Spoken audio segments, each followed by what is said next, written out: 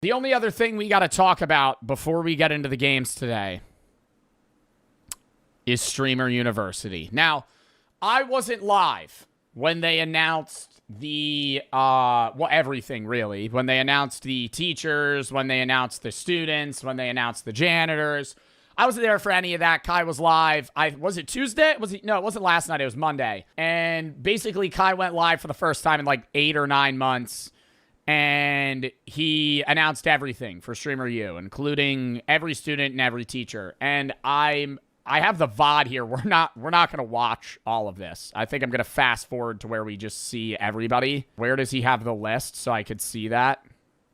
There it is. All right, so the reason I want to talk about this is because I know a lot of people are going to want my take on who he has for students and teachers. I don't really care about the teachers. I think he could really pick anybody. The only one I'm questioning is Lizzo doesn't stream. So I don't understand how Lizzo is a Streamer University teacher, not a streamer. So it doesn't really make sense. It's like, she does stream now? Really? What is her Twitch name? She just started. Well, then shouldn't she be a student? What is her Twitch? If I look up Lizzo, it doesn't show up. The only thing that shows up is Lizzo Mukbang. And that is not her. What was that profile picture? I think pixel art of Lizzo twerking, potentially.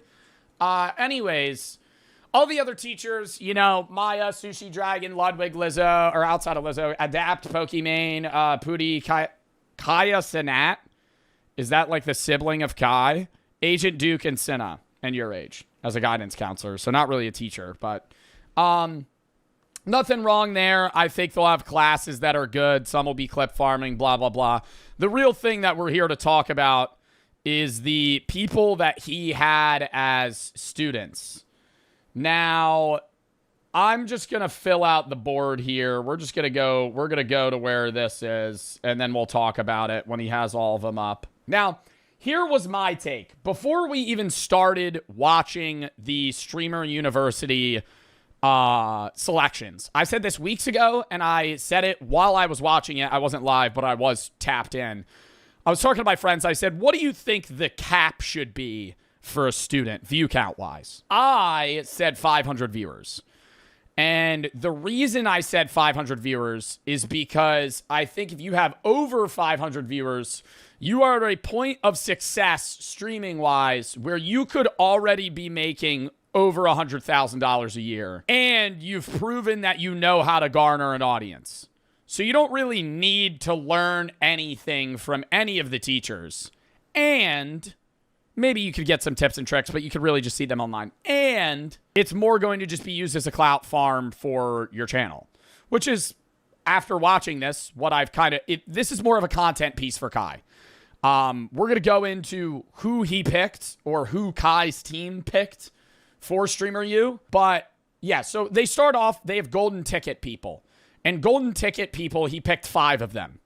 And these 5 people are random selections. So everybody else, I think it was like 115 other students, were selected. Like they were chosen, right? Their application went through. They applied IRL at an audition, and they were chosen to be in it. The golden ticket people were just random streamers. And it was like these 5 made perfect sense. A lot of them, one of the guys was streaming on his phone. One of them was streaming on like a PlayStation, like a PS4 webcam. And it was like new streamers. People that really don't have a setup, don't really stream, but you know, they applied and they're getting their shot. They got their Willy Wonka golden ticket for these 5. So that was perfectly fine. Then he's going down. Egos, cool butterflies, golden ticket. Davion TV, I was Tori. Then we get to the 3rd one. And I'm a little confused. Okay, Office Drummer. Now, Office Drummer was in both of Kai's Mafiathons. And he has like 240,000 followers on Twitch. And I was like, I don't know. It didn't bother me. It didn't bother me. But I was like, well, you have an audience and you've been on Kai's streams. And I'm going to have the take that Streamer University is not going to start your career more than being on Kai Cenat, the biggest Twitch streamer of all time, stream for 2 months straight. Like, there has to be some level of, you know, like, if you didn't get from there, where else are we at? I don't know what he averages, so he still might be in that view count range that I was saying. But I do know Office Drummer was on his stream, so I was like, whatever. Then he gets down to Juicy Jacob. And Juicy Jacob, big on other socials, but I liked this. A lot of the people that he picked had proven their entertainment value on TikTok, Instagram Reels, YouTube Shorts, but aren't really big on stream. Juicy Jacob, if you don't know, is the guy that says, yoo-hoo, it's a Labubu. He dresses up as the Lorax. People say he sounds like me. Juicy Jacob is a funny guy. And so I go, oh, yeah, sure. Give him the streaming spot, right? He's not big on Twitch, but he's funny. Yeah, he's Vector. See, you didn't know his name, but when I reference what he does, he walks into Walmart dressed as the Lorax. You've seen his videos. He got accepted. There's a part. Wait, I should actually. Oh, this is the golden ticket guy. I'm on yeah! No, but like that was wholesome. Like I liked that because I was like, oh my God, wait, he's actually just random selecting people. So then he goes down the line. Where's Juicy Jacob? I need to see him. He freaks out. Jacob! Oh my God!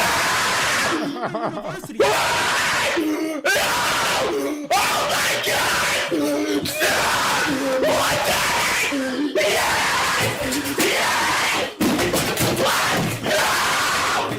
Oh yeah, baby! Let it grow! So he freaks out, and I'm like, okay. And everybody else, fine. All the other picks we're moving through. I'm like, some of these people I've heard of, you know, they have 400 or 500 viewers. Who cares, right? Yeah. Then he goes down, and he starts doing a speech about how he doesn't like this person's art, and I'm high out of my mind. And I'm like, who the fuck is he talking out? He rips the sticker, Sky Jackson. Zuri from Jesse. I go, she's famous. I go, well, yeah, she's not in my head. I'm trying to reason it. I go, she's not a streamer, sure, but she's famous. Like, Sky Jackson is like not A-list, but like a B-list celebrity almost. Millions of followers, right? I watched Sky Jackson when I was a kid. She only posts AI. Who? Sky Jackson? Sky Jackson posts AI. She's the AI queen. I'm gonna keep it real, chat. I've not been caught up with what Sky Jackson posts. Have you not seen her? No. Where is she posting AI? My God! Oh my God! Oh, this one was funny too. Wait, real quick.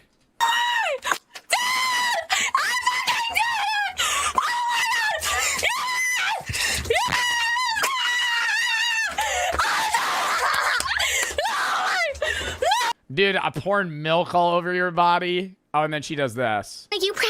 Anyway, see you there, podcast. Yeah. Ah. Respect it. Respect it. All right. So, already the two that I was questioning, not really heavily, but I'm like, Office Drummer Sky Jackson. Okay, he accepted them. He keeps accepting a lot of smaller streamers. But then, as you go down, he gets two more in. Sketch. I go, Sketch like the Sketch real Sketch? Like the Sketch I know Sketch. Sketch is probably one of the most famous streamers in terms of out of the streaming space. Everybody knows Sketch. I go, okay, Sketch. You know, I know Sketch isn't that big view count wise, but like Sketch is like a known dude. So in my head, I'm going, okay, and I'm talking to Chris about this on the second half. So not right now. Chris was still live at this point because he was trying to see if he got in. But I don't want to say if I apply. I got to say this. There's two things. I'm going to say a lot of shit. We're going to be all over the place. I have a devil's advocate take towards this, and I also have a regular take towards this. I understand on one end, Kai wants to get streamers that have views and are already large because they're proven to be entertaining. They will bring more publicity to the event and the sponsors, because a lot of this is about money. And they'll be able to help up-and-coming streamers more, because if Sketch is in your class, you could fucking collab with Sketch, and then you're going to get views, right? Instead of just having to feed off like Kai's views or like teachers. On the flip side, I'm going, as we get through this, half of the people on this list are like proven streamers. So I'm going, if you're somebody that applied, your odds just went from 0.0001% getting in to like 1 in a million. Because out of the 120 spots, 5 are golden tickets, so 115, and probably 30 are taken from other big streamers. So I was like, damn, you know, that sucks. But I did see a lot of other people really mad or upset that they didn't get in. And I get it, right? Because this is a crazy opportunity. But at the same time, I think a lot of people were treating this like it was an actual college application. But it's not, right? I know you apply, you send in an application, maybe you did an in-person audition.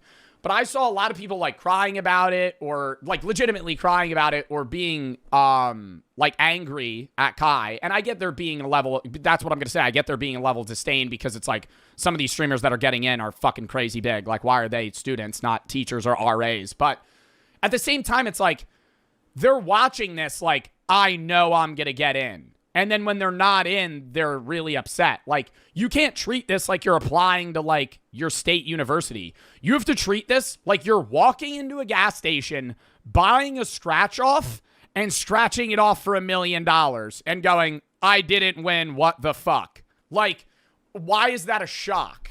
You know? 1 million people applied, probably.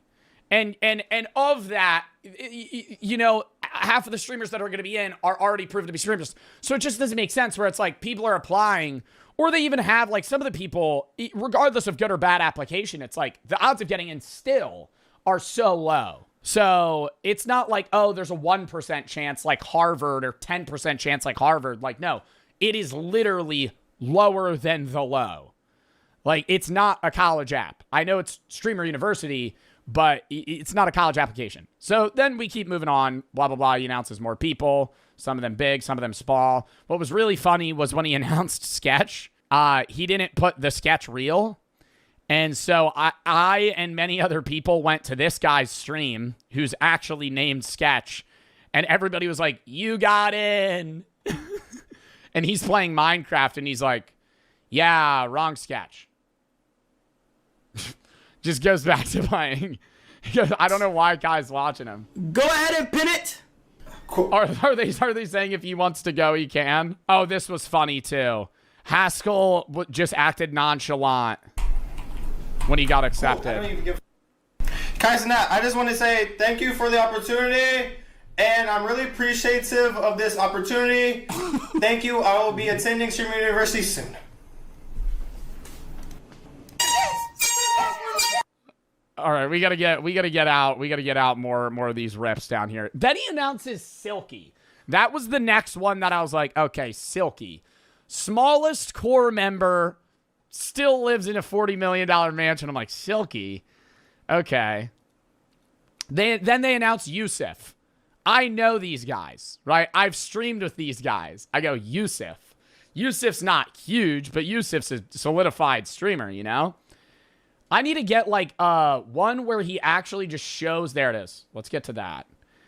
So then he announces Yusuf. He announces Silky. I'm like, okay, you know, he's picking middle of the road streamers that are large but not crazy big.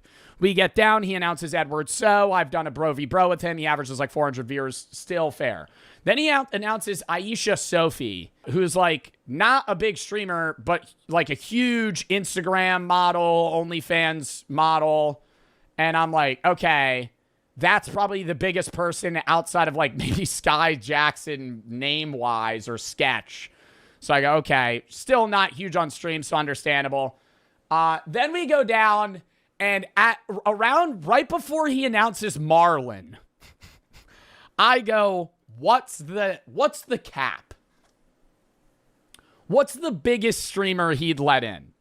And I go, maybe like Squeaks level, like 4,000 viewers. If he let in Silky, who averages like 3K, I go, he'll let in somebody that maybe averages 4 or 5. Then he announces Marlon. All bets are off the table. Marlon averages 15,000 viewers. I see Marlon's name. I go, hell, I should have applied for Streamer University. Maybe they'd let me in. They'd let me in. Marlon's a student. I go, okay. Marlon means anybody, right? And they already have Adapt as a teacher. They have Silky and Marlon as a student. So this is 3 of the core boys. So a brainworm speaking to me and going, they're going to let Ron in. They're going to let Stable Ronaldo into Streamer University.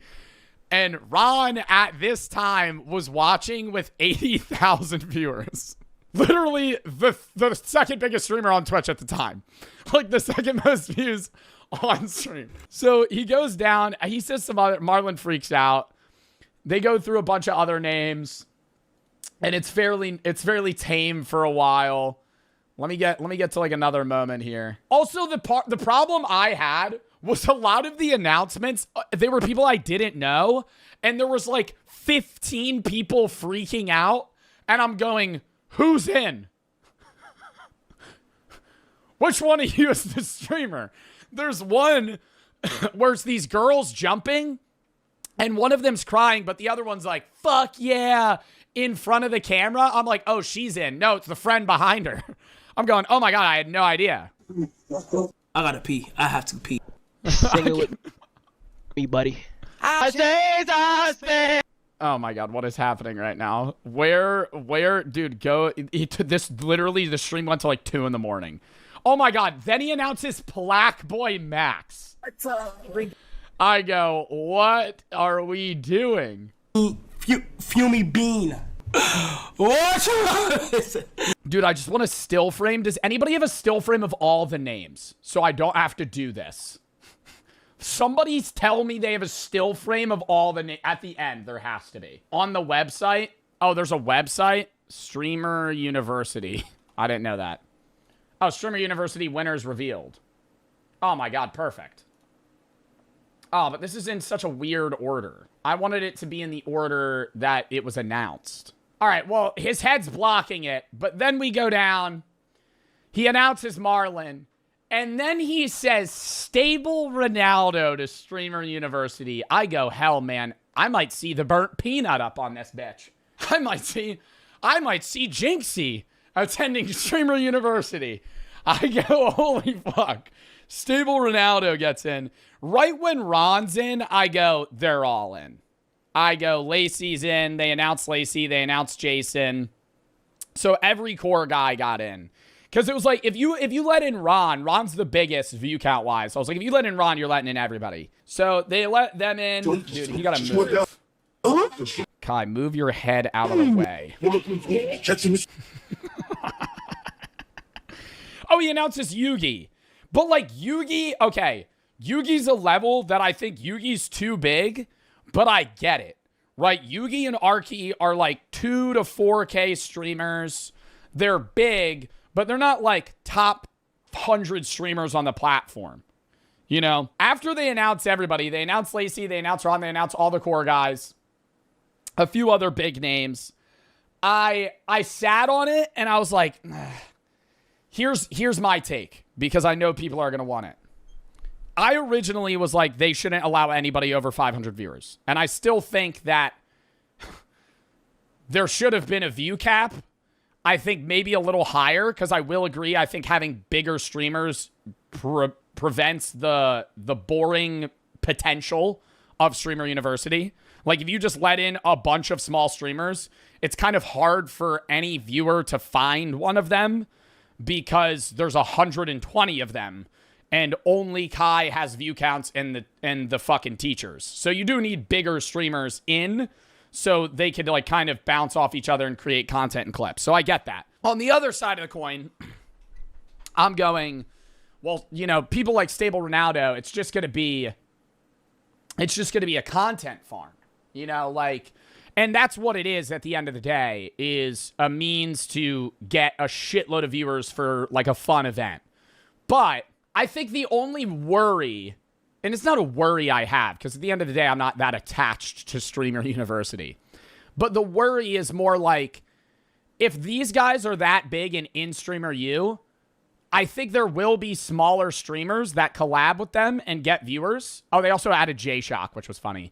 There will be smaller streamers that collab with like Silky and Ron and Lacey and Blackboy Max, or like Juicy Jacob interacts with Sketch or something funny. Like, I could see that, but I could also see like the majority of the clips that would have blown up from smaller streamers being overcrowded by like Ron just being funnier. Because, like, a lot of streaming is experience. And if you have a guy, like, I'm not saying these streamers that are smaller aren't funny, but, like, Ron has proven himself to be a good clip farmer. And he's going to farm clips. It's whether or not other people are in those clips that will blow up. If they're not, then Ron's going to farm more than anybody else equivalently, right? He is the clip, effectively. Yeah, he's talking about how he needs to have a mini him running around. And it would be good for the world. What's Ron going to learn as a student? That's the thing, chat. Nothing. I mean, if you want me to be real, the majority of the teachers also aren't going to teach classes that are knowledge being instilled on you. I think that's something that needs to be said. The point of Streamer University is to clip farm, get a rough audience that you're able to build afterwards. You're not actually going to get anything valuable out of Streamer University knowledge-wise that you couldn't as a viewer. Because if you're a viewer, you could just watch Ludwig's class. You could just watch Adapt's class on stream. Or even just Google what the fuck they would say. Right? Whatever Ludwig's going to teach, whatever Adapt's going to teach, whatever I would have taught, whatever Lizzo's going to teach, any of them, they've probably already said in snippets elsewhere that you could absorb already. Like, when you guys asked, I'm not a teacher, obviously, but when you guys were like, oh, if you had to teach a class show, what would it be about? It would be about content scheduling and how when you stream, you shouldn't just stream to stream. You should be streaming to post on other platforms, because the only way you grow on this platform is by growing elsewhere. It's the weirdest platform out of all social medias because you can't grow naturally here. It's impossible. You have to grow somewhere else and then bring people here. And once you're big here, you grow better elsewhere and you constantly circle content. The amount of streamers that just go live and try and entertain their audience and don't post elsewhere is fucking astonishing, right? But I've said that before. And any level of depth I could go in an hour and a half doesn't matter because I've already said it. Or you are teaching a legitimate class, have fun kicking out half the students. Because most of the students are just going to want to clip farm off of you. They're not actually going to respectfully sit in silence and watch your class while they stream it, because that doesn't get views.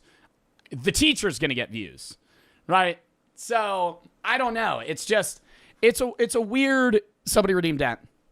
It's a weird dynamic, I guess, is all. Do you think there could actually be a university course on streaming? On social media, yeah. On streaming, no. I mean, there's people that do social media marketing as like a major, like marketing with a fucking specialization in socials.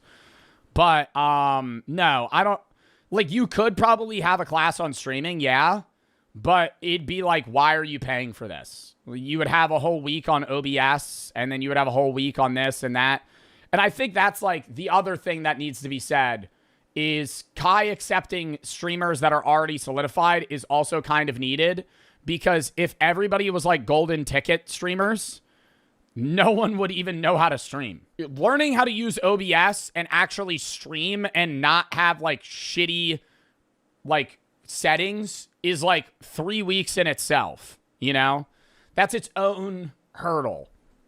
So he needs to pick people that are more solidified. I just think there's a level of solidification where it's like, okay, this person's actually just huge.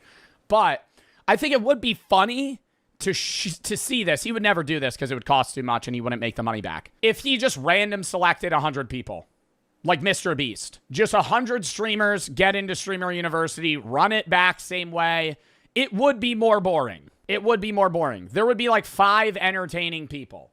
But that's also why when you see these Mr. Beast events or you see anything that seems like random selection, it's not, right? Random selection doesn't really exist in a lot of game show formats because the audience is hand selected, the people are hand selected. Because if you random pick 100 people, 80% of them are going to suck. Because it's just like half of the people are going to jokingly apply, right? I mean, you got to think how many applications were just fucking memes. Some of you guys probably applied with no actual aspirations to be streamers. None of you, right? I'm not saying none of you, but a lot of you probably applied for a joke and was just like, if I get in, I'll go. But like, you have no streaming experience. You're just kind of like memeing, right? People did that last year. People did it this year. People showed up IRL at the auditions with no streaming experience whatsoever, no social media presence, and we're just like, I'm going to go in and be funny. Chat, the one thing I will say is I know I'm not a teacher at Streamer U. I would just be crashing out on people the whole time to like actually lock the fuck in. Honestly, I would do a video one day if y'all wanted where I actually get like a fat ass whiteboard and I do a presentation on how to be a streamer. Like I could do that, but I think doing it at Streamer U, it's just, you know, it would just be me going in depth about the stuff I've already said. Like if you're an avid watcher of mine, you already know like most of what I would say. It's really just about like, and at the end of the day, there's no like cookie cutter method. That's like something that needs to be said. Like that would be like the closing statement and the intro. There's no definitive method on how to be a streamer. There's a million avenues you could take. I always say idea-based content's what you need because that's how I grew. But there are people that just fucking IRL and they blow the fuck up by getting clipped elsewhere. But either way, it's always cross-platform content. I'm excited to see how it is. Do you guys know when Streamer University is? It's probably a week. It's not going to be in a week. He needs to give people time. It'll probably be in like August or late July. But it probably wouldn't be in July. It's June 12th in New York City. Oh, so next year. Do you mean July 12th? That would be in 4 days. There's no way it's in 4 days. I wish Martin got in. Bro, but Martin, see, like, bro, I was watching his chat and people are like, where's blank? Where's blank? I saw a motherfucker say, where's Joe Bart? I went, nah. Yo, what? I should not get, what are you talking about? Like, I would feel bad if I applied and got in. Because, like, I don't need Streamer University. I don't need Streamer. Why would I need Streamer? Imagine, like, Queso, Jinxie, me. Like, what the fuck what would I do there? What would I, teacher? Okay, yeah, maybe teacher. But, like, not a student. Not a student. I don't know. I know that would be the class I would teach, though. Content scheduling. Content scheduling and cross-platform posting. Ludwig talked to me. He said he would teach, was like social media privacy and something else. And like planning. Philosophy lecture. No one would show up to that. You know the only person that would show up to that? Juicy Jacob. Juicy Jacob would show up to my class. That would be it. It would be me and him. It would be me and him and then Ron. And Ron would sit in the back and just go, oh, shit. Yo, and then Jason in the corner. Do you believe in aliens? Yo, Joe, you're like really philosophical, right? Yugi? Yeah, it would be all the cornballs just egging me the whole time. Literally acting surprised by everything. Bro, every time I get a call with Jason, so do you believe in aliens? We've had this conversation about 9 times now, Jason. About 9 times. You're starting to make me think you're an alien at this point, brother. Why do you keep asking me? All right. Chat, it's time for the games. Hour in the stream.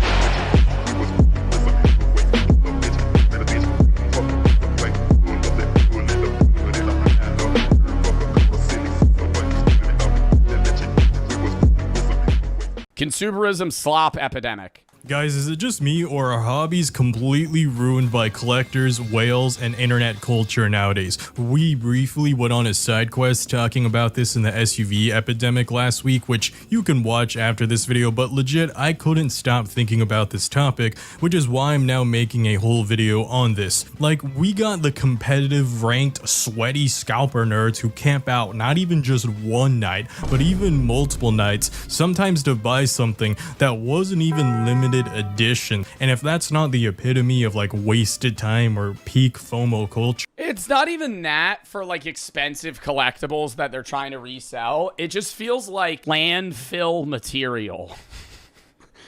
Like Labubus are the pinnacle of landfill material. Like things, not Nidos, the fucking dumplings from Target. Landfill, that's getting thrown in the fucking trash.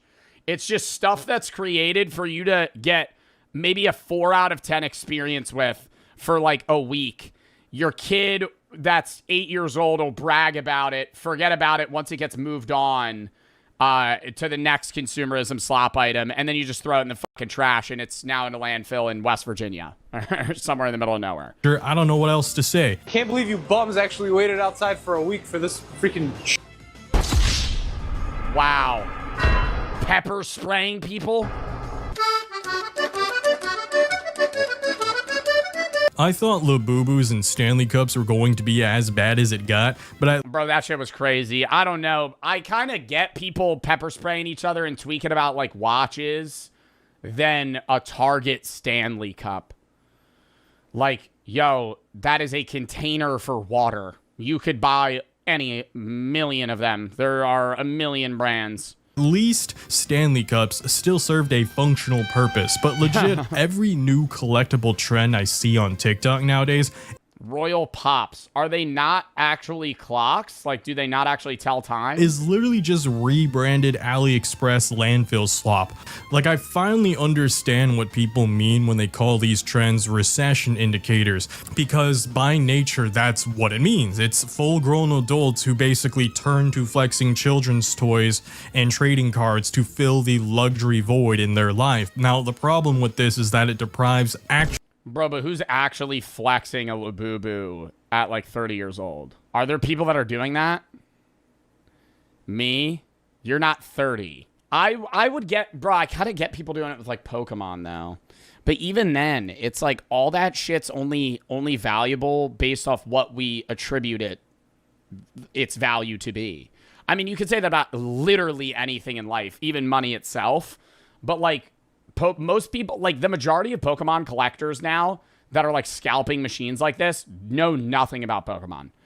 All they know is the price of the items that they're buying. They don't know the lore. They don't play the game. They've never watched a show or a movie. You know, it's like they're not even in the fandom. And it's like, I feel bad for like Magic the Gathering players and Pokemon players and people that like fuck with certain hobbies or games that just get overcrowded by people that are just trying to make money on it. Same shit with like PS5s, bro. That was real douchebag shit. Like, I care less about you scalping Pokemon cards than when the PS5 dropped and there would be videos of people like, yo, we've got 40 PS5s ready to go. Only $900. Hit my line. And then you're getting like your poor fucking, like this poor family that really wants to get their kid a good Christmas present is now getting literally scammed and paying for, a PS5 that's worth $500, $400 more so they could fucking get it on the day of release because that's when their kid wants it. Like, and parents of children trying to buy and enjoy these hobbies at affordable prices. sorry, Santa Claus couldn't get you a PS5. The scalpers got to him first. Santa Claus couldn't get you a PS5. Timmy over here has 40 in his basement. Shit, might have to ask him. Since this obsessive collector culture created by adults with far more purchasing power than, well, obviously a kid, has made it where these hobbies are now grown-up exclusive because it has basically priced out the original demographic of children. Like, I still cannot get over how sad it is that there are grown-ass men fighting out in front of Pokemon vending machines, camping out in front of them overnight, or like just waiting until employees restock them. And like, speaking of employees and restocking, shout out Target for actually just cutting open the seals on boxes, because You know what? Well, Pokemon just makes crazy money from it, so they would never stop. But the way that you stop having this problem is you just stop releasing rare cards. Like, make it so unvaluable where it's like the cards look cool, but they're not rare. Like, don't have a fucking full art evolution of, something that's worth, there's only 10 of them, right? Fuck that. Like, just release. Yeah, literally have it like, oh, there's a 1 in 4 chance that you get something good. Make it like Labubu's, you know, where it's like, oh, the odds are you're not going to get something good, but even if, like, you get something rare, at most it's worth $10. That defeats the purpose of collecting them, though. Yeah. But, like, then it's literally deal with scalpers or don't, right? It would defeat the purpose of collecting them, which would get rid of scalpers. Because if there's a reason to collect, there's a reason to scalp. Their desire to flip these unopened, pristine condition boxes. Target cutting the seal at the counter. Yes, it looks like it's finally happening more and more. So we've actually seen tons of general managers just start ripping the seal on those products before they even ring them up. Tons of collectors agreeing that I kind of fuck with that. Hey, you got to open them. You can't sit on the box for 9 years and then fucking resell it for $10,000. this should be the norm. Compared to GameStop's strategy on Pokemon this year, which is just listing sealed product at scalper prices and beyond. $90 for Ascended bundles, by the way. I would much rather see this than this. Like, take part of a hobby to act. Dude, I fully feel like GameStop should just change their entire format to just being like a LAN area that also sells like cards. Like, they should just have PCs that you could rent out, like a cafe. Actually be part of the hobby, not to profit off of it. I really want to emphasize this is not a hobby hate video where I'm laughing at the communities. We are only hating on scalpers and diehard collectors, and especially scalpers. I'll just throw them under the bus again. Because you can never hate them enough. They are total bottom feeders of human society. They're bottom feeders, bro, but at the same time, it's like, most people that shit on scalper, I'm not defending scalpers, right? They're shitty. But if you knew that there were 10 Pokemon boxes you could buy for $100 a pop and resell them for 3 times their value, it's pretty hard to go, I'm not going to do that. It's gotten so bad that they've killed every single hobby on every corner of the internet. This is what is also currently killing the car community, because not only are dealerships scalping, they're still delusional. I know what I have in the low ball. I buy things to collect, not sell. Same thing with me in CS cases. I'm Russian. I'm opening cases to prevent the scalping community, chat. I open cases on CS because I love the game of opening cases. You know, they're there to be opened. They're not there to sell. So you know what I do? I buy them all up and I open them. And do I get anything good? No. Never. Get to that later this video, but so to my car enthusiast viewers, Didn't you say if a knife was expensive, you would sell it? Yeah, if I pulled like a $20,000 knife. But if I pulled like a $3,000 knife, I'd probably keep it. Jingle, please wait patiently and tag along for the dumbest FOMO singularity created by Brokey kind.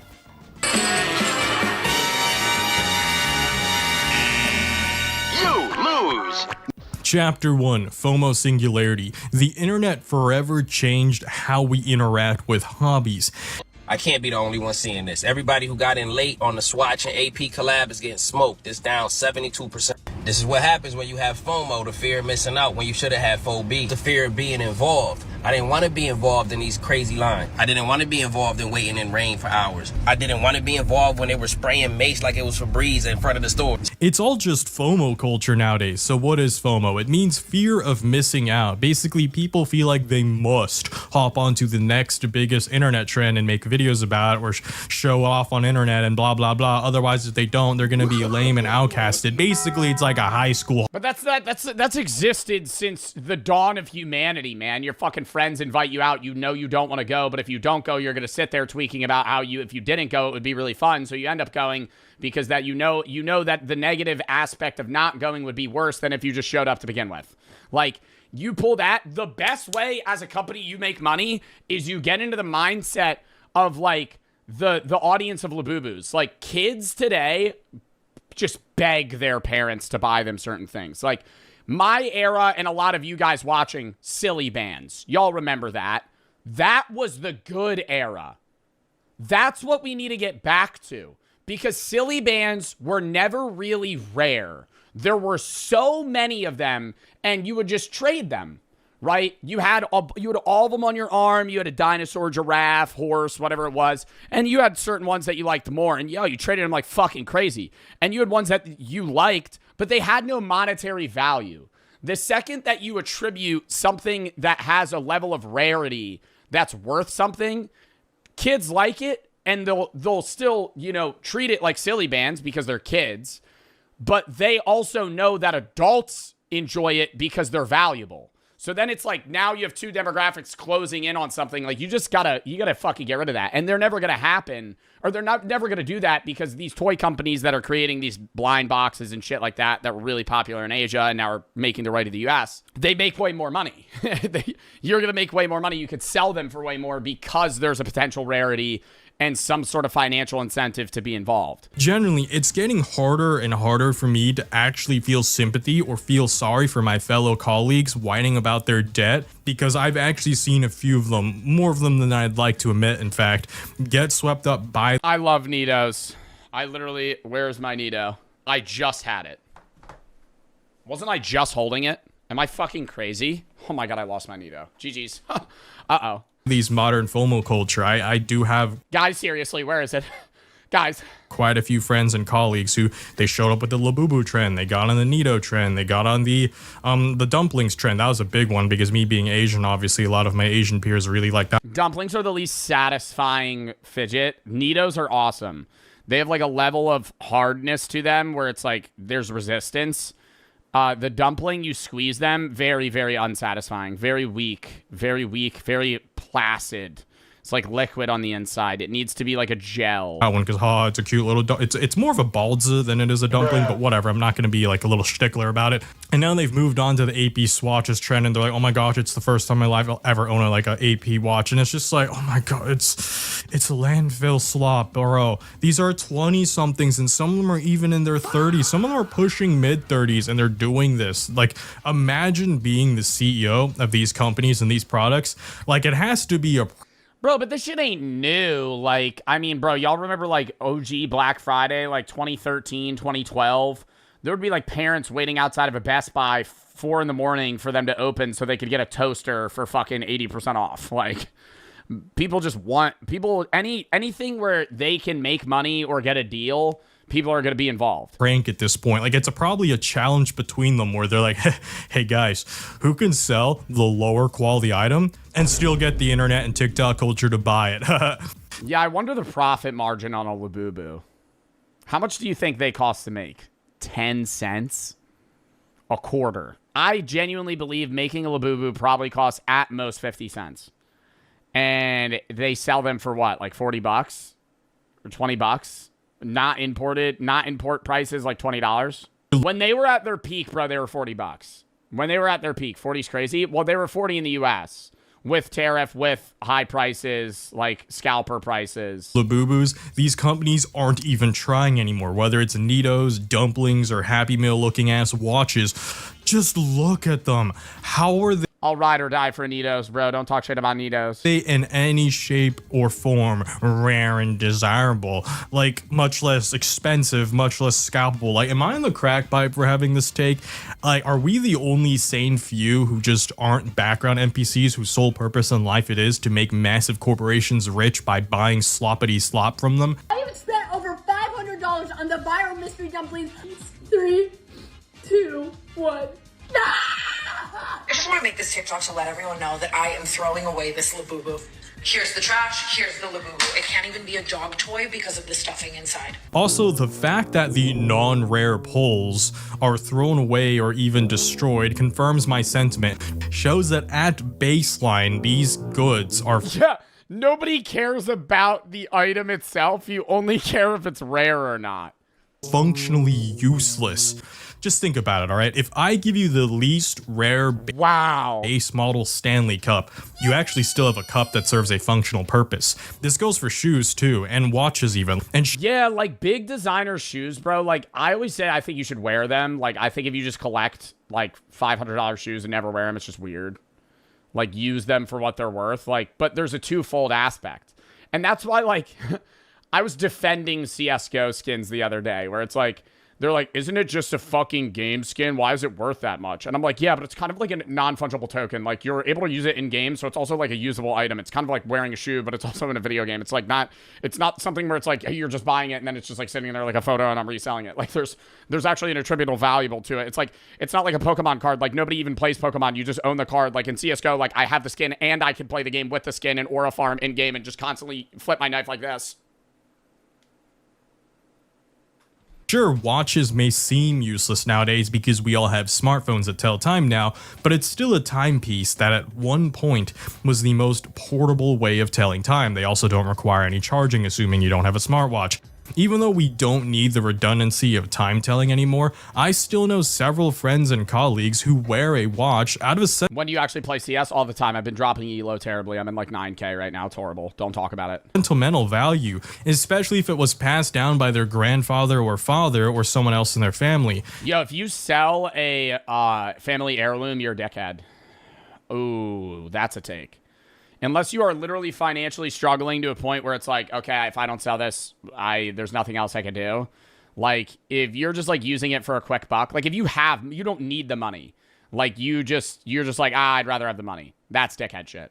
Keep it. And since these are made of actual rare earth metals and polished and preserved in a where they're meant to withstand decades, sometimes even centuries of wear and tear, these items inherently carry a more functional and noteworthy value compared to a marked up AliExpress toy. Well, and family heirlooms that are like, dude, if you have like somebody in your family that passes down like a nice watch, like that's just, it's worth money, not because it's just rare.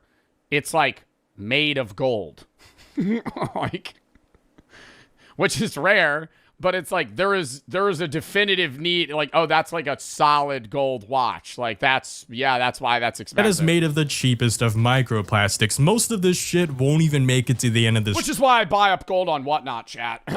Year. Let's not pretend half of this is going to even be around a decade later. They're so low quality that these companies could easily produce more of the rare ones, like I mentioned earlier with the dumplings. It's all about whether the company just decides to... ad? Oh, no, I do ads for Whatnot, but that's not an ad for Whatnot. I do buy gold on Whatnot, though. So dead ass. I genuinely buy gold on Whatnot. That's not like for the ad. Like that was a part of the ad, but like I actually buy gold on Whatnot. Official scarcity, and that's how much? Like a gram or two here or there. Let's see it. You want me to go grab the gold, bro? No, we gotta finish this react. Exactly what Labu. I buy gold and silver. I've probably bought like 20 grams of gold and maybe like I don't know how many ounces. At silver's, it's by ounce generally because it's like you could buy way more silver. Get it? Count me down like a minute. I'm gonna go pee too real quick. Okay. Oh, I didn't grab everything. I just grabbed two things that I could show you guys. It's a PAMP chat. 999.95 grams of gold. Certified. Certified. And then...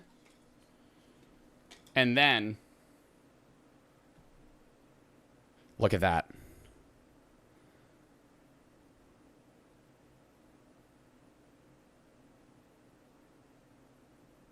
This is like a sick collector's thing. It has like a whole terracotta army 5 ounces of antiqued coin issued in 2019. Just like solid silver. How much were they? I don't remember. The silver was far less. However, look up however much 5 grams of gold is. You got scammed? What do you mean I got scammed? And instead of making the trend go longer, it did the exact opposite and completely killed the trend. Because once people realize, wait, the company can just make more anytime they want, so what I have that I thought was rare isn't actually rare because more are being made. Yeah, I know, shocker. You don't. This is much worse than Gen Xers with the 5-year craze of Beanie Babies, or even millennials with their few years. Oh my god, Funko Pops.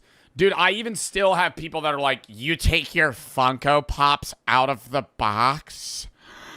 They lose their value. Yeah, because my fucking Mickey Mouse Funko Pop is going to really go up in value over the next 10 years. You fucking dork.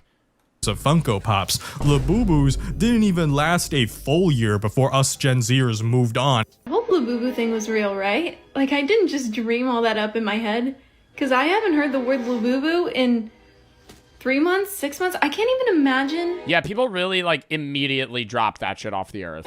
When that was happening, was that, like, 6 months ago, a year ago? It was crazy. It was literally the most important thing in the world, and I haven't heard that word in months. How long? It's not even just a year ago. consumer- Labubu's was like summer of 25. who threw this away, but also suppliers and stores who discarded these. And that makes sense because they only have so much shelf space, right? Therefore, if a bunch of their inventory isn't selling anymore, it is quite literally losing the money compared to stocking something on the shelf that will actively revolve, right? Labubus aren't even worth little money. They're actually worth negative amounts of money because they're draining money from these stores. And this is further proven by online resellers who can't even sell some of the rare blind boxes at retail price anymore. This is proof that these items never inherently had any value, and its rarity was all poofed into thin air by social media. They don't have what's called a price floor. You know what happens to watch? Bro, but that's like any blind box, really. Like, I have these Smee skis, and these are like hype, but they're not like, bro. Like, if you go to a blind box store, they're like sick. There's like millions of different fucking companies and blind boxes that you could open, but it's like, they're just little fucking trinkets. They're little fuckers. You know, that's all they are. That's really anything. Outside of Eugene Blumpkin, you know, everything else is just a collector's item. Eugene Blumpkin's a fine, distinguished man, though, however. Or woman. I don't know. And then I also have that weird...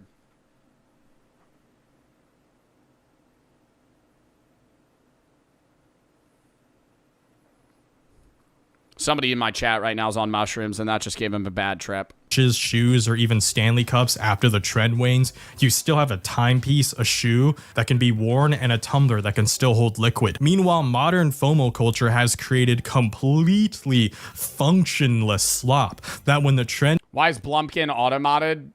Because Blumpkin isn't Blumpkin when you're getting your dick socked while you're taking a shit? is over, no amount of discounting will get the general public to buy the item anymore, like I mentioned with resellers and with stores. Myself and many others do not have a price floor for these types of goods. Even at $1, I'm still never buying any of these Nitos, Labubus, AP swatches, or whatever the next stupid ass trend is.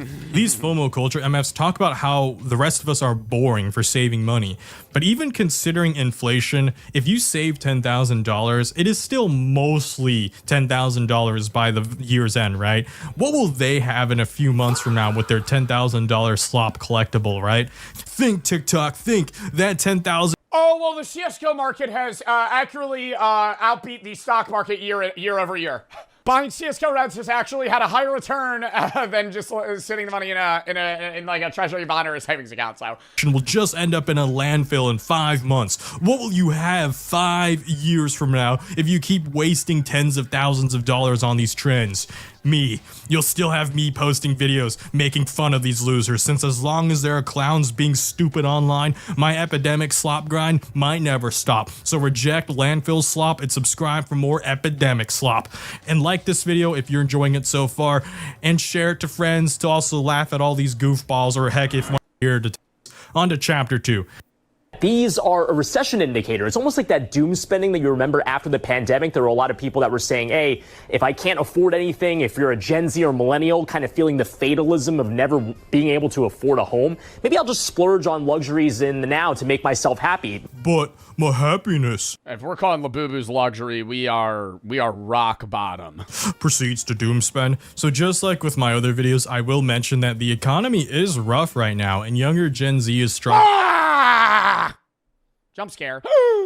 And I have sympathy for most of my peers going through the trenches, but wow, I can't help but mention that quite a few of my peers are just doing it to themselves. Like, this is just, we gotta have some self-accountability here. Like, the most common excuse I hear is, oh, well, it's because the economy sucks that we doom spend. Yay, at least I'm having fun. Go and be bored. Well, it's because the economy we doom spend, but we doom spend, and that's also the economy. Like, it's a cyclical thing. Both pan into each other.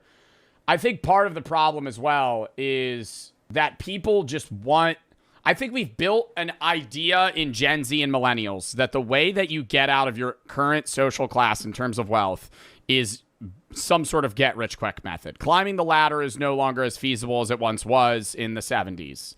And, you know, working a regular 9-to-5 isn't going to provide for you as much as it did previously. So I think a lot of people want to hop on these NFT trends and these Labubu trends and these scalping ideas and fucking day trading or you drop shipping. And it's like, because if you get in early, you're one of the guys that makes money and you get out of it. But if you don't, then you're fucking broke and you just lose money. Gen Z isn't buying expensive things they don't need because I'll never be able to afford a house. They do it because they want to, and that's what they see people maybe around their age. Also, yet again, we hear the tired excuse of, well, I don't know if I'm going to make it to 40 from people who have no chronic illnesses. And the statistical reality is most of them will, especially if they don't have any medical conditions and they don't do dangerous hobbies like cave diving or skydiving, right? Seeing these videos lately where the guy is like, I might not even live long enough to get to the age of retirement. And even if I did, I probably wouldn't be able to retire anyway. What's the point in anything?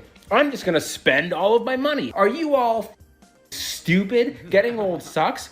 Being old and broke is worse. Invest your money. Or at least start saving something. We go over to the comment section. I see so many comments now saying $1 million won't mean anything by the time I retire, but $0 also won't mean anything. Something is better than nothing. I think you need a balance. I don't think you want to hoard all the money you have and never spend it, because then you just end up being like an old boomer that exists right now, or you die and don't ever get to spend your money. But you don't want to just blow everything off like it's your last day on Earth. Before they know it, most of these MFs in their 20s will reach 40, and they're gonna realize, oh, I actually made it here.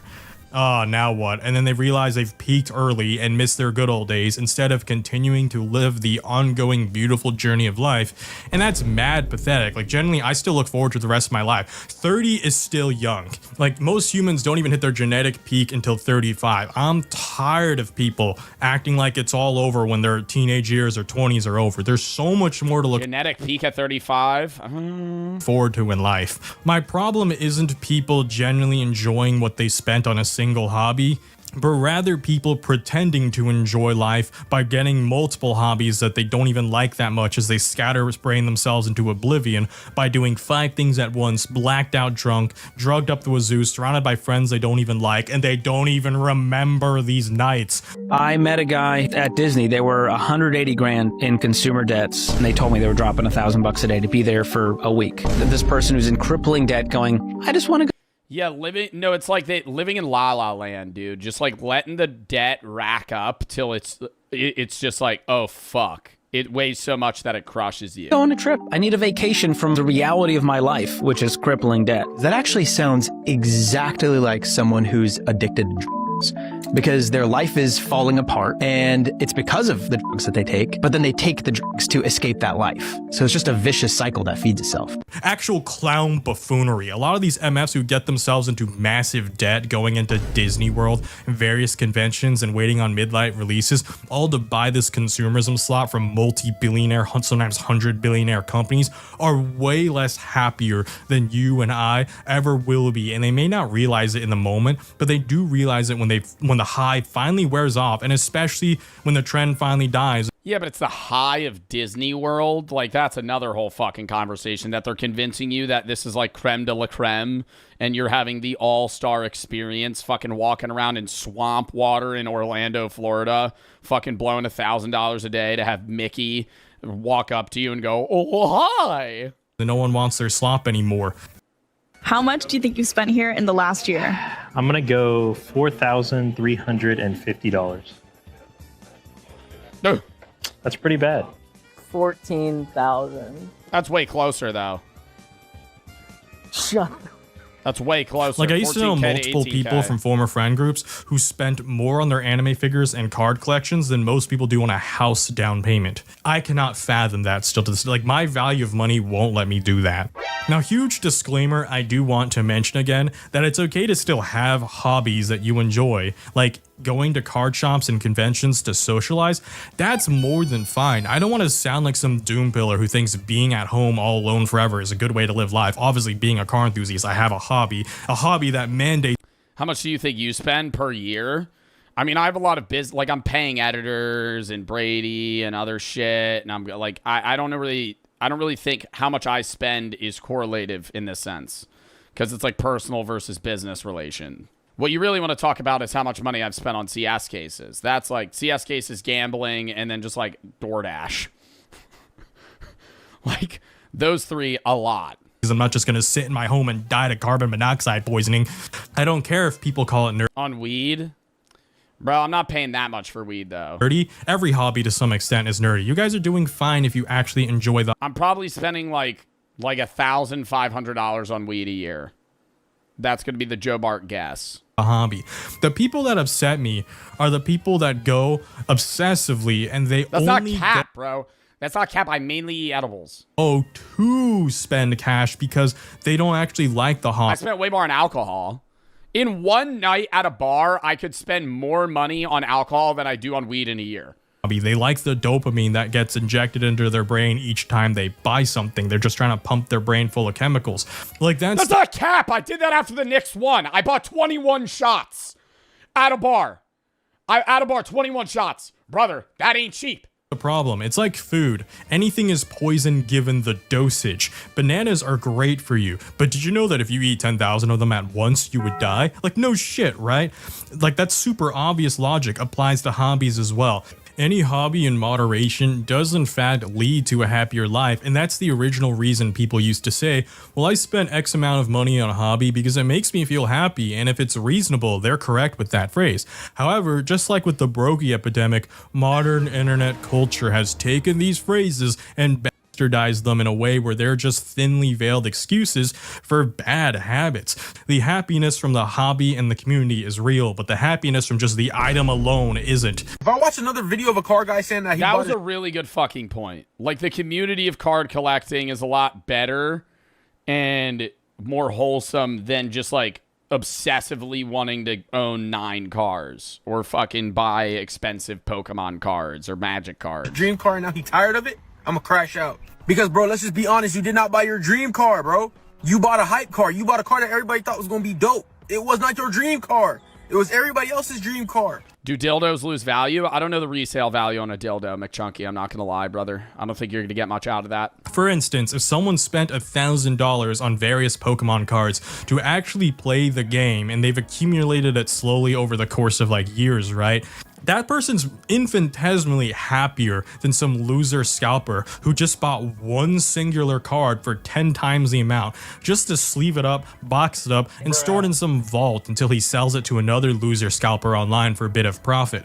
More money spent does not equal more happiness, and more items owned also doesn't equal more happiness. True happiness always came from how those items were used and the community that was created around them. Do you think a used dildo would cost more than a new dildo?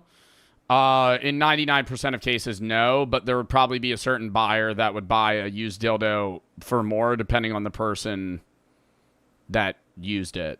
And the people you met and shared time with. Like how people buy bath water, bro. In that hobby. This rolls right into... It's fact new. We're talking about the float on your dildo right now, McChunky. It's new menwear. Okay. The final chapter. Scalpers and collector culture ruined hobbies, including cars. I spent $5.3 million on this Pikachu card. Because Pokemon has outperformed the stock market by 3,000% in the last 20 years. Meaning this is now worth more than all of these watches, these cars, and probably this dinosaur. I hate that people don't even buy things to enjoy using them anymore. This then deprives the item from being used by people who are actually part of the hobby who wanted to use the item to enjoy the hobby. Also, lock in, car enthusiasts. This is the part of the video where I finally mention cars. I hope you actually watched the rest of the video and didn't just skip here. If you did just skip here, well then go and watch another one of my car videos later to make up for it. Once obtainable entry-level supercars like Ferrari 360s, Lamborghini Gallardos, and whatnot, these MFs were like 60 to 75 grand in 2017. Same thing with Nissan GTRs. This is another one. Throw that one in there as well. Sure, they're not cheap still, but that's like a fathomable amount of money that you could achieve in your lifetime. So if you saw it as a teenager, you'd be like, oh, I can afford that someday. You don't need it instantly, but it's like a cool thing to look forward to, right? Not when collectors are around, because they swoop in and some of these models Bro, 1.8 million? even got driven up to $1 million for a V8 supercar, not even a V12 1 of 500. Like, what are we doing here? To us car guys, however, we've seen the recent auction results and how cars that were only worth a few $100,000, sometimes not even a year ago, are all of a sudden fetching millions of dollars. That being said, such inflation over such a short period of time doesn't really feel organic, because I don't think there is 4 times the... But why do people want that car that bad that it went from like 80K to 1.8 million? Like, what's changing? Just the rarity of the car? Like, it would have been that much off rev. Or a 360 Challenge Stradale as there was last year. Yet, normal debut spec cars have increased in value by nearly a factor of 4 over what rare stripe delete cars in colors other than red were going for in 2025. You're even seeing some examples go for over $1 million. And even for like mass-produced JDM supercars, like the whole point of a Nissan GTR is that it's a Nissan. And I don't mean that in a demeaning way. It's a Nissan. It's supposed to be reliable and affordable. But now even like JDM's vehicles are costing 150, 180, even 200, 200 grand plus. This is depressing to watch and hear as a car enthusiast, like knowing damn well most of us got into this hobby because of dream cars. Like I always preach that you don't need an expensive car to join this hobby and enjoy it, which is still true, but I would be lying if I said most of us don't still have dream cars and someday dream of owning something nicer someday. It's harder and harder for us to have these now because now they're just shooting up several times over their value because billionaire collectors started buying 10 of them at once, wrapping them up and storing them in underground bunkers, and multiple billionaires or and never driving them. 100 millionaire whales are doing this to multiple use the car, wear the shoes of the same vehicle rather to control the purchasing price because they control a large portion of the supply, right? It's basically an investment scheme to these losers. I think this destroys the community. I think this is a kicking down the ladder moment. I feel like this is someone who's already rich and already made it so they can defend this behavior because they continue to profit off it. But it's so anti-car enthusiast to defend this behavior. It is so anti-car enthusiast. And it's not even just supercars either. They've ruined JDM cars, classic muscle cars, and even Porsche 911s, which is a vehicle that's been produced in the millions that used to be neck and neck with Corvette values.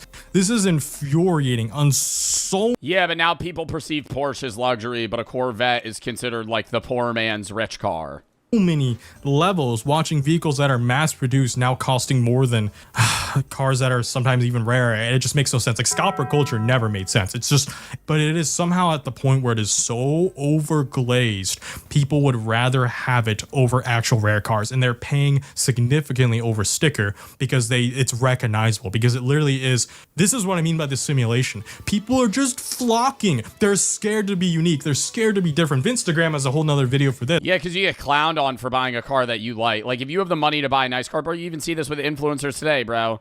Like, doesn't Lacey get clowned on because he buys, like, cars that everybody else thinks is dorky? I'm not just going to steal his... I'm just going to link it in the comment, like, in the description, rather. He can say the topic so much better than I did. I'm tired of this glaze, brother. I'm tired of it. Just drive the damn car. Yeah, but a Cybertruck. That's the point I've been getting at. Why is everything being treated... Maybe get a better one. It is a speculative investment nowadays. Aside from massive whales and billionaires, even on the completely broke side of the spectrum, you have MS taking insane loans just to keep up with these new prices. But because you drive a Jeep? I ain't sitting here saying my car is the best car in the world, bro. What? Bend over I'm not a car guy. Backwards to get these mega glazed cars like GTs and Porsches, even paying 100 grand over sticker for them. The dealership and scalpers continue to have power over the rest of the community, which further gatekeeps people who want to enjoy this hobby at reasonable financial responsible levels. So I hate the broke people and the people splitting for these cars and these LARPers as much as the rich whale billionaires. They're two sides of the same coin where they exist because of supply and demand. If we collectively stop buying things at these scalp prices, then scalping inherently doesn't work. And that works for every other hobby too. Yeah, but you're never going to get the masses to agree to just stop. And the same goes for trading cards. When Pokemon Go exploded and revived Pokemon interest for Gen Z, we were trading these at lunch tables in school and messing around with them because that was the point. We also didn't speculate over values of the cards, and we traded with each other. We just said, I like that Pokemon, you like this one, let's trade.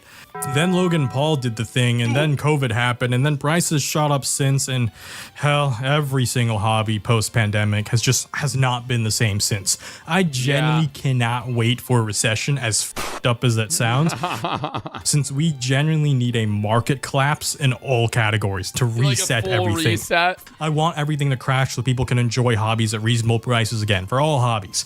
This happened to Beanie Babies, it happened to Funko Pops, and it happened to Labubu's. Oh, Funko Pops are so affordable now. They're just like buying anything. Last year. These are just microplastic slop at the end of the day. If it's happened to multiple goods so far, it'll happen to all the future goods later. And I cannot wait till that happens. The consequences of their own actions. These losers scalpers will never get any sympathy from me. Anyways. The dude what the fuck was that? The dude sitting on like fucking 100 tubs of hand sanitizer from 2020 still. Unable to sell it. It's just sitting in a garage. Chat, I'm gonna piss and then we're hopping on Rocket League. Give me like 2 minutes.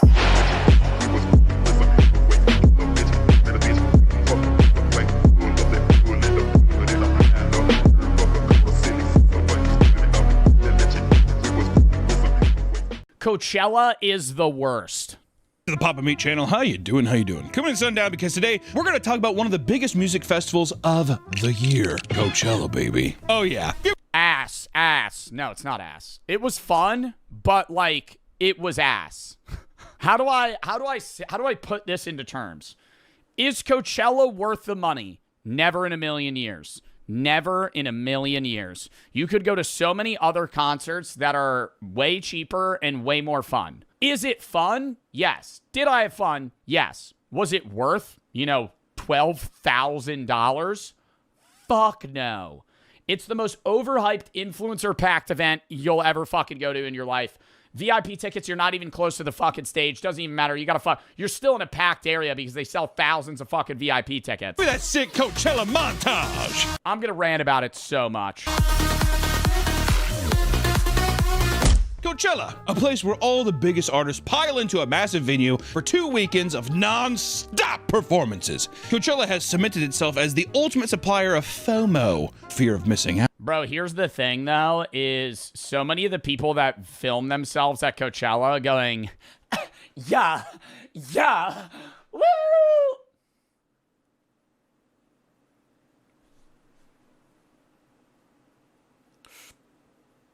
Stand around right after, right when the video cuts, it's literally LARPing. Like, no one, bro, all the influencers are LARPing. There's people that actually pull up that are like there and like fucking rage and take drugs and weird shit. And it's like, kind of like a music festival to them. But even then, I'm like, how are they reasoning that this is like worth it? Because it's just like, there's so many other music festivals that have big artists, maybe not as big as Coachella, but they're like 1/10 their price. Desperate to make content, or music fans who want to see their favorite artists, it's truly absurd the lengths people will go to attend this event. Nick, have you gone to Coachella before? I've gone twice, baby. Was it actually worth it? The first time was. I saw like 30 bands when I was there. And then the next year, I literally think I only saw like 2 concerts a day. Don't you have to camp out there and stuff? Yeah, we did the camping. Well, here's the problem is it's almost like less is better. You know when you go to a restaurant and there's like 10 menu items and you're like, oh, I just have to pick one of these. And then you go to a Cheesecake Factory and there's 45 pages of different food. That's the same vibe, right? Like if you go to Coachella, there's 100 music artists and 3 of them that you want to see are performing in overlapping time segments. So like you're literally picking who you want to see, or you're forcing yourself to like watch half of a concert and then run half a mile to the other one and watch the rest. Like that's because everything, they have to spread it out. So there's like 9 different stages, 10 different stages. Some are inside, some are outside, most are outside. And so, you might be at like Yuma. Let me pull up a map of Coachella to make it easier. I went in 25. I did not go this year. So obviously the map probably looks a little bit different.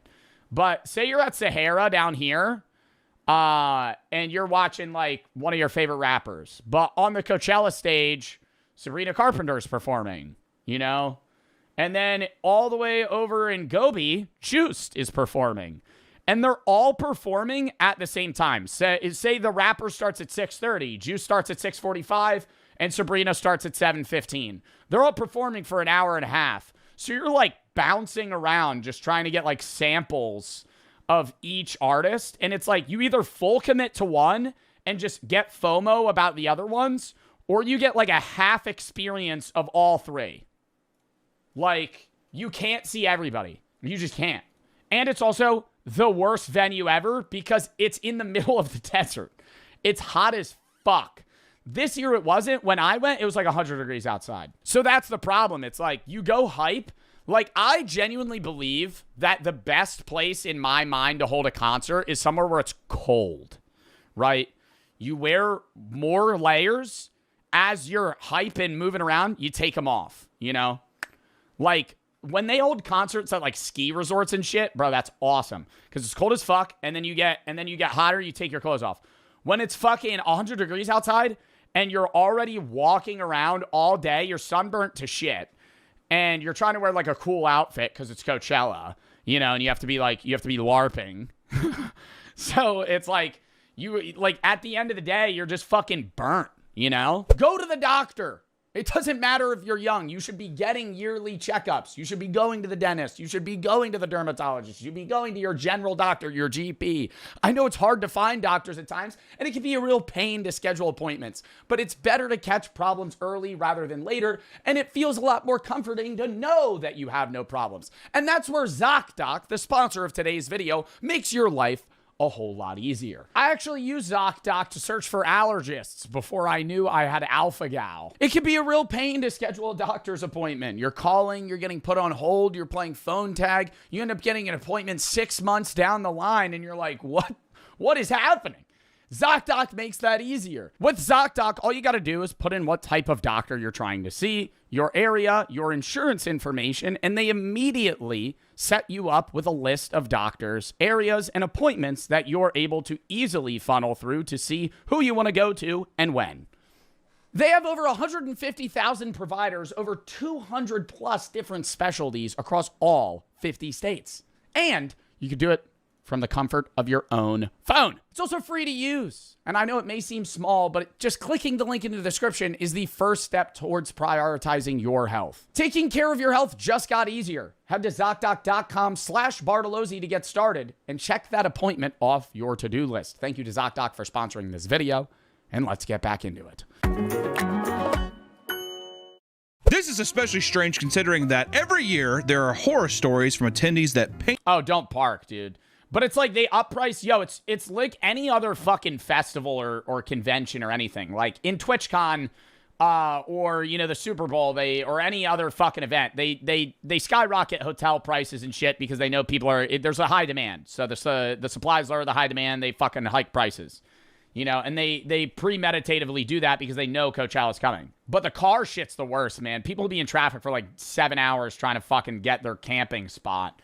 And then they'll set up the stupidest shit is like, they'll rent like 9 car spots and actually set up a tent that's the size of a house for 3 days and then take it down. It's maybe not as bad as like Burning Man, but it still has like a taste. I feel like Burning Man, Burning Man, there's people that like fucking tweak on drugs and run around naked. But like, I actually feel like Burning Man would be like more of a experience.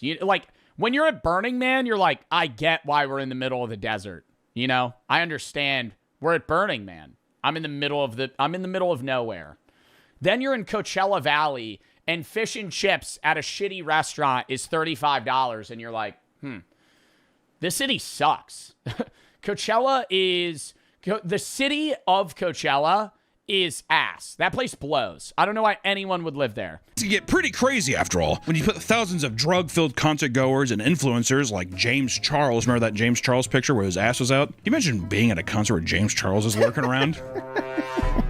I will say it was weird. I didn't see James Charles when I went, but I was just like I was in the same vicinity as Machine Gun Kelly, fucking Liam from what? Not Liam. Is it Liam? Or is Liam the one that died? No, Liam died. Oh my God. Rip.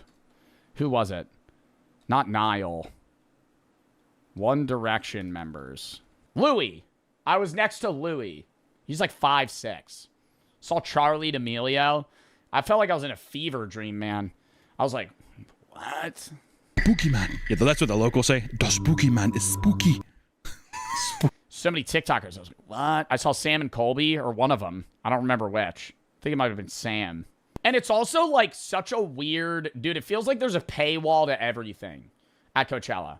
Like, we had VIP tickets, so there's like general admission, all that area. It's most of the venues general admission. Then there's like VIP spots where you could get like drinks quicker and there's like better food, but it's still like $80 for fucking food. And in the VIP section, you're still standing in line for fucking 10 minutes to get a drink, 15 minutes to get a drink. They don't serve shots. They only have light drinks. And it's like canned beer for, you get a fucking Heineken for fucking $20. Anyways, vodka Red Bull, $32.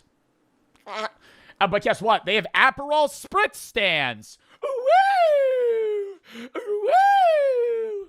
Oh, I love the taste of grapefruit and fucking bitterness in my mouth when I'm in 100 degrees and I'm dying of dehydration. Let me drink something that makes me feel like I'm a raisin. They have an Aperol Spritz stand. Woo! How fancy. Some stupid shit like that. And then in the VIP section, they have walled sections for like parties. Like they had a YouTube party or some shit. And there's like a walled section. And then outside of that, there's other parties outside of the venue that matter more than the fucking venue itself. And they have other performances there, and you need to get invites for them. And I was like, oh, could I get invited? And my manager's like, no, you have to do a shout out for this company to get invited because they have tickets. Guess what, buddy? Whoop! Whoop! I'm not going to go to that. I'm not about to shout out your stupid fucking company so I can get a ticket to a party. What is this? Dystopian ass shit. No.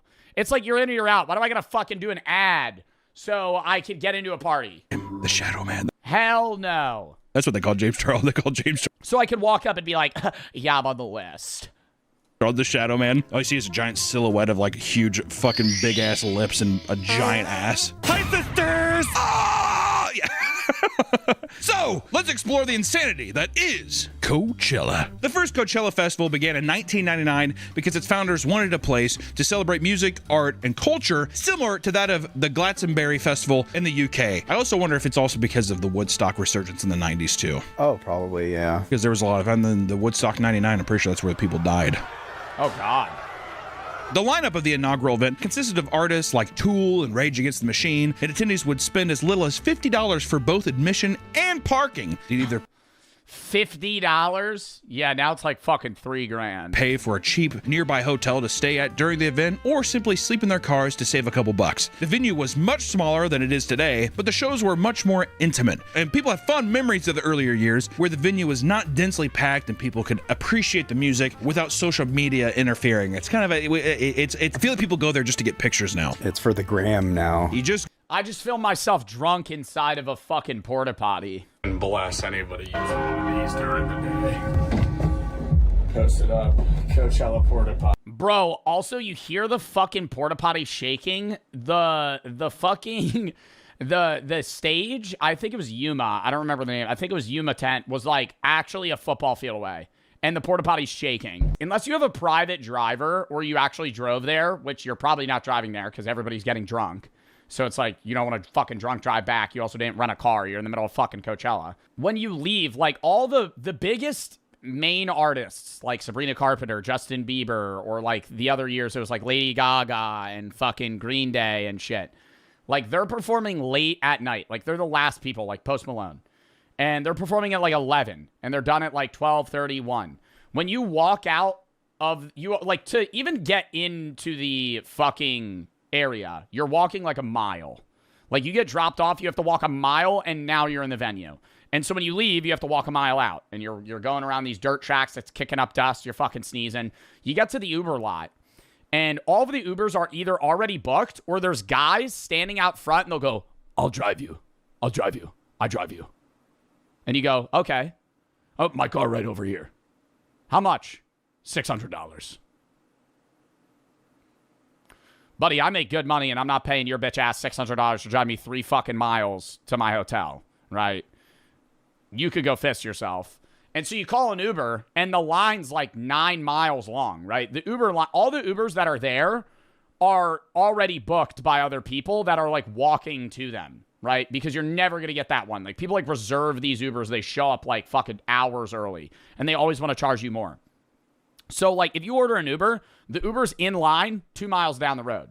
So it's just like, we literally just leave, and we're walking down these closed roads. I get picked up at a church. Let's go there to get your pictures. Once again, show the James Charles pictures. That's the pictures you're getting. The Shadow Man's lurking, waiting for a camera to be on him. You gotta take a picture at the Ferris wheel. It's the Coachella Ferris wheel, man. Oh, is that like a? I'm pretty sure I have a picture where I'm standing out in front with it, but... Were you shirtless? why are his... Oh, my God, they were blurred. I was going to say his nipples are huge. I was shirtless, yeah. That was back when you were... when I was, good. You had your pecs and your abs. You were definitely showboat. Were you peacocking a little bit to see if a girl would... Yeah, well, why not? I'm at Coachella. You know what I mean? Sometimes the cucumber tastes better pickled. People felt like Coachella was all about celebrating music without alienating fans who didn't want to drop $150 to go to festivals like Woodstock at the time. And in fact, this made Coachella a counterculture event that gained a lot of respect in the early days. And over time, ticket sales went up. And it began... It literally became what it was made to be against. Actually making a profit. And this allowed its organizers to book larger artists with much more variety, as well as massively expand the venue space. And by 2012, the event now extended to a span of 2 full weekends, and ticket prices started to rise farther than what the average person was willing to pay. And the lineup started to expand from alternative and indie rock to things like hip-hop, electronic... And the ticket's like the least expensive part of it. Because you're paying for the ticket, which is like, base, if you're doing general admission, yeah, like $700, maybe more, like $1,000, $2,000 if you're doing VIP, $1,500. You have to find a place to stay, and you're there for like 4 days, so the hotel's probably going to be like $3,000 if you're doing a hotel. Unless you're doing like a drive-in tent situation, if you live in Cali and you could bring your car there. Food, drink, shit like that, that's like already alone going to be another $2,000 if you're eating there. And it's just like, you're just constantly spending money. Ubers as well are just fucking expensive. And pop music. And throughout Coachella's history, art was also a big focus on the event. Instead of simple art installations scattered throughout the venue, you could now see massive pieces designed by well-known artists. I walked up this shit. Air conditioned. Best part of it. You literally walk for like 5 minutes to the top, and then you go, sick. Walk all the way back down.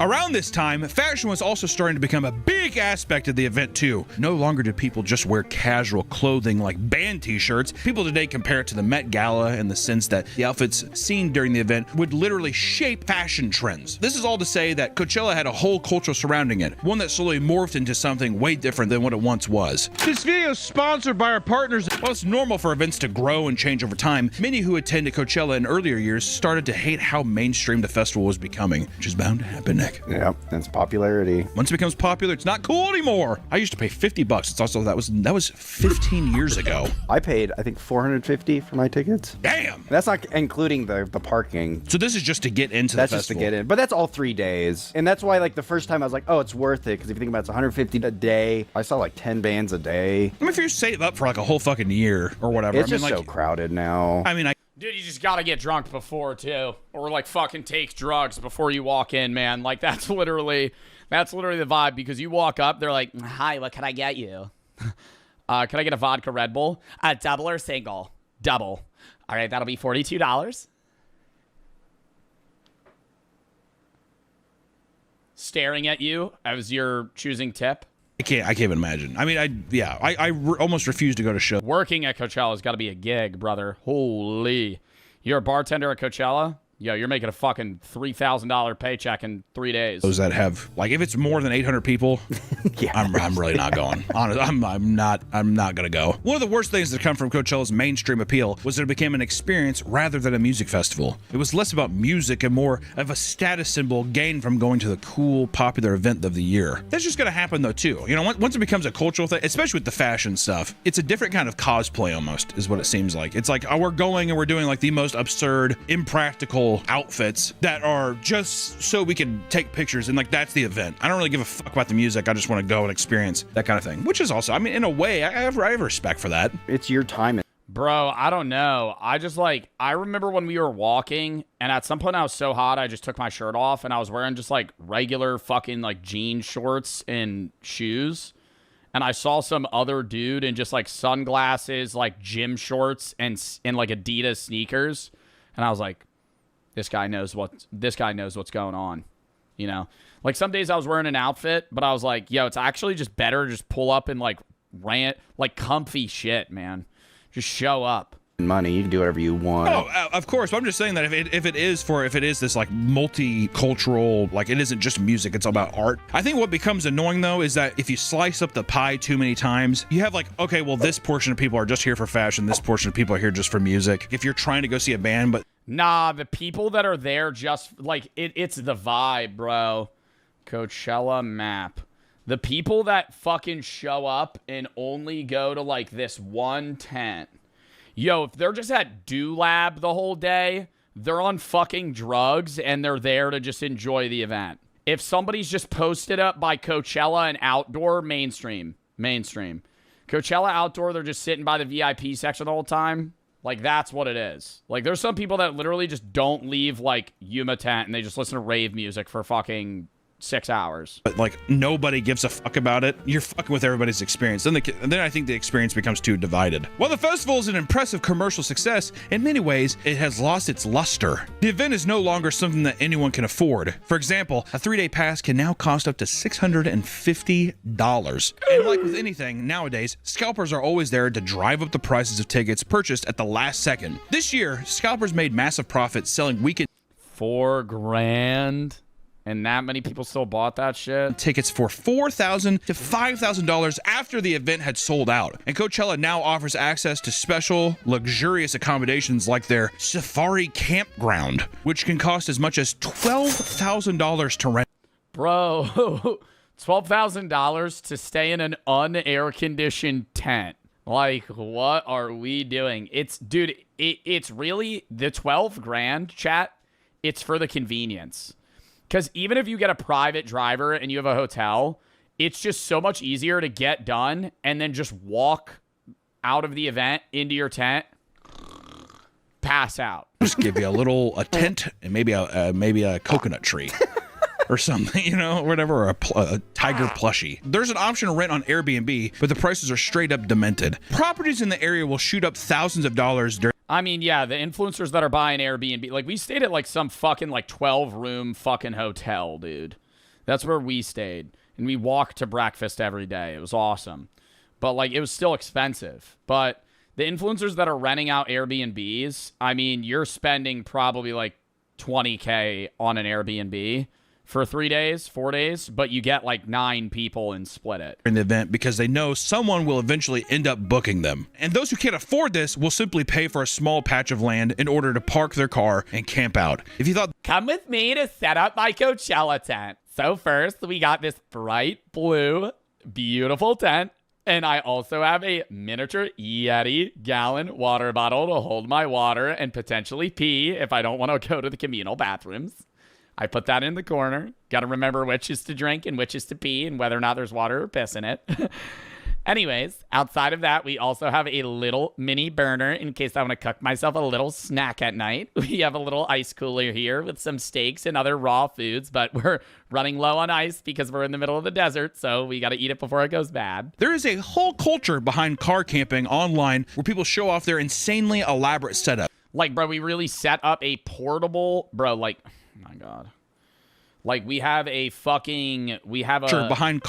weird, like, space light thing. Car camping online. Projector. Where people show off their insanely elaborate setups. Some people will spend well over a month planning the layout and ordering the things they need. And one influencer showing off his room tour included things like fake houseplants, a clothing rack, a decorative... And this shit's just for social media, bro. Knickknacks, and even a director's chair for some reason. I remember seeing this. Guy got a lot of hate. Yeah.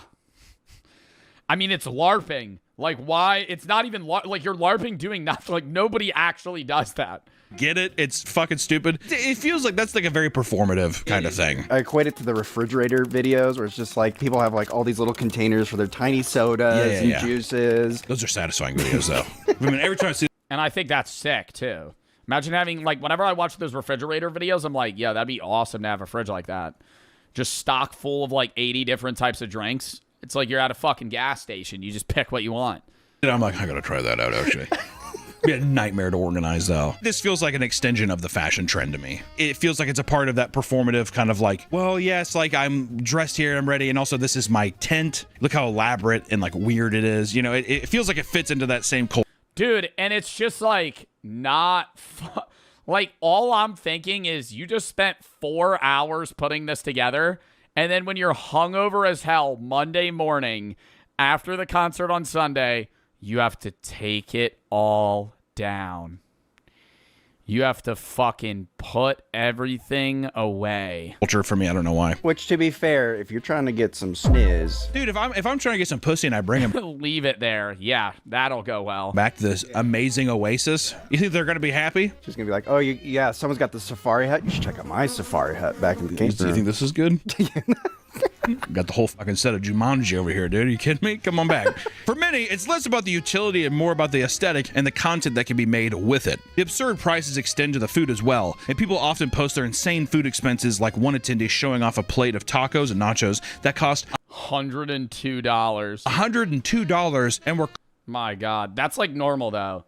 That's like normal for there. Like I remember when me and Brooke went, we got like it was like lunch or some shit there. We got like chicken tenders and fries. And it was like $68 or something. Cold for like two, so it was like $34 each. Touch. Others revealed that they paid over $20 for a simple cocktail and $17 for a small cup of lemonade. And regardless, dude, I would just get the double vodka margarita, or not vodka. I would get double tequila margarita or like the double vodka Red Bulls, and I would just slam those. Coachella still sells like crazy, and people will gladly drop a small fortune over the course of the weekend. Yeah, no shit. I don't know. People who complain about that stuff, they're like, yeah, but I mean, it's $100 for nachos. I never understand when an influencer, like, I'm going to sit there and be like, it's overpriced, but I paid like VIP and then also what was there. Like, I paid as little as I could, you know? I hate when people are like, I just spent $98,000 on Coachella. Are you freaking kidding me? You chose to do that, right? You bought 4 VIP passes, got into like 9 after parties, fucking rented out an Airbnb for 35 grand. It's like, that's your fault. Like, Coachella's expensive, but like, you could probably get like lowest VIP. You could get like 2 tickets if you get them not up priced, you know, from some scalper and like a tent or some shit. Like, you could spend like 8 grand for 2 people, which is still crazy though. Like, why are you ordering it? What do you expect? It's like going to the airport and being like, can you believe these prices? Or you kind of get trapped if you. Sophie Rain, didn't Sophie Rain say she spent like $200K though? You can do car camping because you cannot. I gotta look that up. Sophie Rain said she spent $193,845 on a 3-day Coachella trip for her friends and herself. It was an $83,000 Airbnb for 3 days. For 3 days. Maybe 4 nights. 4 nights. Thursday through Sunday. $20,000 a day. $67,000 for 12 artist passes and $37,000 for a private jet. Okay, well, she spent $193K to bring 12 people to full access Coachella. And she also makes like $80 million a year. So that's like not a lot of money. That's like not a lot of money for her.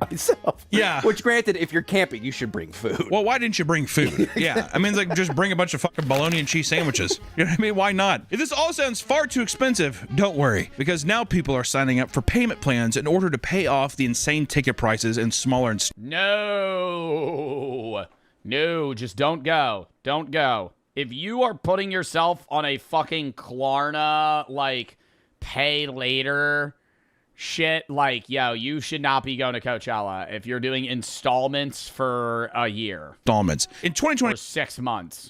Reports showed that 60% of attendees, around 80,000 people, utilized this to afford their ticket. Many people. What? Yo, you're paying that shit off on Christmas. People literally take on this payment plan with zero guarantee that they'll be able to pay off every month. And on the Coachella subreddit, one woman titled a post, quote, "Hey, Coachella fam, I need help." And she explained, "Hey, Coachella fam, I need help." And it explains how she needs someone from the community to lend her $272, quote, in the... I'm sorry if this is not allowed on here. I just don't know what else to do. I found out I missed a payment and got an email saying if I not paid by today by 5 p.m. PST, so 3 hours, I lose my order. I tried live chat, but they said I can only notate my account and can't guarantee it won't be canceled. I don't get paid until Tuesday. It's just over $272 for my payment. Is anybody here able to help me out till Tuesday? Or anybody give me some advice on how I could delay payment? If anybody here can help, I could just verify myself however you need. Show you my pay stubs and direct deposit proof. This has just been a rough couple of months financially, and I'm going to cry if this order gets canceled this close to being paid. Please help, fam. Like, I get she's in a rough financial spot, and, like, that's sucky, and I do feel bad about that. But it's also, like, bro, like it's really like just like you shouldn't be going to Coachella if you have to do like if you're putting yourself in this much of a financial struggle where you actually don't have the money. Like that's what this is. This is like I don't have rent money, right? Like I can't pay anything. To lend her $272, quote, in the spirit of Coachella, because the charge. Like I don't have $272 to my name to pay for this. What or why are we going? Is coming in just days before she gets paid from her job. E-bagging online to basically pay off the Coachella loan sharks that you've had. You know what I mean? Come on, hello, Coachella fan. Elder millennial. So I lost my job at State Farm. I need you guys. So I can't afford to go to Coachella anymore. I've already paid 5 out of the 6 months, and they're going to cancel my order. It's to bankroll me. Thank you. You know what's the thing, though, is that women... Sorry, women. Being a little misogynistic here. If you're like an attractive person, even if you're a guy or girl, if you're an attractive person, you could post a picture of yourself and be like, looking just for help on this ticket. You would 100% get people doing that just for the fact of like, you want to... Yeah, you could find a gooner that would pay for the ticket. Link up? Like a million percent. a million billion percent. I had buddies who did something similar to that with their friends. They paid for their tickets so they can hang out with them. Didn't you do that? I thought you paid so you could... That's like an ultimate hack if you're just a woman at a bar. Go up. Hey, can you buy me a drink? Sure. Any guy. If you're like at all attractive and you walk up to a guy at a bar and go, hey, can you buy me a drink? You want to do a shot? And they go, oh, yeah. Because the guy's going to be holding his orange crush like this. Wait, yeah. $30 that he pays it. You know, you have a conversation for 2 minutes. You go, I got to go meet with my friends. Just walk away. This won't work for me. I'm ugly. Don't say that about yourself. And if I'm being honest, it'll still probably work. It'll still probably work. Have you ever done that? No. Yeah, at a gay bar.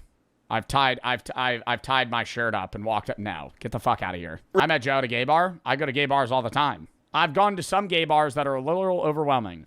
And I support the LGBTQ. And there's 2 different types of gay bars. There's LGBTQ bars, like LGBTQ inclusive bars. And then there's gay bars. And then there's gay bars, right? And what I mean by that is you walk in and there is a dude with assless chaps. And I go, ooh. And not judging, you know, it's just like didn't really, you know, expect that sometimes. And you get attracted? No. But I'll walk up, maybe chat to him, buy a drink, have a conversation, walk away. Dude, gay people are awesome. I don't think you realize the positive vibes at a gay bar. You walk into a fucking gay bar, everybody's happy. Super happy. Gay and gay, both meaning both homosexual and happy. And it's awesome, you know? They're fucking nice. They have great fashion, you know? And the drinks are cheap. Every gay bar is cheaper than any other regular bar. Could not look stiffer, and he's just looking up at the stage. There was an 18-year-old there with like 3 23-year-old women. So his thought was like, oh, I'm going to rent a hotel and I'm going to have a crazy sex party afterwards, right? So when I showed up and the girls were like, you're fucking up my plan. They're like, Nick, what are you doing after the concert? And I was like, oh, I think I'm just going to sleep in my car. I brought like a Tempur-Pedic mattress and put it in the back of my car. Did you think you were getting lucky with the Tempur-Pedic mattress? No, but I did think this would give me brownie points. Like, they think I'm so fucking cool. No, it probably came off kind of stock rush just a little bit. Remember that thing that you just told me you were doing this weekend? Surprise. I'm doing it too now. I think I worked the next morning, so I left at like 7 a.m. Is that when you're slinging za? Yeah. Oh, yeah. Nice, dude. Influencers with money to spend. Slinging za, the funniest story from, what is his name? Nick, I think? Was when he said he was on it was a Pop-Up Meat video. He said he was on acid and he was freaking out so much when he was making pizzas that he was sweating all over the pizzas.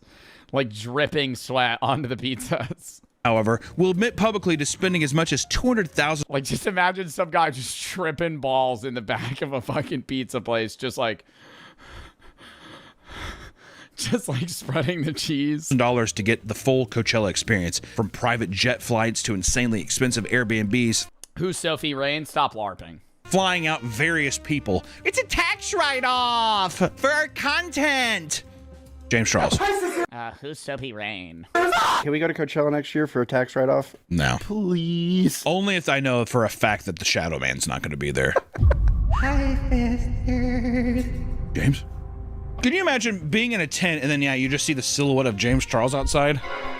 If you hide your lipstick and mascara, he can't hurt you. The most absurd part about Coachella is that no matter how much money you drop in order to live in luxury, there's only so much you can prepare for when you reach the venue. There's a fucking thunderstorm. In 2025, the first weekend of Coachella was off to a horrible start. Oh my God, yes, this is when I went. All the campers were posting that they were in line for like 9 hours and they couldn't get to their spot. What was being referred to as Coachella Carmageddon. People that wanted to utilize the car camping lots found themselves trapped in a never-ending gridlock. People were reporting over 12-hour delays with limited access to bathrooms. It looks like District 9. Fucking prawns. That's how they're referring to each other, and they're all eating cat food and shit. People flooded social media ranting about how long they've been stuck, claiming that people were shitting in bushes and desperately in need of food. And according to one TikToker, a woman was even hit by a car as she attempted to stop it from cutting in front of her in line. It takes about like an hour or two to get through. Normally, they have like these lanes, and they have someone inspect your car because they're trying to find drugs and shit. Like it's a fucking border patrol or some shit. Like literally, yeah. They made you take out literally everything. Did you have to do that? They start playing the fucking, what's that one song? Oh my God. What's that one song where it's like, duh, duh, duh, duh. Papers, Please. They start fucking scanning the tires.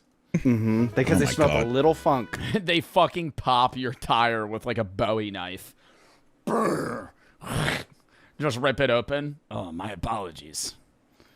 It's just me, sir. Pull over to the side. Others posted videos of cars that were having to be pushed out of line because they were overheating and shutting down. But let's assume you get past the horrible introduction and you get into the venue, right? If you think this means you're in the clear, think again, because doing anything at Coachella is a depressingly tedious chore. Many stands are going to have you waiting as much as 40 minutes when they're busy. Perhaps you opt for a slice of pizza because it's quicker. You may end up being one of the hundreds that reportedly got food poisoning this year after eating a $25 slice of pizza from one of their most popular vendors. You're like, bro, I remember it was like 8 or 9 p.m. on one of the days, and we walk up to the pizza place, me and Brooke. This was 2025. And they just served somebody a slice, and we walk up, they go, we're closed. We're closed. And they actually start getting mad at everybody, and they go, leave, we're closed. They shut the door. I'm like, yo, you're actually an idiot. Number one, you're a bum. Number two, you still have pizzas. I see the dough. Number three, I don't care if you say you close at 9. You are literally missing out on thousands of dollars, right? Like, you're just serving dough and cheese. Like, it's cheap ass shit, and you're uppricing the fuck out of it, and people are still buying it. That? You like being poisoned? 40 minutes, it's a long time, but it's not as long as I thought it'd be. I'm being honest. Also, if you're going to Coachella, why would you ever be like, I'm gonna go to the food stands? Why would you not just be like, I'm gonna make a bunch of sandwiches? Because you got to party and it's quicker to I can fucking party and still slam a bologna and cheese sandwich. A lot of people can't cook these days. It's bologna and cheese. It's not cooking. It's putting a slice of bologna and cheese in between 2 pieces of bread. Slap some mayonnaise on there. Do you think I want to be seen eating a bologna sandwich at Coachella? I would love to be seen eating a bologna and cheese. People would be like, how many of these did you be? Keep pulling them out. To be fair, I don't think you could bring food in once you're inside, because you can't bring anything in, like even drinks. They make you pour your drink out. They won't let you bring a cooler of sandwiches in? So you're saying that you'd have to go buy the stuff and then make it at your deal? You're back at your camp. And the walk to your camp, they call it like the walk of shame at the end of the night, because everybody's so tired and fucked up. But it could take like 40 minutes to walk to your car. Yes. And try an hour. Try you leave Coachella at 11:30. You're going to get back to your hotel at 2. And your hotel's 3 miles away. But half the roads are closed. If I was like 19, I could see myself being, because also you're like, what else am I going to do? It was magical. Bro, when you're in your 40s, everything is hell. Everything. That's why I'm so glad I listen to metal, because it's such a, like, they're always intimate shows. Get in, get out, have a couple drinks, and you're on your way. You know what I mean? I was looking at like a Kanye concert or like a fucking Travis Scott concert. Fuck that. Oh my God. Going to a Post Malone show. Oh my God. Oh, fuck. If you need to rush to the bathroom and you don't have a bucket set up in your camp, prepare to wait another 30 to 60 minutes in line before you're being able to shit your brains out in a public bathroom into a porta-john. Yo, if I had to take my morning shit and I saw this line, I'm spraying chunks all over the walls and the trees. Like, I'm not physically capable of holding a morning shit past maybe 20 minutes. Shit your brains out. Like, I'm waking up and it's like, I need to poop. Out in a public bathroom. Immediately. To a porta-john, which also I will say, I'm going to Hunter's tip. Hunter's tip. Go to a porta-john on the hottest day and take a shit. Yeah. It's a surreal experience. You'll never feel as gross yet relieved in your entire life. I can't explain it. I have a nick. No, it's not relieved, man. It's bad. It's like, have you ever cut a shit off early and then you just feel really gross? Like, you have, say, 100% of poop and you get 60% of your poop out and you know there's 40% more, but you have to be somewhere. So you're wiping and you're kind of like wiping the tip of a turd that's about to fall out of your ass, but you're like pinching it back in your body. And then you like get up and you're like... You get off the toilet and you got to walk out of the stall and you're like...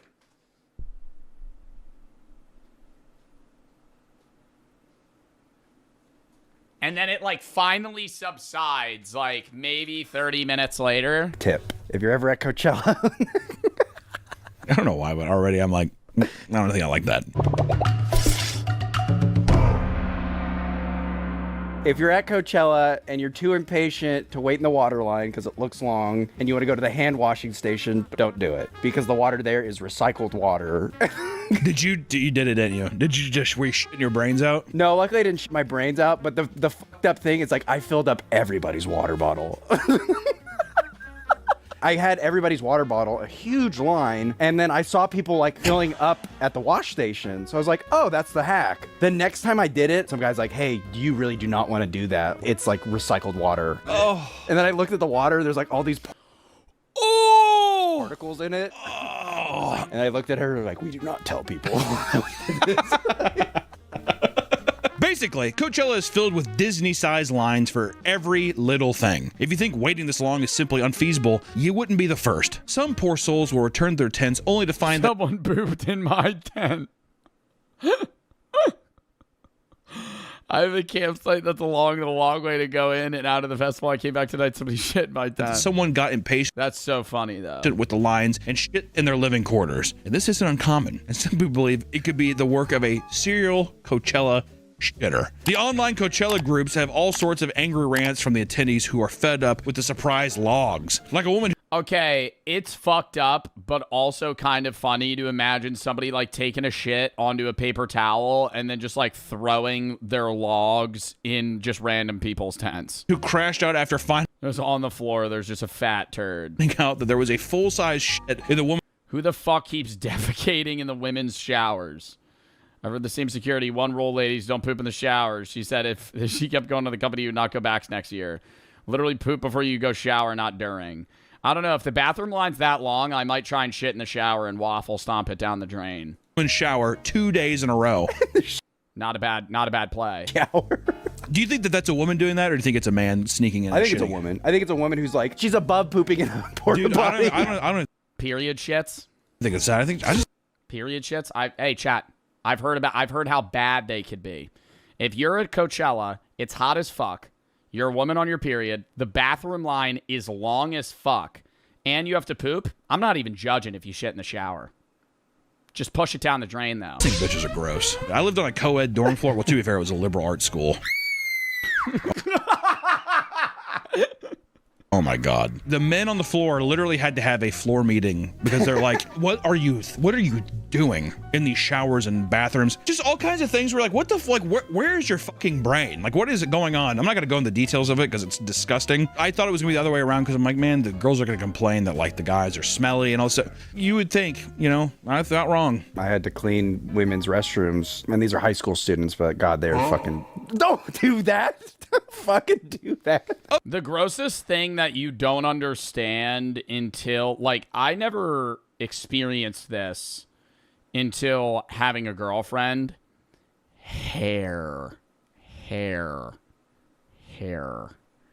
everywhere. Oh my God. Shower drain hair. Yo. Because my hair's so short, it goes down the drain. Women's hair, like women with long hair, even guys with long hair, but like women generally have longer hair than men. Oh my God. Disgusting.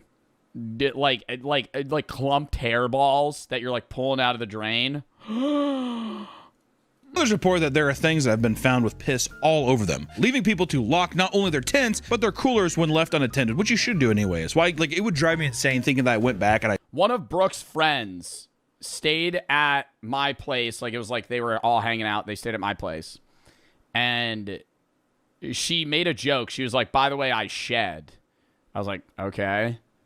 I swear to God, for 3 weeks after that, her hair was everywhere in my apartment. Everywhere.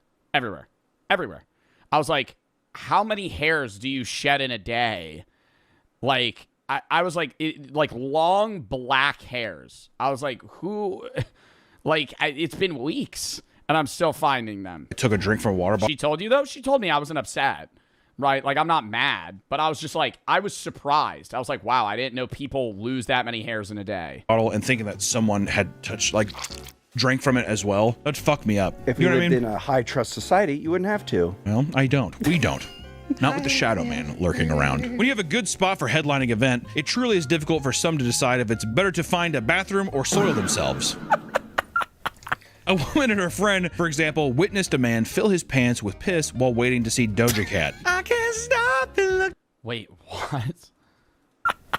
A woman and her friend, for example, witnessed a man while waiting for Doja, the guy next to us pissed himself instead of going to the porta fill his pants with piss while waiting to see Doja Cat. I think I'd try to pull a tactical ground piss. Dick to the side, underwear up, baggy pants, accurately pee maybe 2 inches from the leg onto the floor.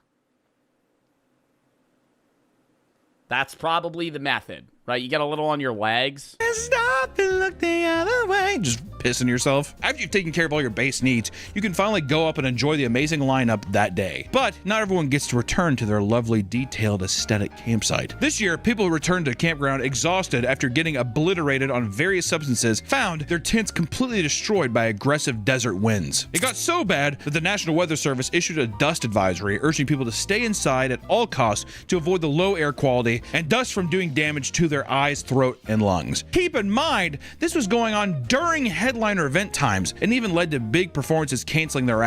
Yo, and you're fucked up, and you're watching like Sabrina Carpenter perform, and you're just feeling the wind, and in the back of your head you're going, I'm gonna go back to a plot of land. There's gonna be nothing. You're trying to enjoy yourself. Light me espresso. And you're like, fuck.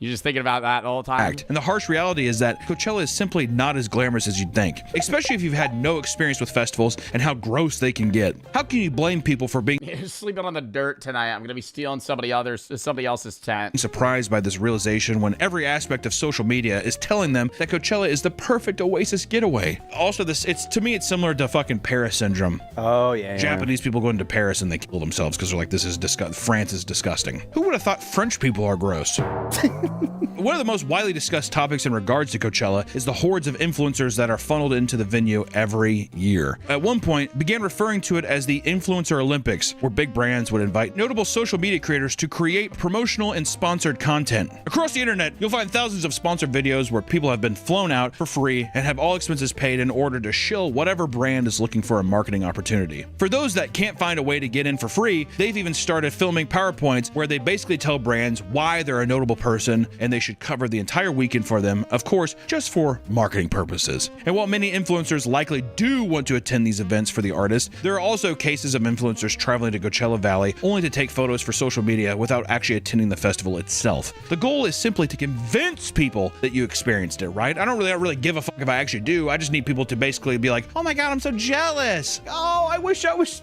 living your life. Please, James.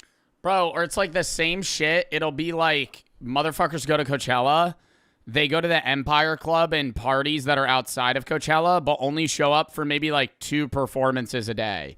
So they're buying Coachella tickets, and Coachella's open to like 11 a.m., like 1 p.m. to like midnight, 1 a.m. It's like 12 hours every day. They only show up for 2, and then they go to the parties after. Like Joe? No, I mean, at TwitchCon, I would go, like, TwitchCon, I only go to the convention for 2 hours, but I also think TwitchCon is, like, a shill for companies, and, like, if you're at TwitchCon, I think you absorb the TwitchCon experience in, like, 2 hours. At Coachella, though, I would go every day. I would go every day, like, maybe I wouldn't show up at, like, 1, but I'd show up at, like, 2.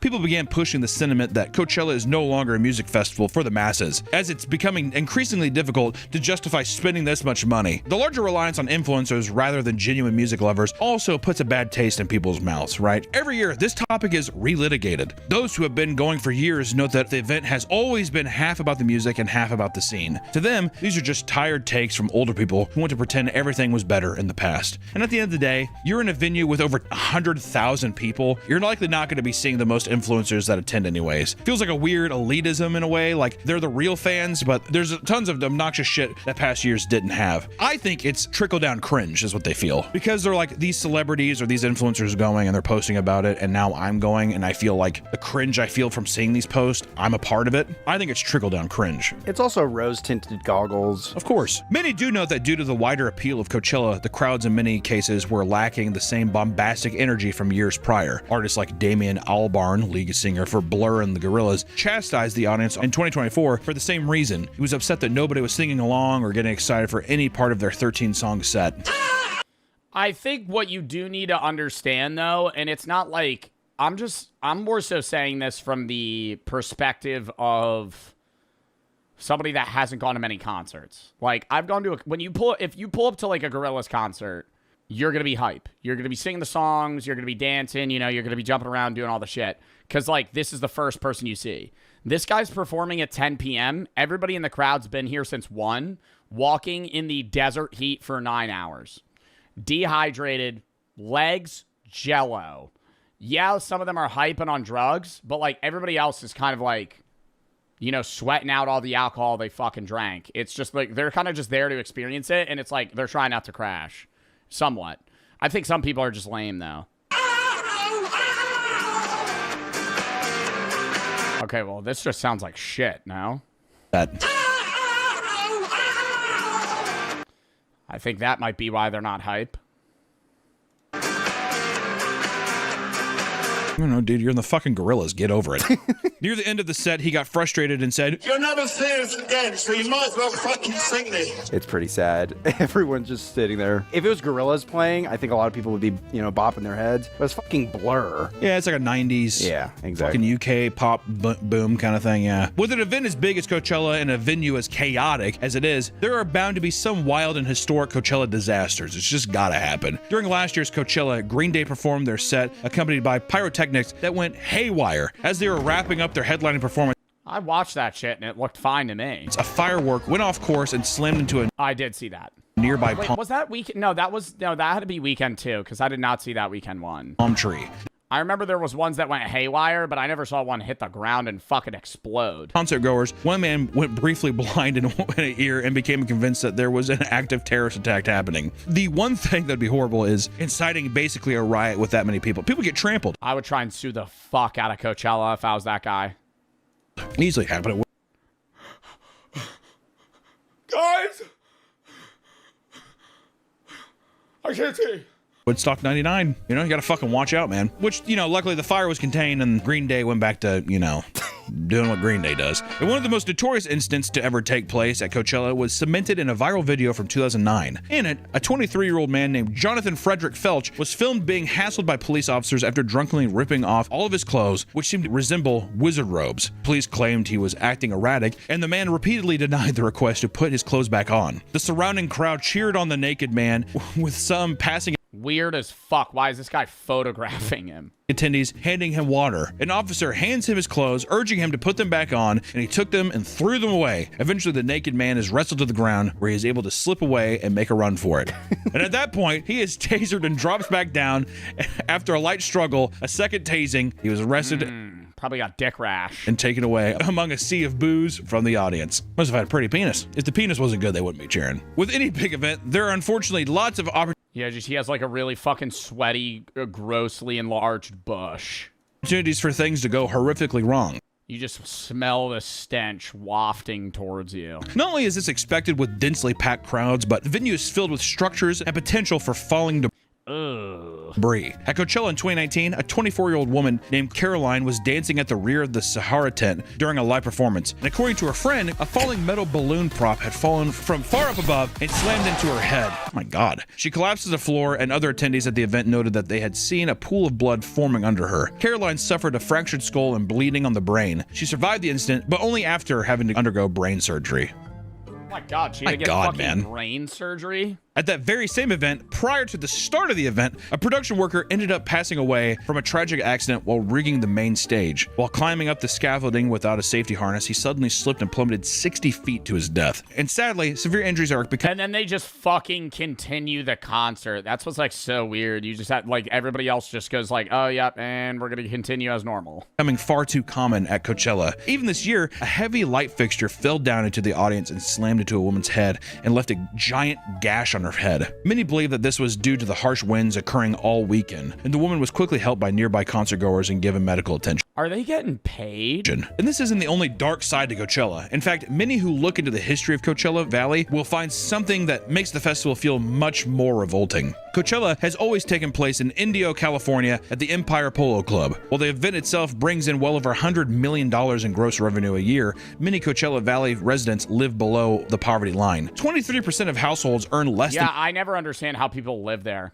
Genuinely. Like, I don't understand how you afford to be, you know, just a regular working class American in fucking Indio, California. $20,000 per year, and food insecurity has seen a rise over the years as well. The following weeks after Coachella ends, a sea of trash and discarded appliances cover the venue. Local farmers, charities, and community members then get to work restoring the land to what it once was. Most of them belong to the Purepecha, an indigenous group in Mexico, who sometimes make as little as $11 an hour. And often this is the work that gets done after an already grueling 8-hour day of physical labor. Workers describe the area as a garbage dump and how filthy is left by attendees. But it's work that required for some of them to make ends meet. And this isn't to say that every person who attends this event should feel at fault for this. And in fact, many probably aren't even aware of what goes on outside of the festival, but there's something strange and dystopian about such an extravagant and over-the-top event taking place right across from people struggling to make ends meet and become exploited for their labor. It's like I said, it's that dystopian, almost sci-fi-esque kind of like the fucking beginning of like Alien Romulus or like literally District 9. It's just, it's crazy. They have to clean it up pretty quickly because right after Coachella is the biggest country event, Stagecoach. Yeah, they just hold like event after event on this. Same spot. Back to back. Yay. Despite all the problems with Coachella, there are people out there that treat it like it's an essential part of their identity. Although it's probably changed a whole lot since its heyday, there's likely still some fun to be had, right? So, if you can afford it, maybe give it a try. Just be prepared for a little chaos, overpriced food, and hey, clean up after yourself, you fucking slob. I don't know what I'm supposed to tell you. You know, I fucking hate festivals. It drives me insane. People just take their cups, they throw on the ground, all kinds of shit. Don't be a fucking, just throw shit away. And even if it's like, well, look at all the other stuff, just be a better part of it. That's all I gotta say. And do lots of drugs. Yeah, going like, oh, everybody else is doing it. Well, it's like that's part of the problem, you know? Like, if you aren't one of those people, then less people fucking litter and the event's better, and then, you know, it's just a better experience for everybody. That was a fucking good video, though. WVid. All right.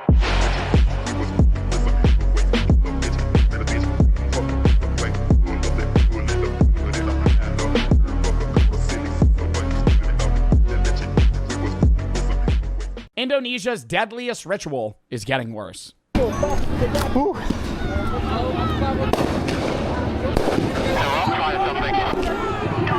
rock fight? Oh my God, they're actually throwing like fucking full-size rocks at each other. That's wild to think that like if you throw, you know when they say like somebody got stoned to death in medieval times? Like how long did that take to die from that? I feel like one good stone to the temple and you're probably gone instantly. Like, not hours. You have a whole crowd of people chucking rocks at your head, and your half of your body's just like fucking dug into the ground. I think like a minute and you're dead. It's a ritual where people break limbs, they lose eyes, and they frequently even die. What the fuck? Not like you bring to home and then die in home. No. Died on the field. On the field. Wow. This on the field, do they stop the games if that happens, or do they keep going? Is a pasola. It's a ritualized horseback warfare on the remote tribal island of Sumba in Indonesia. I see some police around just in case anything spills out into like a real battle. Oh, like people actually get like genuinely pissed at each other and start trying to hurt each other? What is this, though? Is this a game, or are they just throwing, like... I don't understand. Is there rules? Because they're throwing, like, sharp fucking spears at each other. Like, couldn't that impale you? The whole idea is that blood has to hit the field here so that it's not spilled outside of these events. Is the pasola dangerous to participate in? He says it's dangerous, but I'm not scared because I believe in it. But that belief system is being replaced. With motorbikes? And the new gods, they don't come with the same kind of rules. Bro, I swear to God, if they're replacing it with horses in like spears to motorbikes and stones, that's so much worse. Too violent now. Too violent, yeah. That's what they're scared. And what happens when the ritual stops being sacred?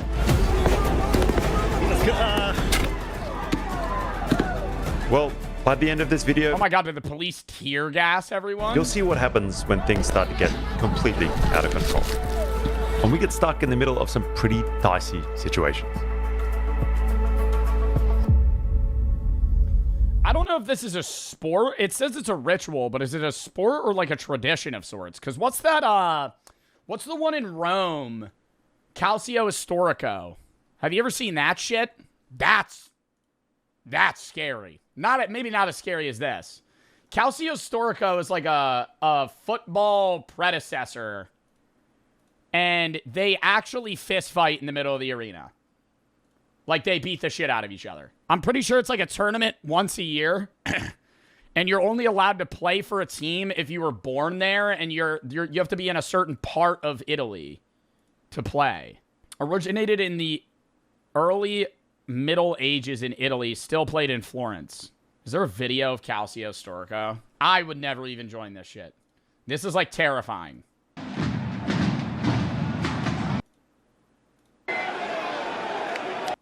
There's like guys that's goals are to actually just like fist fight. You see how they're like holding each other down like they're wrestling.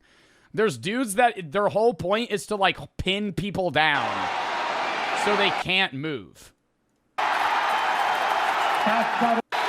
Where's like the start of a round? I want to see somebody like fist fight. It's kind of like rugby and handball. But they're also, you see how he almost just tried to kick the shit out of them? Like, they're allowed to hurt each other.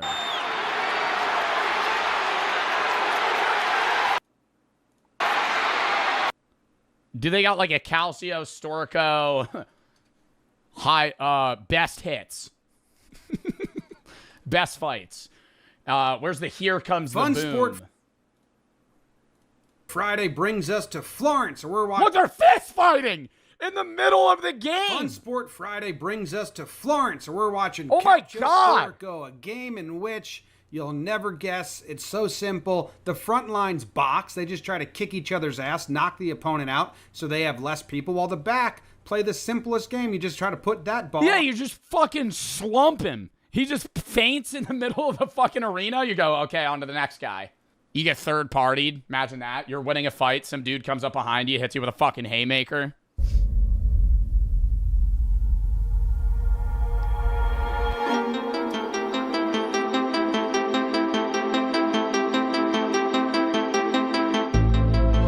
The signal for these battles all over West Sumba are worms, sea worms. They spawn all along the coast. Are those the ones that crawl up your penis when you pee in the water?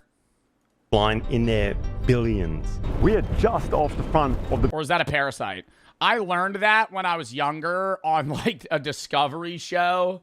And I remember like forever after that, I've always been like afraid to pee in like open water. It's a fish. I don't know. There's some sort of fish or bacteria. That's a myth. It's not.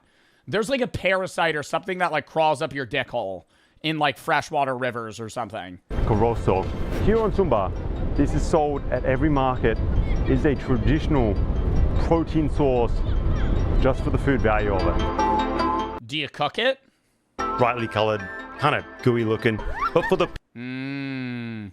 They kind of look like airheads, like little ropes or something that you would have at like a movie theater. Kind of gooey looking. I doubt they taste like that though. But for the people of Sumba, it means one thing: go time. And there are thousands of people in these beautiful lagoons collecting them.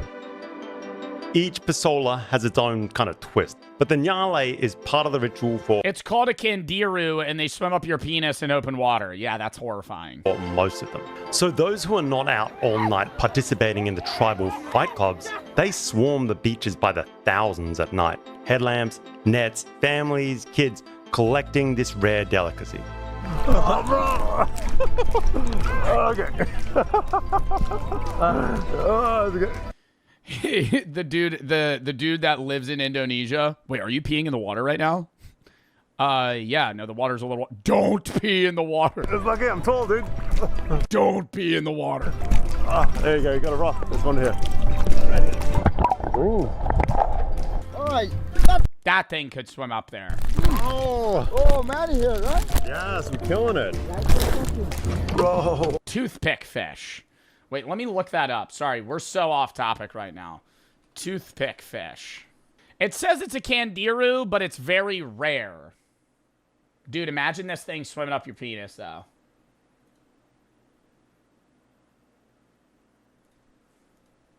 Wow. That's crazy. Yeah, that is sea worms. So many. Yeah! Oh my god, he's gonna eat it right now? I thought you were gonna cook it or something. Oh, yeah. Oh my god, dude, you should have just ripped it. Yeah, you can... it's good, bro. It's like... Oh, salty. Kind of explodes, creamy. Salty, right? Yeah, man. That's wild. All right. I think I could get down that, no problem, comparable to like balut or there's certain, it might be in Indonesia. There's certain areas in like East Asian countries where they eat like live fish. Could not do that. I think Andrew Fraser did that. It's squids. No, there's squids and then live fish. Andrew Fraser, live fish. He did it with that one dude that wears a bandana. Yeah. We went fishing. It took forever, but we caught a good amount. Wait. Right here. Sour vinegar. Oh. Oh my god, I would never do that. I would not catch one. Bro, what is going on? So he grabbed the fish, he put it in the salad, he pinches it together with the salad. Dude, what is going on? No, I would not eat that. I would not eat that.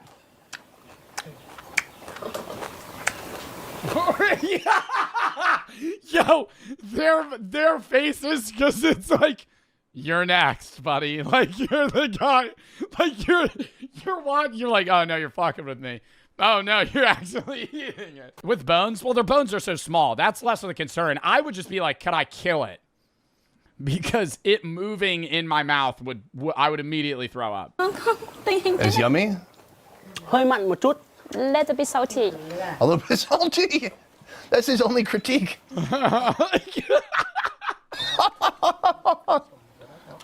Andrew, please, I don't want to be rude. Yo, I'd be like, I think I need to go to the bathroom.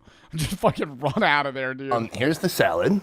Find your fish. There's some big ones in there. Wow, I don't see a world where you could eat that one while it's alive. I'm getting this little fucker. Oh, wait, no, one's dead. I'm grabbing the dead one. I'm grabbing the dead one right there. There. Bro. Yeah? Are we legit gonna do this? Yeah. Just go. It's Mike alive. Oof. You don't have to do it. Dude, he just give it one firm bite to kill it. Wow. Is it swimming in your mouth? Just try to enjoy it. You hear it. You hear it. A little bit. Andrew, don't be rude. Oh. Rude. Can you give us a mid-bite review? Sorry. I would just want it to be really spicy so I wouldn't taste it. Those bones, bro. The fins. You gotta munch this. Are the bones? Oh, dude, eating the fins. I mean... Okay, yeah, we're getting so off topic. All right, back to the deadliest ritual. In the morning, once the worms finally disappear, the Ratu chieftains chant their final prayers and the Pasola battles officially begin.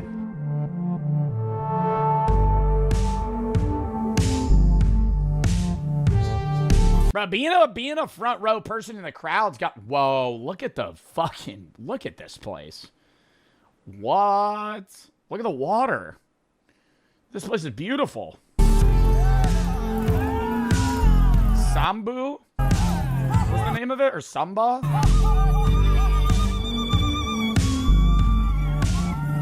There's people coming in from all over Sumba. There's trucks coming in. We saw horses rolling in last night, like having to travel halfway across the island just to get here on time. Teams from competing regions. And they descend from those huge thatched umas, the traditional houses that tower over just about everything here. And they form... What is the point of a roof that large? Or not a roof, yeah, like a roofing that large. What does that do? And they form these massive circles on the flat, open ground that's... Smoke? Being used for Pasola for centuries. It is a gorgeous village right on the ocean here. Still really traditional, filled with these traditional graves. Some of them holding the bodies of men that have died in the exact same battles that everybody is about to watch. They bury outside the village. Ah, wow. Yeah. Because they don't want like the bad luck to come into the village. Yeah, yeah. So they must do it outside. Yeah. Now, they're grandstands. People sit on them, kids climb on them, and nobody thinks Wow, the graves? So there's people buried under these. Twice. Guys, there are some ridiculous young kids out here today in this Pasola. Like, it is crazy. This kid in front of me, he looks maybe... That kid's battling? Maybe 10, 12.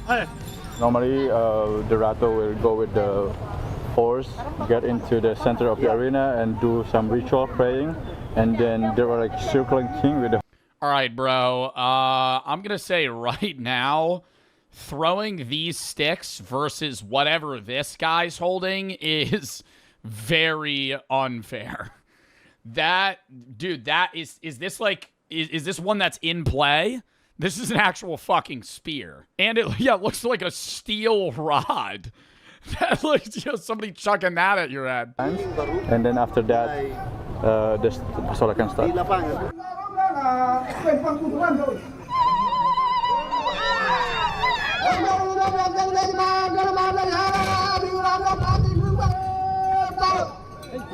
Alright guys, we just kicked off. This guy did not waste time. Spears are flying already. But what are the rules? How many members on a team? Are there 10 people a team? It seems like there's 30 people running out here. Oh, fuck no. Yo, look how deep he's getting on the horse, though. Yo, you get hit in the eye, you're actually blind. If you get hit in the eye, you're going to the hospital. Boy. Oh, that horse just got hit in the fucking head. Oh my god. Yo, you know how trained these horses have to be to not fucking start bucking? The camera, hey buddy, let's settle down. Oh wait, no he didn't. This thing I've done to. Realistic event like it's sort of supposed to be to keep the beef on the field. To really get a chance, a good score on someone to hit them, you've got to get pretty damn close with your horse. Oh, wait, so there's score keepings off hits, but who's keeping track? Are there refs? You get points for hitting the people. But obviously, the closer you get, the closer you are to their team, and you're going to get hit by... This seems like one of those games that's really fun to be a part of until you get hit. This is like when you're like a kid and you go paintballing for the first time and it's like super fun and then you get hit in like the throat with a paintball and you go, this sucks. This is no longer fun. Someone else. Riders circling in and out, giving a horse the break every now and then. They chew through as much beetle nut as they can get their hands Oh my God, I want to try beetle nut. I want to try beetle nut one time. on. And every time I watch like foreign travel YouTubers, they're always like, the people here love beetle nut. Smoking endless cigarettes, Indonesian style. Guys, those guys are eating some kind of like hardened tobacco or beetle nut. I've never seen anything like it. It's sort of like rolled up in this rope and compressed, whatever it is. And they just chew on it. Pretty impressive. So these are the kind of like... Yeah, this is where I'd get neck sick in the fucking Indonesia Sumba region. Some local hands me a black disc and just goes, chew it. Okay. I'm just vomiting in the corner. Oh my God, that's a full armored car. I had this in GTA. SWAT vehicles you'll see at all these events here. I mean, if you think a bunch of guys rocking around with machetes, throwing spears at each other, doesn't occasionally boil over into some pretty wild tribal violence, well, you don't know Indonesia. Night Shark, is that the name of the car? And so, you know, you gotta be prepared.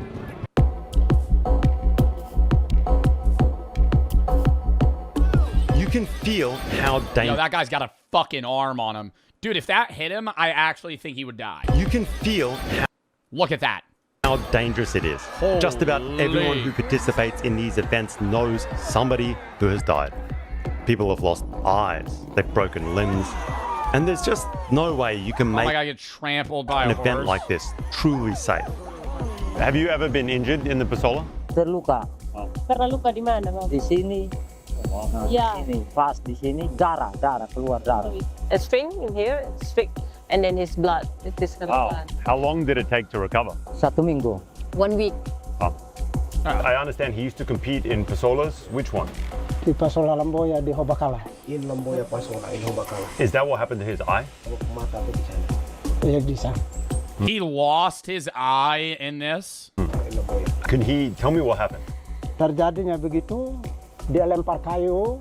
They throw the spears and he just like, you know, just moving there. Yep. And then the spears not hit there, hit him like 3 times. And then the 4 times when he's like tried to move that, but it's already dead. Came right into his eye. Saya sejak dari kuda. Yeah, he fell from the horse's neck. Oh. Pada saat itu saya jatuh.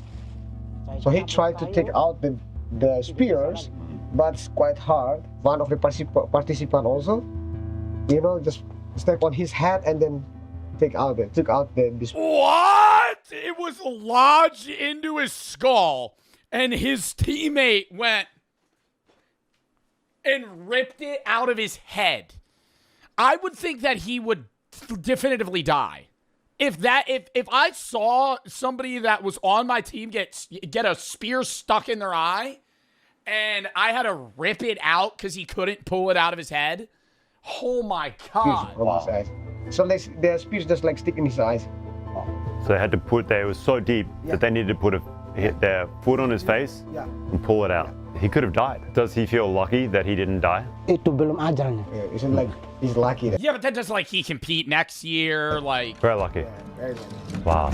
This circle is now getting smaller and smaller. The fence has been completely defeated. I mean, it was just a couple of pieces of string. I think it was inevitable. We are slowly pushing them into this kind of like circle of death. The 2 teams closer together.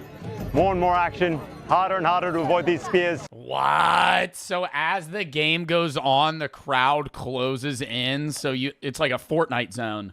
Oh my God, dude! They're literally zone moving in, bro. They're making the circle smaller. And what starts out tame builds. Oh. That had to hurt so bad, dude. Like, even if it doesn't hit you straight on, like, you're getting hit in the head with a wooden stick. Full speed.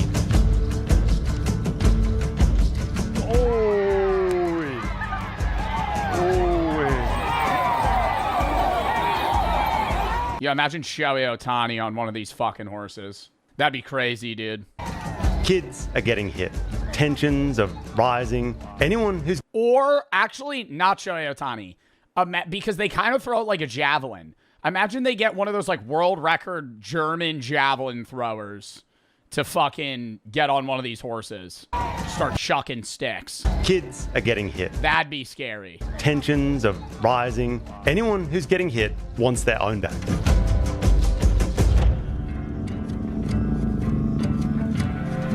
Like, what counts as a hit? Like, if it hits him sideways, that count as a hit? You see quickly how it works. He got nailed, but he straps his head up and he goes back right in front of the other team and sort of taunts them back, like, let's try it again. You want to get hit, you cannot show weakness. You can't show you've been beaten. In fact, yo, that guy throws actual fucking darts. Get that guy back. And that's when you start to feel the genuine competition. The grudge match. Would you compete for 10K? Yeah, if I get to wear full bubble armor. I'm going to be real. I don't even think I could ride a horse like this. I think we're not factoring in... It's not just throwing it. Like, they're on an animal right now. Like, that alone's probably one of the hardest parts of this, is that they're actively controlling a horse while they're leaning over and throwing shit at each other.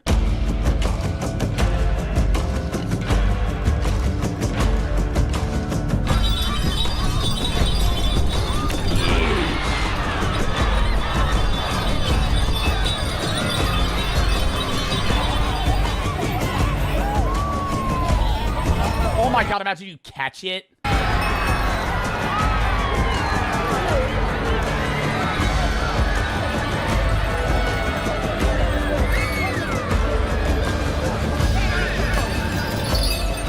This looks so fun though. That's the problem, dude. Like this looks dangerous, but it's like I get why they're doing it. When one person scores a hit, the whole side of the field that scores the hit, they're going to go ballistic, and more ballistic depending upon how successful that hit was. Oh, so there's no score.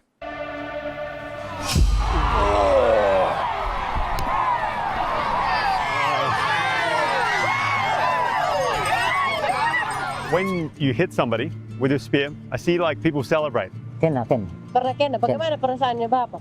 Senang. Yeah. It feels like really proud. Really proud. Yeah. You see guys come off at speed. Spears hitting at awkward angles. The horses must also die in the Pasola, right? They must break legs and stuff, because I see them like fall over. Saya belum masuk Pasola, ada yang baku tabrak kuda mati. Yeah, the sub was also die on the Pasola. They run into each other. Oh, that's crazy, huh? Horses sliding, slipping, breaking their legs and getting carted off the field. Don't worry. Oh, see, that's fucked, because then they gotta kill the horse. All that meat's getting used tonight. Are there particular riders that have beef against each other that are like looking for the Pasola to vent that anger? Memangnya ada yang balas dendam dan some is for revenge, but it's not the point. That's not the purpose of the Pasola. Was he ever able to hit the guy who did it back or not yet? Yeah, that's why he told it. Yeah. Still, he's trying. Still it. Saya menyesal itu tidak ada kuda. If he really if they have no horses, he's like He's bummed out. He's disappointed. He's bummed out. I swear, guys, sometimes two people seem to hit each other, and it just sort of depends whose tribe shouts the loudest, cheers the loudest. It sort of like takes the win, if you get what I mean. Chat, how long do you think it would take you to learn how to be like a part of this and hold your own? I think if you gave me 3 months and every day I rode a horse, that would be the hardest part. Just learning how to ride a horse efficiently to where you could cut corners and not fall off. But it would be like 8 hours a day, every day. Oh my God! Tempers will flare, even at the more tame events, the villages that don't have massive disputes going on outside of the field. Do they worry that it's like breaking down too much? Yeah,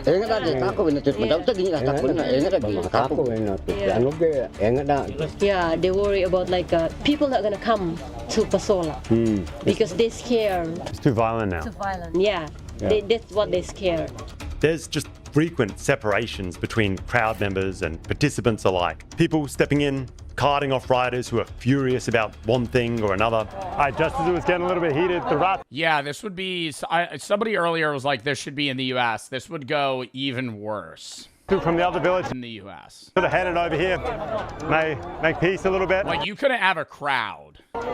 Some army guys got involved. I think it's sorting out. We got some. Yeah, somebody would bring a gun. I didn't want to say it, but you said it. So yeah, no, there would be. Yeah, somebody would bring a gun and shoot someone, and that would be. You hold this event in the U.S. That's how it would end. Please walk in the middle of the field. Try and push it to the sides again.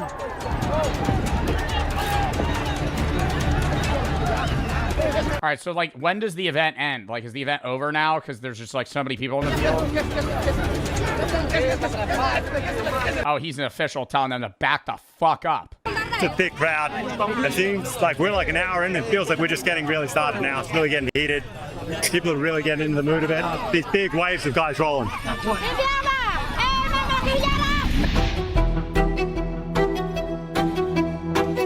And when you understand this island, you get why they need it. Sumba is one island. 1 million people, but it has... 1 million people live on that single island? Million people, but it has almost a dozen languages. Are they similar languages? Dozen languages? Or are they... Like, if you hear one of them, can you kind of understand or not really? Not really. Not really. Wow. So there's 1 million people living on like an island the size of like New Jersey or less. And there's 12 different natively spoken languages. How do they commute? Like, how does that society function?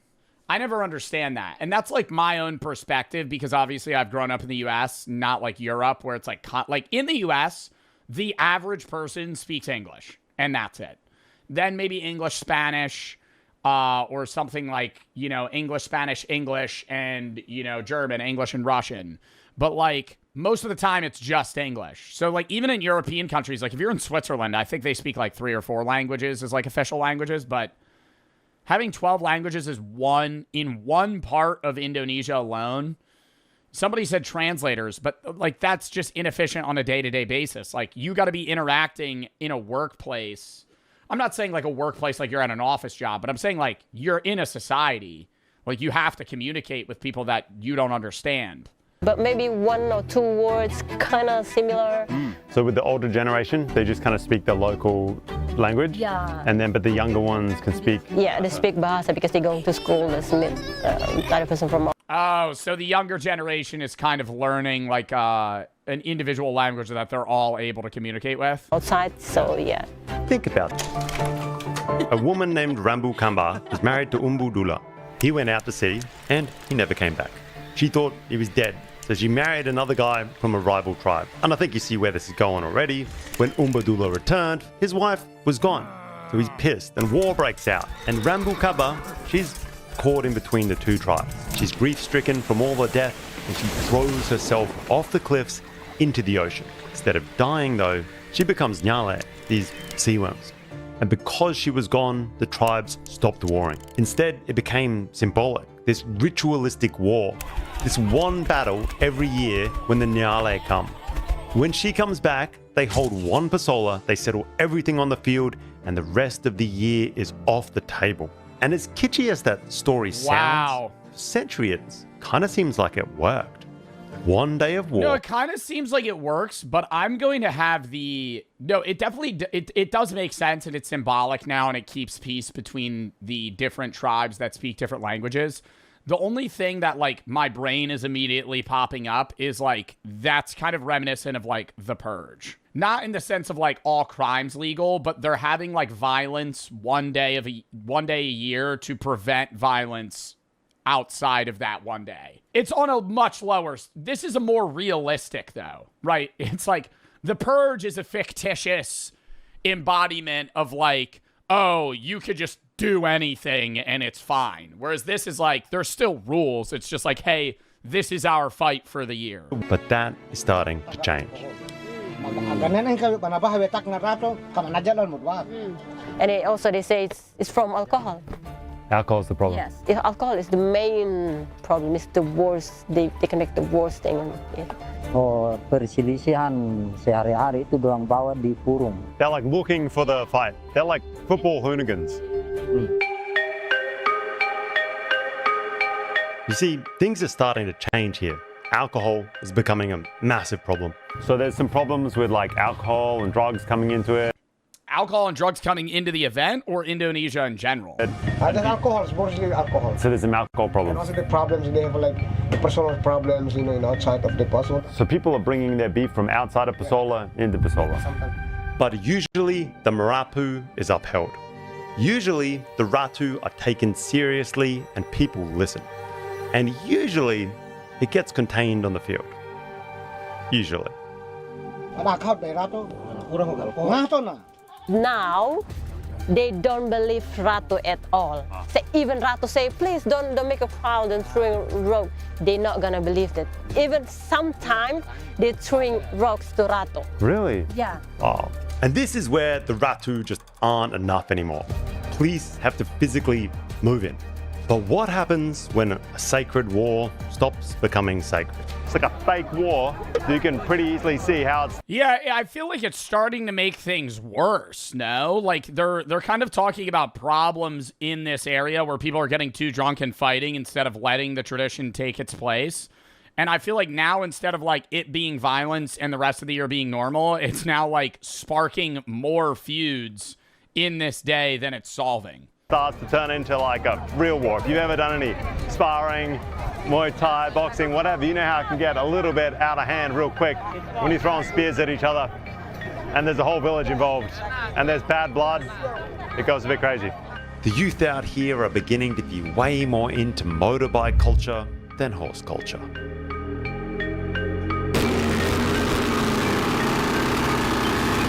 The horse culture is fading away.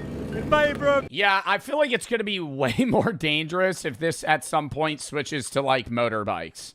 Like if they stop, I understand the horses and like the horses dying is a problem, but like if they start riding motorbikes around and like fucking throwing sticks at each other, like multiple people are going to die. These motorbike kids, these hotheads driving around, like to drink, go to these events and throw stones.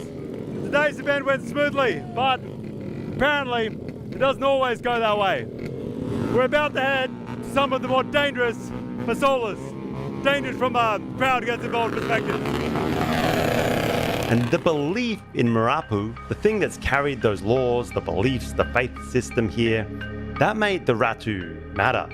Now, it's kind of faded. So actually, they're kind of worried that the fight culture will stop people coming. Yeah, that's what they worry.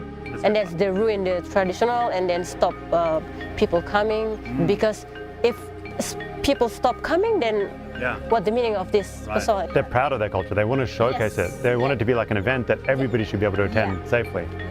And nowadays, far too often, tempers spill over and it turns into an alcohol-fueled, full-blown tribal war with the... I think it's like you have to build some level because the event's so much larger and there's so much more so many more things available to the people that are, spectating. I don't want to say you have to have like security, but there should be like scanning to get in, you know what I mean? Like you could make it an event where it's like traditional, but like, hey, you're not allowed to bring this. You can't like bring alcohol in your fucking motorbike on the grass. Like park that shit outside, Like, what are we doing? Like, it's a lack of respect for the tradition. Oh my God, that guy just got hit in the fucking head. Full-blown tribal war with the army involved.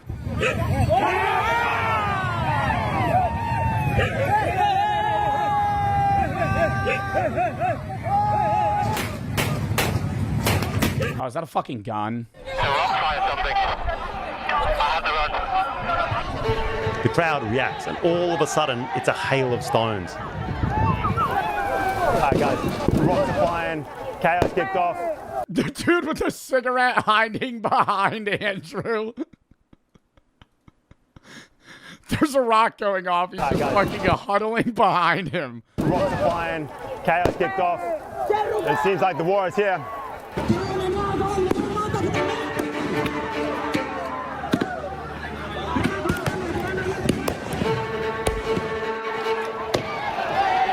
Dude, chucking rocks in the air, like that's how you, and there's so many old people in here, dude, that's how you kill somebody.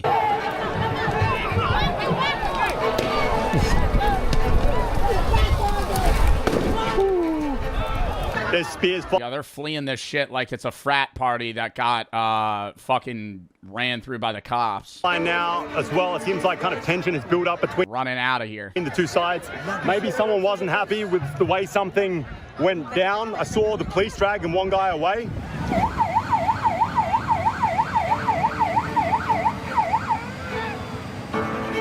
We're sort of pushing this way. Woo, shit. I would be so worried about that camera gear, bro. Even more than me getting hurt, I would be like, I'm holding a $10,000 camera right now. if I drop this shit into the water.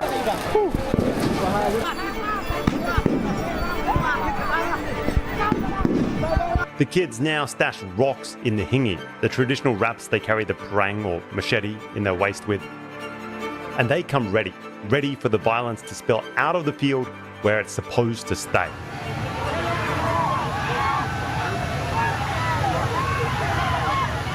First, it's microphones and maybe a flashbang or two. Then it's the tear gas. And then it's the water cannons. I feel like it's turned more, the way he's describing it, it's turned more into people kind of waiting for this part of the event than the actual tradition itself. Like, they're showing up with rocks in their fucking belts. Like, they're knowing this is going to happen and doing it anyway. Like...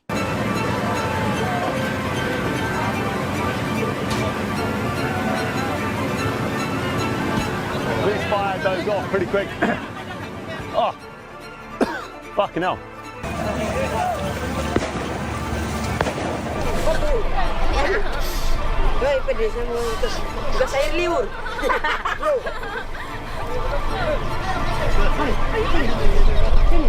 Is she enjoying it, or I don't understand? She's like smiling and crying at the same time. What's happening? They got tear gas. Lemboya may be the biggest event of the year. That ended in rock fights, maybe about an hour or two in. An hour in, it was a rock fight? Bro, no way. That's like, yo, they gotta have something. No rocks. No rocks allowed. 1 hour in, there's a rock fight. Wanukaka, and then it's just done. The second biggest on the island, barely 30 or 45 minutes in before it was over. Apparently, there's large border disputes in that area, and the tensions between the tribes is sky high. How has the Pasola changed since they were young compared to now? What is the difference? Beda. Aman. Dulu aman. Before, there's no like alcohol. There's no alcohol. Yeah. When he was younger, was it also like that? Itu tidak sering, not often. Dari hatinya mereka, dorang bawa di budaya. Because they have a problem outside of the Pasola, and then when Pasola happens, they see the enemies or they doesn't like someone, and they just, For this next generation, these youth, for many of them at least, these battles on the field aren't about the tradition. They're about the rock fights. You come for the fight, not what happens on the field. This has been going on for thousands of years, and the number of times it's most... Yo, this is starting to feel like a prom after party vibe, bro. Like, nobody cares about the event. They're just there for afterwards. Like, they're showing up like, okay, yeah, let's get the fucking tradition over with and start chucking rocks at each other. Turn into full-blown bloodshed. It can't be small. Itu bisa hilang. So if like that always happen like this, the culture, the Abadi Pasola will be gone. Yeah, it's ruining a lot of things about this place. Sumba might be one of the most magical places I have ever visited. And I travel the world for a living at this point. But the island sits in this just incredible sweet spot. On the one hand, it feels just completely unadulterated. The culture is raw, untouched, authentic. Oh, that guy's on beetle nut. On one hand, it feels just completely unadulterated. The culture is raw, untouched, authentic in ways that can feel impossible to experience in the modern world. Bro's geeking? Well, not geeking. He's just highly stimulated.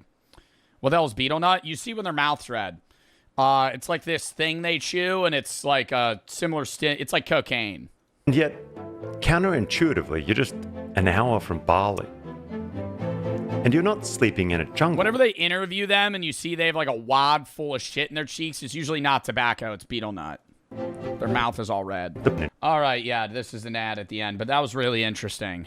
That was a fucking W video, dude. Steel ball run, but it's battle royale instead of racing.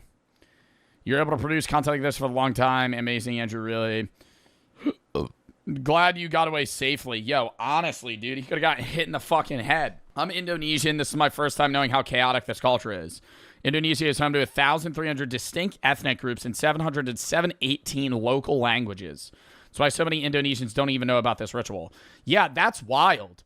Like, you live in Indonesia and you've never even heard of this. Because there's so many different cultures and traditions that it's like, you could be like 35 and having never heard of like this one island in Indonesia that does this every year. Next video, chat.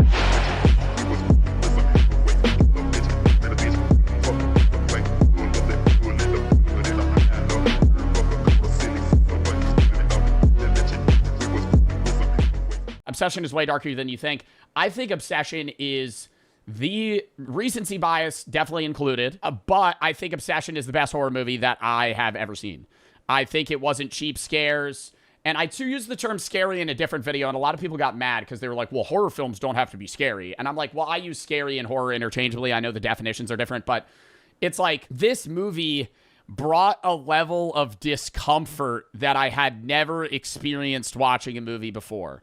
Not to the level of like gore or grossness that Terrifier has, just pure like stress. This was the most stressful movie I think I've ever watched. The entire film, I was watching it like this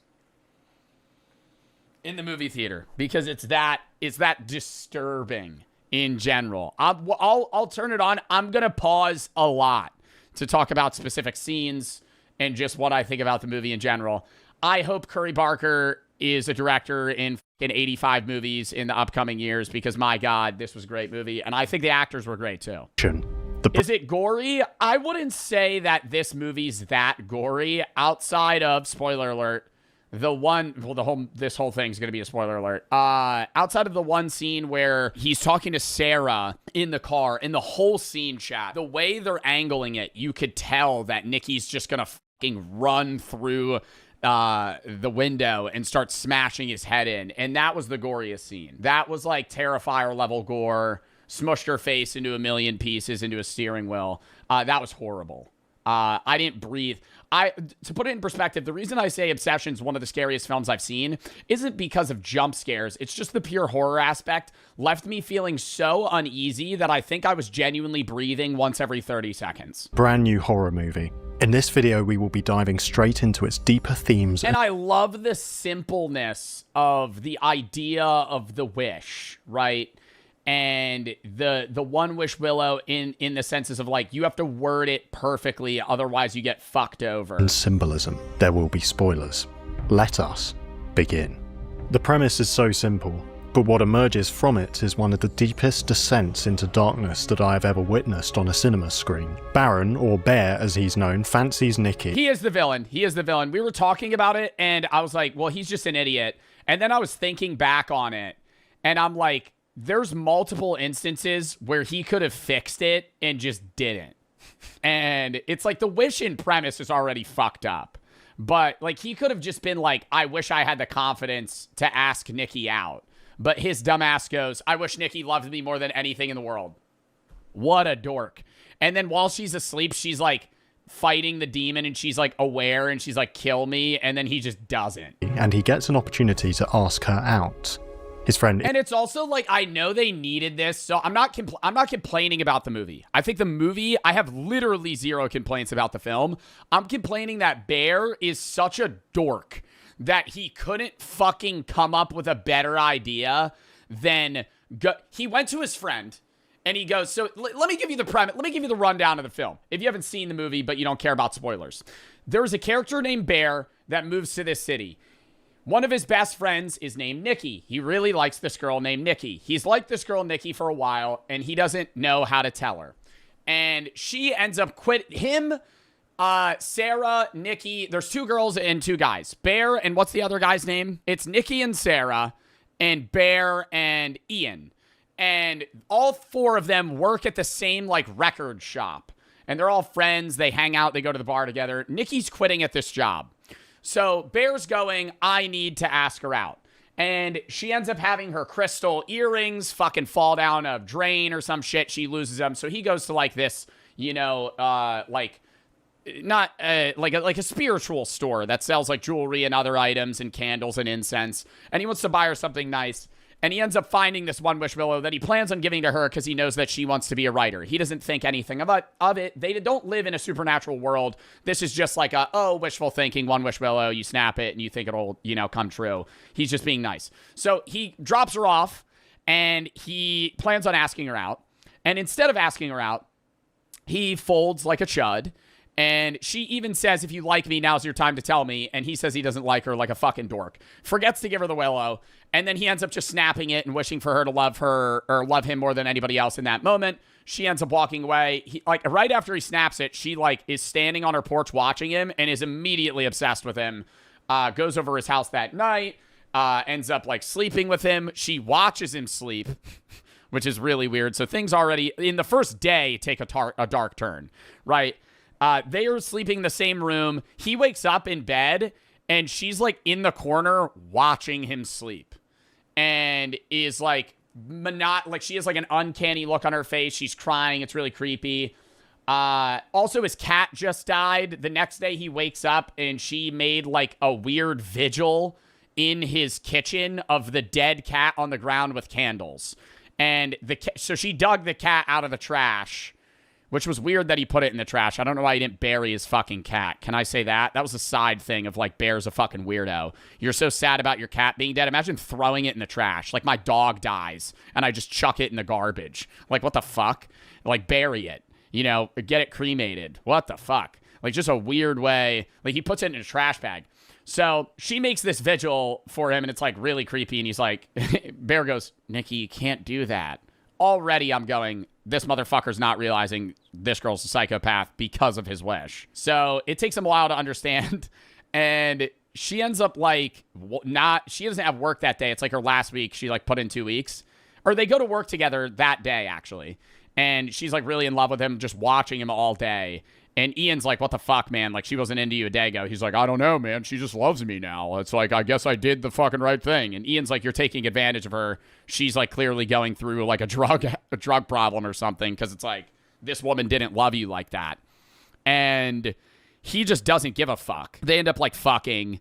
And it's the weirdest sex scene you've ever seen in your entire life. No emotion. She's just making the noises. And you could tell that she's possessed. So really creepy. I think that's the night where she actually watches him sleep. And then he tries to go to work the next day and she's crying and smiling and crying and smiling. Just a really emotional person, to a point where it's abnormal. She gets angry, then sad, then happy, then loving, all in the span of 30 seconds. And then she's well, you don't have to go to work. He's I have to. He turns around. The whole door is duct taped shut with 9 rolls of duct tape. She tried to blockade him in and he's trying to open the door and it's really funny, comedic relief. He's struggling to open the door and she's oh, well, you don't have to leave if the door won't open. He's no, I got it. And rips it open. I'll rant more about the story as we go on, but that's the base premise. And then it just gets worse and worse and worse and worse and worse. Should I just do a summary of the whole movie or before we start or no? We'll do more as we go. Ian is egging him on. Even Nikki. Oh, yes? Okay. So this will be Joe Bart telling the story. As he goes to work after she duct tapes the door shut, she stands in place the entire time she's gone and pisses and shits all over herself. She vomits all over herself. She's covered in a weird goop and she doesn't move for 9 hours. He comes back and there's actual feces on the floor And she's like, oh, you're here. And he's like, ew, what the fuck? And she's like, oh, don't worry, I'll clean it. He wants to go over Ian's house that night, but Ian's like, Nikki's clearly obsessed with you. Nikki can't come. So he says that, like, he's gonna go. She gets excited. She starts showering. And then randomly, he's like, oh, well, it's like a guy's night. And she goes, ah! In the shower. Like, violently. And it's like, oh, fuck. You're sitting there going, oh, my God. Like, this girl's crazy. So she ends up going to the party, and they're playing Jenga. But it's a version of Jenga. You might have played it at a party or not. It's like Jenga, but there's, like, dares on the blocks. So as you pull a block, you read it, and you have to do whatever it is. And they're going around, and Sarah has a crush on Bear. Bear knows this, but Bear, for some dork-ass reasons, obsessed with Nikki. Sarah's a beautiful girl. She's very nice. She likes Bear. Bear doesn't like her. I'm Bear. Sarah's here. Sarah pulls a block, and it says, or does Bear pull the block? Bear pulls a block, and it says, like, kiss the person to your left, which would be Sarah. And that's where you see this scene of Nikki frowning, where she looks up, and she's like this. She slow walks behind Sarah on a wooden floor, pulls her chair back, like, stands in front of where Sarah was, and then kisses him. Basically says she'll, like, kill anybody that, like, wants to be with him. And everybody's uncomfortable. And then she's like, okay. She was like, I'm joking. And nobody laughs. And then she's like, okay, I'm not joking. Fuck you guys. Randomly snaps out of it. Right? So, like, real Nikki comes back, starts freaking out, breaks a glass bottle, starts stabbing herself in the eye. Snaps back in, goes, oh my God, I'm so sorry. And then goes to the hospital. Bear brings her back, and he's like, and everybody's like, what the fuck?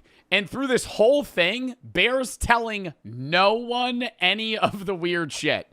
Bear's like, I don't know, man, she's just going through something. Her dad died. She lied about her dad having cancer or something. And when Bear brought it up, she, in the middle of a restaurant, has a fucking full-on meltdown. Anyways, I'm skipping some things. Fast forward, she packs him lunch one day for work. He goes, he eats it. On a sticky note, it's like, for my love, Bear, and he wants to be a food critic. On the back of the note, it says, how does cat taste? And Sarah's reading the note, and she's like, what does it mean, how does cat taste? And he's eating his own dead cat that Nikki filleted, cut up, and put into a sandwich. He throws up. It gets to a point where, God, I'm trying to remember, like, what else happens. She watches him sleep. They end up having a conversation where he's really uncomfortable, and then she does this really backwards walk, like, uncanny shit. He says he's going to go out and, like, give her time and space, and she basically threatens to kill herself like a psychopath, which is weird that actually happens in real life. And it's not Nikki's fault in the movie because Nikki's obviously possessed, but it's like there are people that do that. It's like every toxic relationship times 5,000 to, like, the worst possible capability it has. Oh, she also snaps out of it while they're making out one time. And then he just, like, doesn't care, which is really weird. He ends up realizing it has to do with the wish. He calls the One Wish Willow hotline, in which the guy goes, you can't undo a wish. And he goes, like, well, can I get another one? And he goes, well, you get one. And so Bear goes, well, what do I do? And the guy goes, well, you could kill yourself. And he's like, what? And he's like, oh, well, the wish only lasts till you die. So then Bear's like, well, I don't want to kill myself. So he, like, just keeps trying to be, he's basically like, Nikki, if you love me, you got to be normal. And she's like, okay. She'll have, like, a bout of being normal and then immediately be weird again. And he ends up going to Ian. Well, Sarah ends up telling him that Ian's been fucking Nikki and didn't tell him. And Sarah's like, I know Nikki's not in love with you because Nikki's been sleeping with Ian. So what the fuck's happening? And Bear's like, well, oh, like, I didn't know that. He ends up sitting in a car with Sarah. He ends up finding out, like, Sarah likes him and they were going to kiss. And as they were about to kiss, Nikki runs through the windshield, smashes Nikki's head in, kills her, and then wraps around the back. And she's like, well, Bear, you did this. This is your fault. And then they hide the body. So they get rid of a body. They murder someone. They hide the body. Then bro, you're saying spoilers. The whole movie's a spoiler, dork. They hide the body, and then Bear finally has the bright idea of going back to the store and getting another One Wish Willow and trying to get his friend to undo the wish by using their wish. So he goes to Ian, this guy, and he goes, "You're not going to believe me. Nikki's possessed. I asked her for love me more than the world, blah, blah, blah. You need to undo this wish. This is what you need to say." Ian goes, "Bullshit. I wish for $1 billion. Snaps it. $1 billion falls from the sky. Ian goes, "Fuck." And Bear goes, "Fuck." Bear's next bright idea is to buy another One Wish Willow and bring it to Nikki and say, "Nikki, wish that you never loved me." Go to a homeless person, give him $20 and go say this and snap the stick. Are you a fucking idiot? I'm going to buy 100 of those One Wish Willows. I'm walking on the side of the road and I'm saying, "Say this, snap it, and I'll give you $20. And a homeless guy's doing it. You're a jack off. You know, you're a jerk off. You're an idiot, right? Why did he not do that? So he ends up going back to the house, tries to get her to do it. She has a fucking revolver she got somehow. She's covered in blood. And she's like, "You're going to shove this revolver up my vagina." And he's like, "Whoa." Ian comes in the door and goes, "Dude, it's $1 billion. It's real." Bang! She kills him. So now both of his friends are dead. And she like lays on him crying. And he's like, "I'm going to go to the bathroom and freshen up." She tries breaking in. And then Bear has the gun. He is going to shoot himself. Chickens out. Ends up swallowing a bunch of pills. And as he's about to he swallows a bunch of pills, so he ODs. And he tries to gag himself to throw him up because he chickens out. But as he chickens out, you hear the One Wish Willow snap. And then he goes, and Nikki wished for him to love her more than anything in the world. So he doesn't throw up the pills. He goes, they make out. They're all demonically in love with each other. And then he ODs, as he would, because he took fucking 40 pills. And dies. And right before he like fully dies and his heart stops, Nikki has a gun in her mouth and she's about to fucking kill herself and then snaps out of it because he's dead.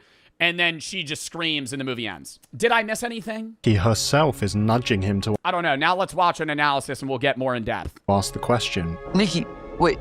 I was gonna ask you, What? I lost my train of thought. What else? Oh, he's such a loser, man. It's just like, it pisses you, the whole time it pisses you off. You're like, just fucking say something. Oh, just say something. Hey. But he finds himself unable to ask, cursing himself as Nikki walks away from his car. The incest poem? Oh, when they were at the party, Nikki pulled a block and then read a really weird poem about, like, if you don't fuck me, I'll cut your dick off and shove it inside me. And then she was like, only a branch from a willow tree could conjure or some shit. Yeah, it was really weird. And towards her house, he takes out his... Yeah, in front of everyone, she reads a poem basically being like, "You're gonna fuck me tonight." Like... One Wish Willow, a novelty toy that he bought at an occultic store. And that's when he makes his one wish. I wish Nikki Freeman loved me more than anyone in the entire world. Like, why would you say it? Why would you word it like that? Like, if I had that and I had a crush on that girl, I'd be like, "I wish me and Nikki were dating." It's not like you could wish that. You'd be like, "Oh, I wish I had the confidence to ask her out." Boom. I wish she found me attractive. Like, boom. And then you work off that. Like, and then he snaps the stick. Well, it's a classic case of be careful what you wish for, because this ritual is devastatingly effective. Or is it? We'll get to that. It seems to possess Nikki's body with a spirit, or a doppelganger, with an insatiable desire to be united to Bear. And the torment that this brings about actually expresses something of the biblical understanding of judgment. You see it in Romans 1. God's judgment on humanity, in our fallenness, in our rejection of him, is to hand us over to our wicked desires. It turns out that getting what we want in our fallen state is hellish. Of course, the Bible doesn't end there. There is a light shining in the midst of that darkness. There is a savior. In the film, what unfolds is incredibly bleak. It's an out-and-out tragedy, but I think it leaves us with a longing for something more. I love this. I love this movie. Like, it is it's filmed so well too. Like, down to the camera angles, man. Like, this scene where Sarah and Bear are talking, and it's not panning, like, if you're the car, it's not panning like this. It's going... So it's catching their perspectives. There's two cameras, and it's like as they talk, it pans, and you just see, like, the window, and you know something's going to happen. Like, I remember I leaned over, and I'm like, one of these motherfuckers is going to die right now. Like, somebody's going to come crash the party. Baltic store where Bear purchases the One Wish Willow is called the Green Man. In modern New Age circles, the Green Man has become regarded as a pagan fertility symbol. But actually going further back in time, the Green Man has been a prominent symbol in Christian art and architecture. In the medieval collection of tales, The Legend of the Rood, there is an intriguing story of Seth burying his father Adam, the first human being. According to the story, while Adam was dying, Seth placed 3 seeds under his tongue. These sprouted and grew into a tree nourished by Adam's decaying corpse, and the wood from that tree was used to make the cross on which Jesus, known as the second Adam, was crucified. So the Green Man, however it's appropriated nowadays, is a Christ-haunted symbol. The possibility of curse being lifted, of life coming from death, hangs in the air for much of the movie, and we as an audience, as we continue this blistering descent into darkness, our yearning for resolution alongside the characters grows ever stronger. Anyway. The best thing that I saw somebody come up wish-wise, like monetarily, isn't wishing for $1 billion. It was somebody saying, I wish for a credit card that has no limit, only I could use it, I can never lose it, and I can buy anything I ever want with it. I could pay anything I want with it. So it's like you basically phrase it to where it's like, I don't have money, but I have the capability to buy anything I want without fucking up the economy. Like, you don't have to manage money. You don't have to do anything. You just have a card that's like associated with your being that you could just buy anything with. Bear visits this shop, the Green Man store, rather Isn't that more than one wish? No, not if you word it in the right way. aimlessly. At first he's looking for some crystals which might help to provide good vibes with Nikki. But then he happens to notice something else, a box of One Wish Willows. And he buys one on a whim. There's this writing on the box. The front says, One Wish Willow, amaze your friends. You only get one wish. And the back says, spark the middle and break in half. Usage, open the package to a magical jingle and a fun pop surprise. Hold the One Wish Willow gently, break it in half and state your wish clearly. Wait up to 24 hours for your wish to come true. Disposal. After granting your wish, the One Wish Willow loses its magical properties. Now that's fascinating. The text implies that you should state your wish before breaking the stick in. How are you going to pay off a credit card? It has unlimited money. I wish I have a card that has unlimited money. It'd just be like a card that gets you anything for free. Half. But Bear states his wish and then breaks the stick. It's a subtle detail, and I'm not saying that everything would have panned out okay if Bear had only followed the exact order on the box. But it's notable nonetheless. On the right hand side of the box, Oh, you break it, then say your wish. we can just about see that the company is called Tabby Cat Curiosities. That of course has personal resonance for Bear because the film begins with his cat Sandy dying after getting into a bottle of oxycodone, a highly addictive painkiller. There's even a website listed above the logo, www.tabbycatcuriosities.com. I tried going to the website by the way, but it didn't work. And beneath the logo, the box says, contact us if you have any problems or questions with your One Wish Willow products. Please contact our customer service number at 1-323-747-7118. We're here to help. Shall we see what happens if we actually call that phone number? I haven't tried this. I feel like it's going to go to nothing. It's ringing. Why does he have a flip phone? Hey, you've reached the One Wish Willow hotline. No way. Unfortunately, we're not liable for any unintended things that might have happened to you or your loved ones. That includes property damages, psychological distress, emotional trauma, extreme personality changes, special displays of love, bodily harm, death, or anything resembling possession and stuff like that. It's all there in the fine print, but maybe you didn't read it. Most people don't. If you need further assistance, well, I hope you can find it because there's not much I can really do. Good luck.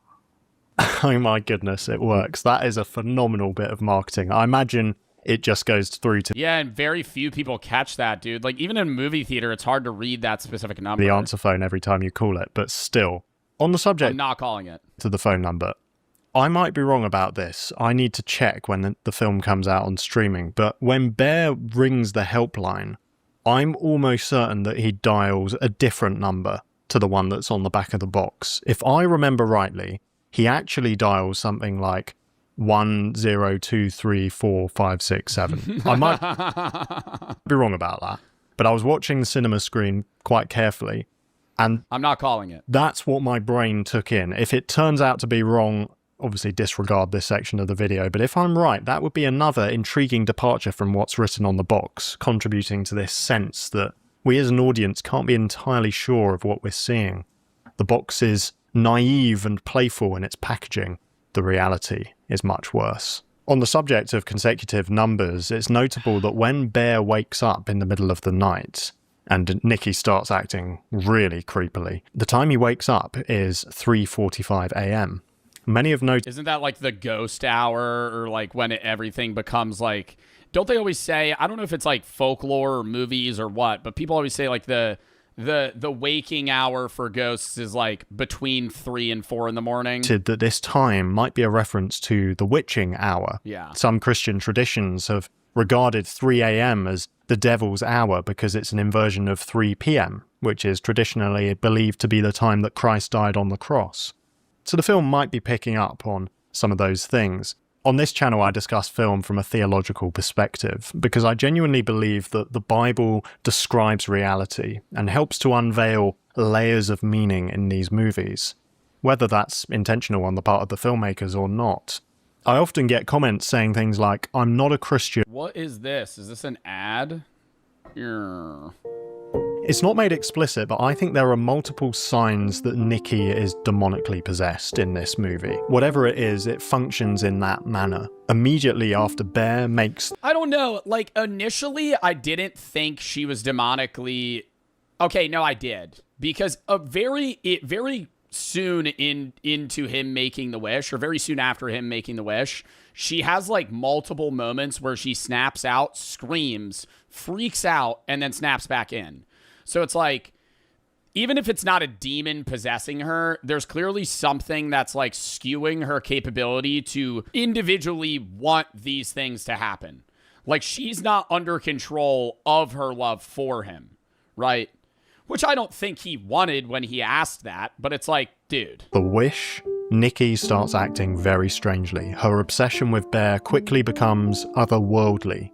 She moves in with him, she makes a bizarre indoor memorial for his dead cat, she watches him sleep, she gaffer tapes his front door to make it hard. That shit was crazy. Dude, that's like 9 fucking rolls of tape. When they turned and I saw that, that's when the woman next to me, I said this, I didn't spoil it at the time, but after I watched the movie, I came back on stream, bro, the woman next to me went, "Oh, fuck no," out loud. And I died laughing. It was like the funniest side commentary. Like, you just sitting there, just a random person, just hearing their reaction to that. His front door to make it harder for him to leave. And when he prizes that door open, she just stands there waiting for him to return. Oh my God, she poops. Oh my God, it was disgusting. Like feces on the ground, pissing, shitting all over herself. So creepy. That building sense of dread as Bear does his day of work, and then how will he find her when he returns home? Will she have changed even more? While he's at work, he opens the packed lunch that Nikki has made for him, and inside are 2 Polaroid photos. The top one is a photo of Bear with... Oh my God, and the other one, dude, it's just him sleeping, and she's like fucking taking a picture of it. A heart, and the caption, "You." The second photo depicts both of them lying next to each other, and the caption chillingly says, "Not me." And that's a sign that the real Nikki is trying to signal to Bear. The Nikki who is obsessing over him is not the real Nikki. The real Nikki is trapped somewhere within. The sandwiches... I think the biggest turning point that fully submitted Bear as like a horrible person is when she was like, "Kill me," in her sleep. And then he just didn't do anything. I'm not saying he needed to kill himself. I'm not saying he needed to kill her, but he just kept trying to band-aid it, where he was like, oh, you know, you just have to be normal. It's like, bro, clearly she's possessed. Like, I don't think I would have killed myself, but I think I immediately, after she fucking pissed and shit all over the ground and put a sigil of the cat, I immediately would have gone to the store and started asking people to make the wish to reverse it. Like, I would have tried to, like, stop then. In the lunchbox are filled with the meat of Bear's deceased cat. He did say, what's so bad about being with me? Yeah. Grim. Is that the sort of thing that a person who genuinely loves Bear would do? No. It's bizarre. It's disturbing. It's a form of torment. I think throughout this film, we are seeing a demon's torment. Bro, and the shittiest part is when you think, like, the movie ends and you're like, oh, fuck, Nikki snapped back into it. Bro, Nikki now is going to go to jail for the rest of her life because nobody's going to believe that the One Wish Willow is real. And she already used her One Wish Willow, so she can't get out of this, right? She can't go to the store, buy One Wish Willow, and get out. She's going to be charged with triple homicide. She's going to be charged with killing 3 people. Like, it's masquerading as being in love with Bear. The demon can keep up the act to some degree, but the mask slips quite catastrophically in a lot of places. Does your dad really have cancer? No. No. No. No. What? No. No. No. No. No. No. No. Don't do that. Bear is beginning to panic, so yo, that scene was fun. Yo, I don't think that's my favorite scene, but that's like, oh my God, in the middle of the restaurant, everybody turning. Holy shit, the pure panic you would have. He calls the helpline on. Because it's not like scary. It's like, oh my God, this is like the worst thing you could do at a restaurant. The back of the box. And like the staff that we encounter at the Green Man's store, just like a child meltdown. The person on the other end of the line is worryingly laid back. He sounds bored. What's up? I was calling to see if there's a way I can alter a wish. Like to cancel your wish? No. It's okay to keep the... I just want to know if I can... Ah, see, right there! Right there! Right there, bro. Yes. What? He got that, bro. You ask for a girl to fall in love with you, she stands in place for 9 hours, duct tapes your door shut, and poops all over herself. And you're like, nah, I could fix this. Whoa. Like, alter it a little. I'm sorry, we don't really do that. No? If you have any questions about how the wish... Why would you not cancel it? Well, he can't cancel it. I'm saying he just didn't say... He should have said, yeah, I want to cancel it. Either way, later on in the conversation, he goes, well, the only way you solve this is if you kill yourself. Works, if you read the back of the box. Is it even real? Yeah, it's real. No, I know that is her love real? Oh my God, and he goes, do you want to talk to her? Oh my God, I forgot about that. He goes, do you want to talk to her? And he puts her on the phone. Well, he doesn't put her on the phone. He just like lets him hear what's happening inside the house.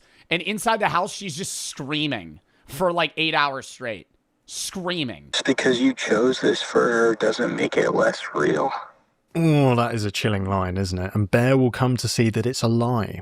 The obsessive love for him that is being expressed through Nikki's body is not genuine, it's demonic. And therefore it's not love, it's a fleshly, all-consuming addiction. That's what Bear has unleashed. It's also on this phone call that Bear learns how he can break the curse. So she's just stuck like this forever? Well, yeah, I mean, as long as you live. As long as I live? And then something even more disturbing happens. The man on the other end of the line offers Bear an opportunity to speak to Nikki. We hear her anguished screams over the phone line. Is that the real Nikki? Oh, I didn't even think about that.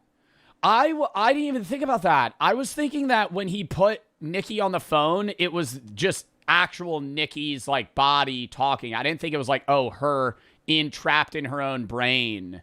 It's real Nikki. The one who has been imprisoned and suppressed by Bear's wish. Perhaps. At Ian's house party, Nikki silences everyone through a dark, incestuous retelling of Hansel and Gretel. So it's really weird. It's about Gretel seducing Hansel, basically. Again, it's so carnal. It's pure, self-centered obsession, not self-giving love. And it ends with Gretel saying, Hansel is my soul, A love that only the branch of a willow tree could conjure. A love only the branch of a willow tree could conjure. And that line is Yo, and after all, yo, that's what I also can't believe. Like, the friends saw Nikki have that meltdown, stab herself in the eye with a glass bottle, and then, like, next day, they were just like, yeah, that was weird. I feel like if I was friends with Nikki and Bear, I'd be like, yo, dude, you got to put her in, like, a 51-50 hold. Like, like, she needs to be in, like, a padded room, man. Like, this is not normal. Like, what the fuck? Delivered knowingly. But he doesn't. They just go back to work and they're like, I want to talk to you. Nikki's not for you. Nikki's not sane. The Bear. What? I think the demon knows I'd be like, bro, she just stabbed herself in the eye. What's a 51-50 hold? Where you're basically forced to, like, be in a hospital because you're a threat to yourself. exactly what's going on. It's tormenting the real Nikki, suppressing her. And it's also tormenting Bear. The party ends with Nikki stabbing herself in the face with a broken bottle. Is that the real Nikki, piercing through, desperate for her torment to end? Probably, because later that night, when Bear gets out of bed, Nikki is asleep. And in that state, we seem to get another moment of the real Nikki piercing through.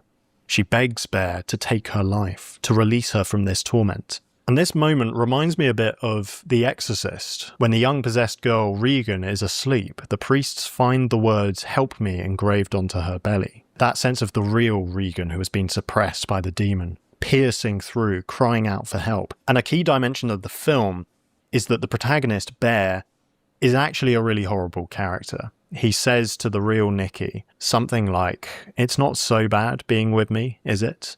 And then he leaves the room. Part of him wants to keep this going. He doesn't love the obsessive version of Nikki. He's scared of that, obviously. But equally, he doesn't want to listen to the real Nikki. What he really wants is someone in between, which again would be a figment of his imagination, a fantasy. The car scene is truly shocking. Bear and Sarah share a genuine moment of connection.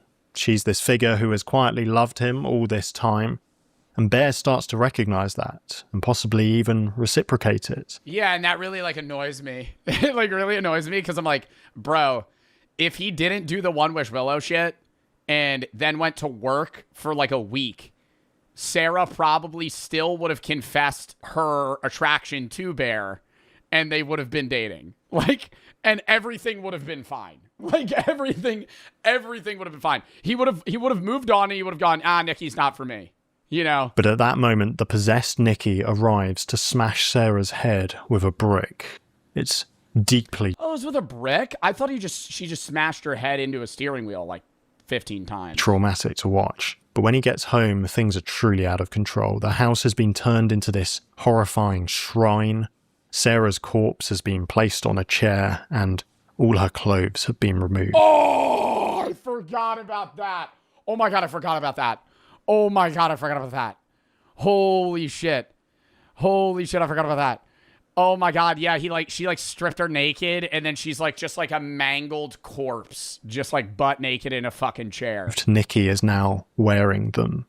That sense of she wore her hair, trying to steal the love for Sarah that Bear might have had and claim it for herself. This brings us to the ending. Bear locks himself in the bathroom. He tries to kill himself with a gun, but finds himself unable to do it. So he then reaches for the oxycodone pills, the ones that killed his cat. Is this a redemptive, heroic final act? Is he choosing to sacrifice his life in order to set Nikki free? Well, it seems to me, the way it's framed... But it's like too little too late, you know? Like, they've already killed two people, and now he's like, okay, I'm just going to kill myself. I don't think he was killing himself to help her. I think it was like, I have no other option. Like, this is the only thing I can do. I don't think he was doing it for her.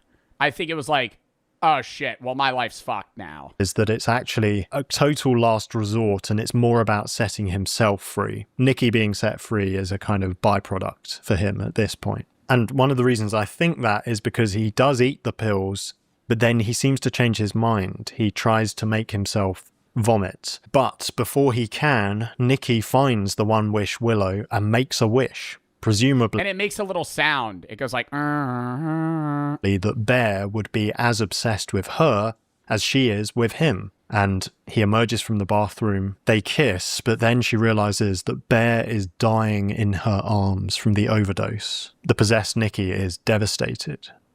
Why?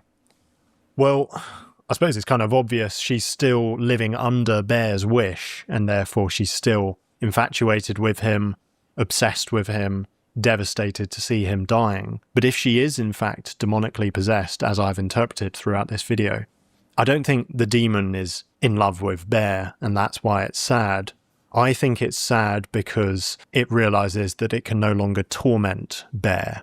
Now, it may also know that it will be expelled from Nikki's body once Bear dies. It'll no longer be able to torment her either.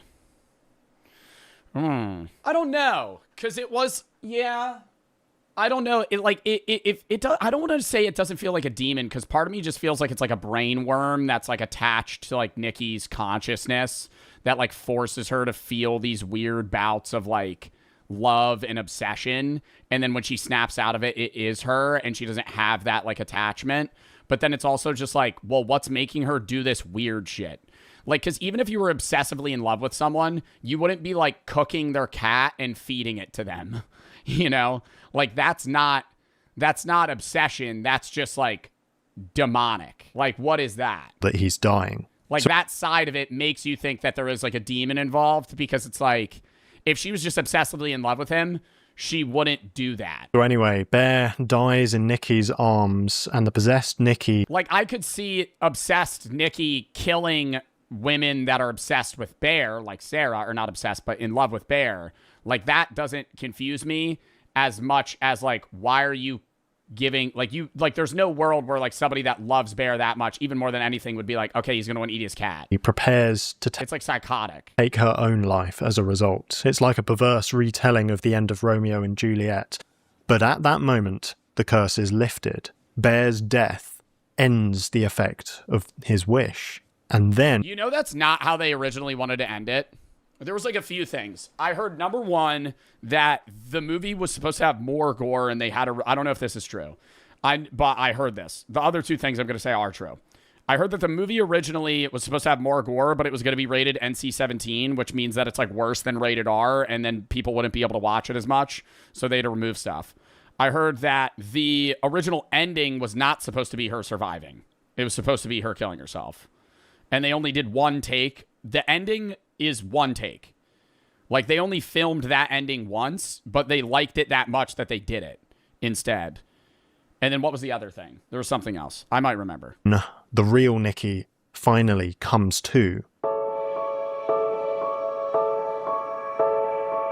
So there's a hint of deliverance there. Nikki is released from the curse, but it's definitely not a happy ending. She returns to her body and her life, only to find it in total ruins. Sarah, Ian, and Bear are all dead. This friendship group, utterly ruined by this careless wish. So to return to the title of this video, what is the real horror of obsession? Well, to me it resides in a simple question. Did Bear get his wish? Well, I think the horror, like the fear factor of the movie, is that it's not... I think any movie where the horror resides in something that is human but off is always more scary. Like, the uncanny is always more unscary, or more scary than something that's like a monster, right?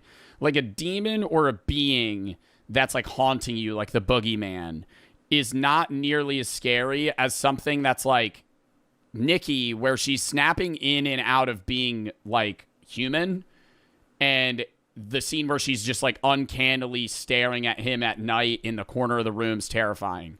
Where she fucking snaps in and out of it, and she's walking backwards and like poetically talking about how she's gonna kill herself and her blood's gonna go cold if fucking Bear leaves. Like, that stuff, it's like, it's taking like real world relationship obsession and then amplifying it to a level that's like uncannily scary, so it feels more fearful than something that's too outlandish that it's like, okay, this is, you know, it's fucking Edward Scissorhands, you know, it's a Texas Chainsaw Massacre. Like, sense, yes, his wish was very clear.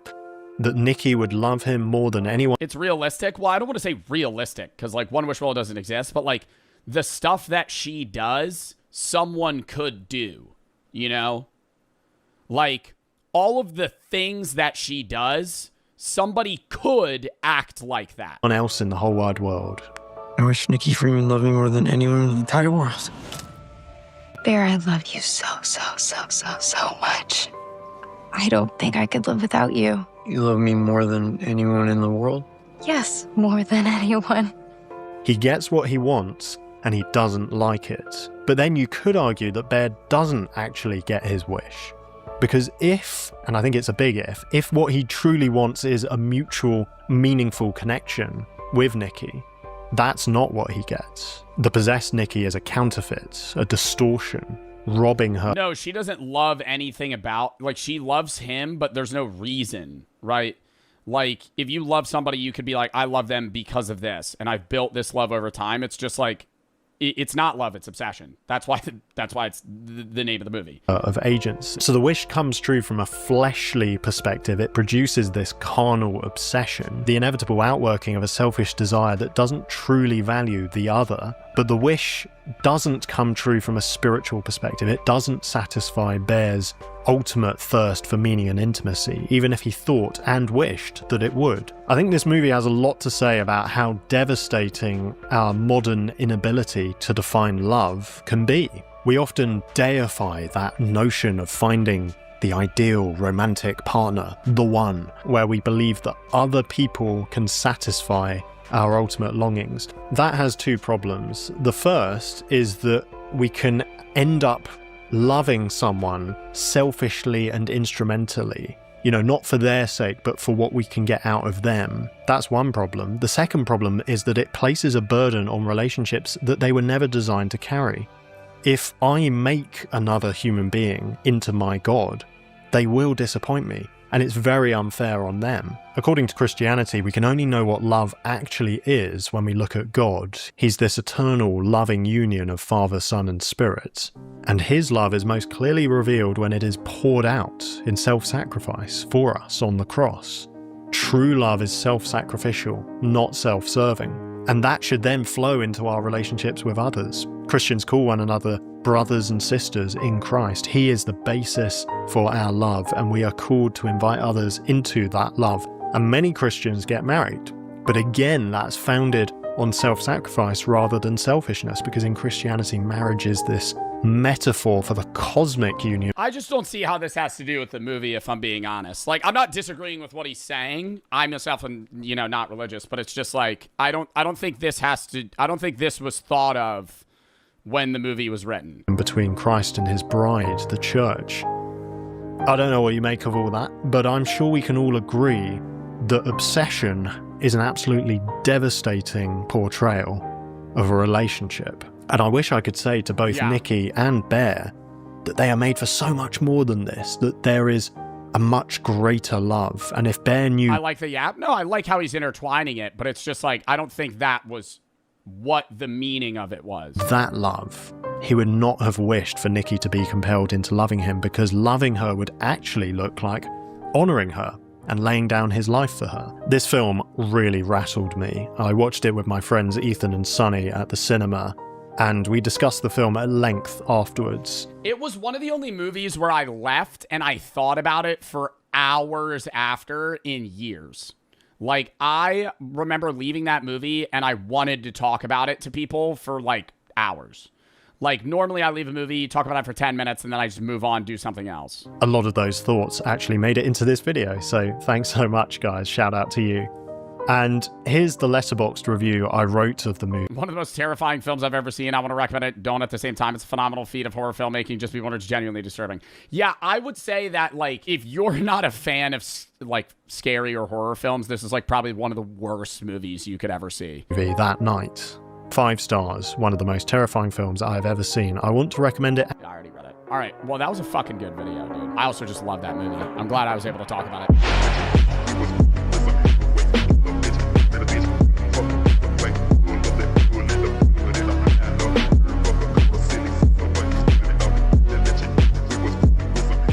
The 7 levels of monsters. Lock it. Rewind. We're 6 seconds in. Rewind. The 7 levels of monsters explained. Level 1. Do I want to guess? Level... I can't really guess any levels between 2 and 6. Level 1 has to be like shitty grunts. Like a level 1 brute. Like a zombie. Is a zombie more than level 1? Level 7's gotta be like Art the Clown. Like something that's just like an individually terrifying thing or idea. Level 1, local threat.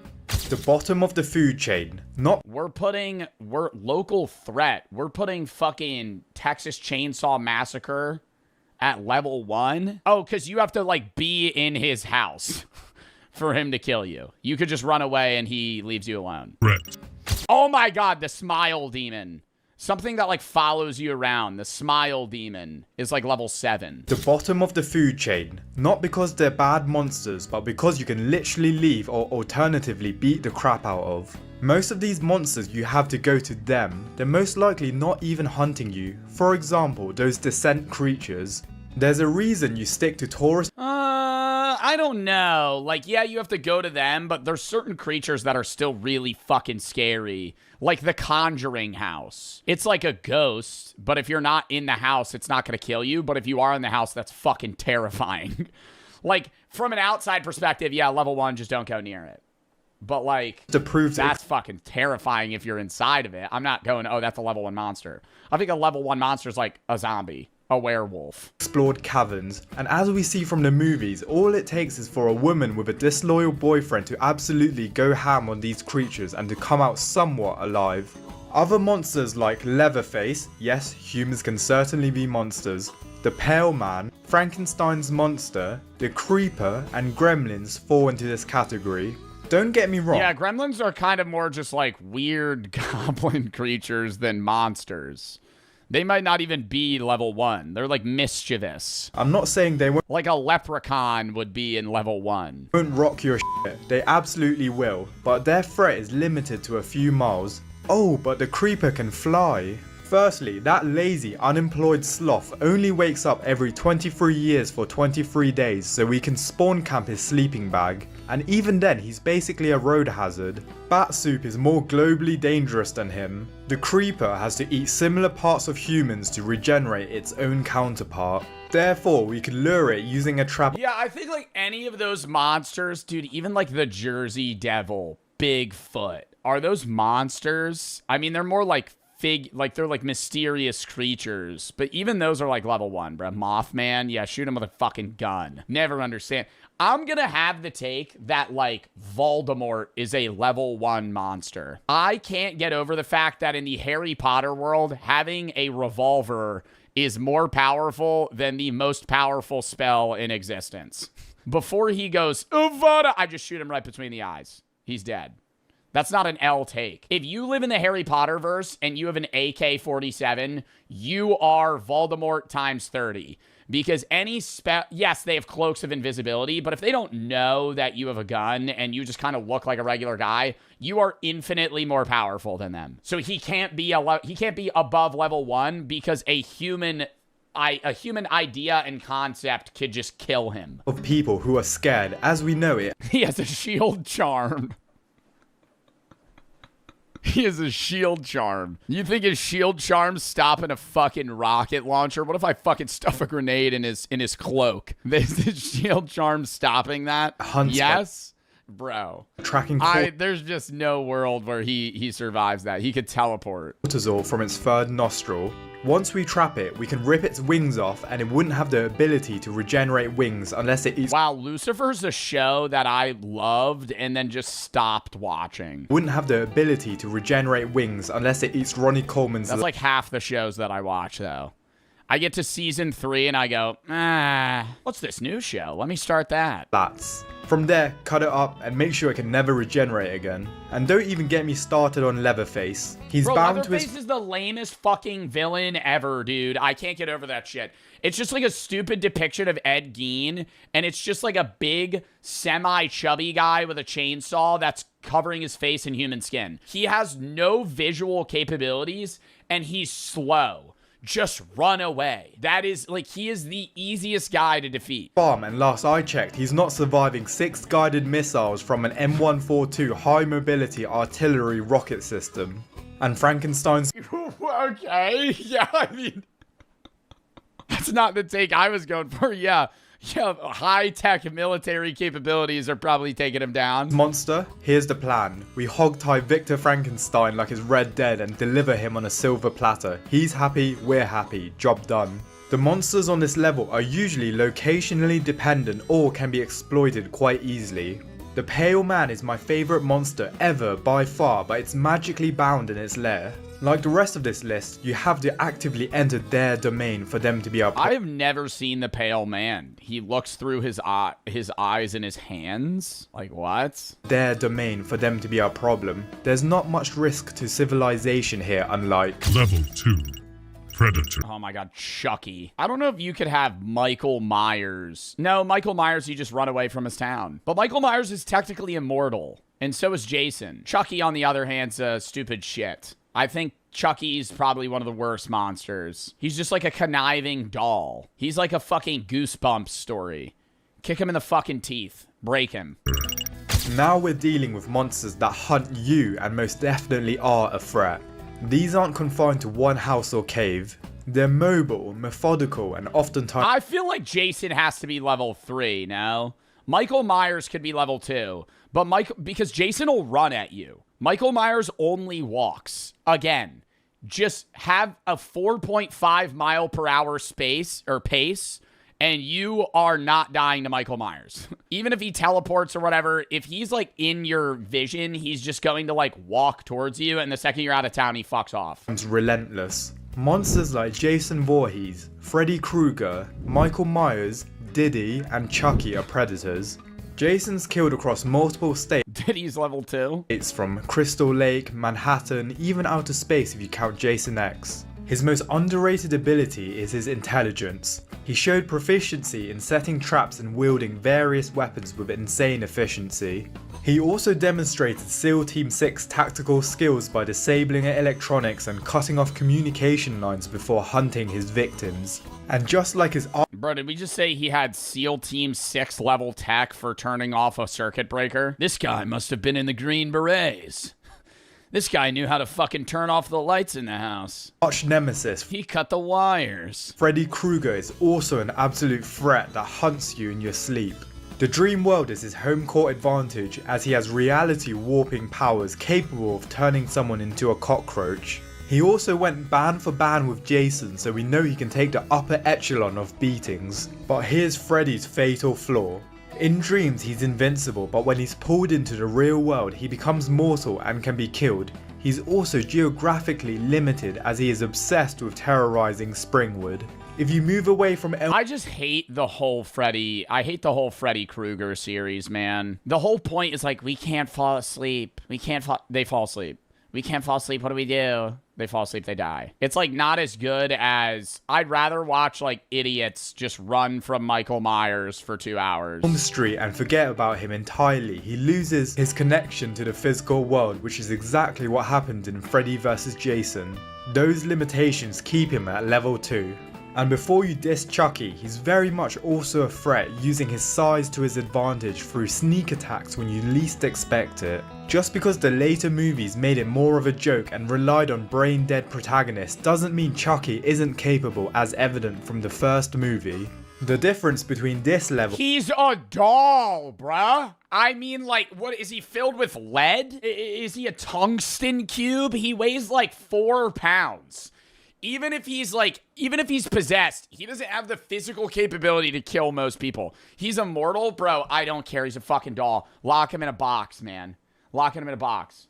I'd fucking tie his ass up. And the last is that they're more seasoned killers and actively hunt. But I still wouldn't call them apex. He's the strength of a full-grown man. I hate when... I'm gonna look up how strong is Chucky.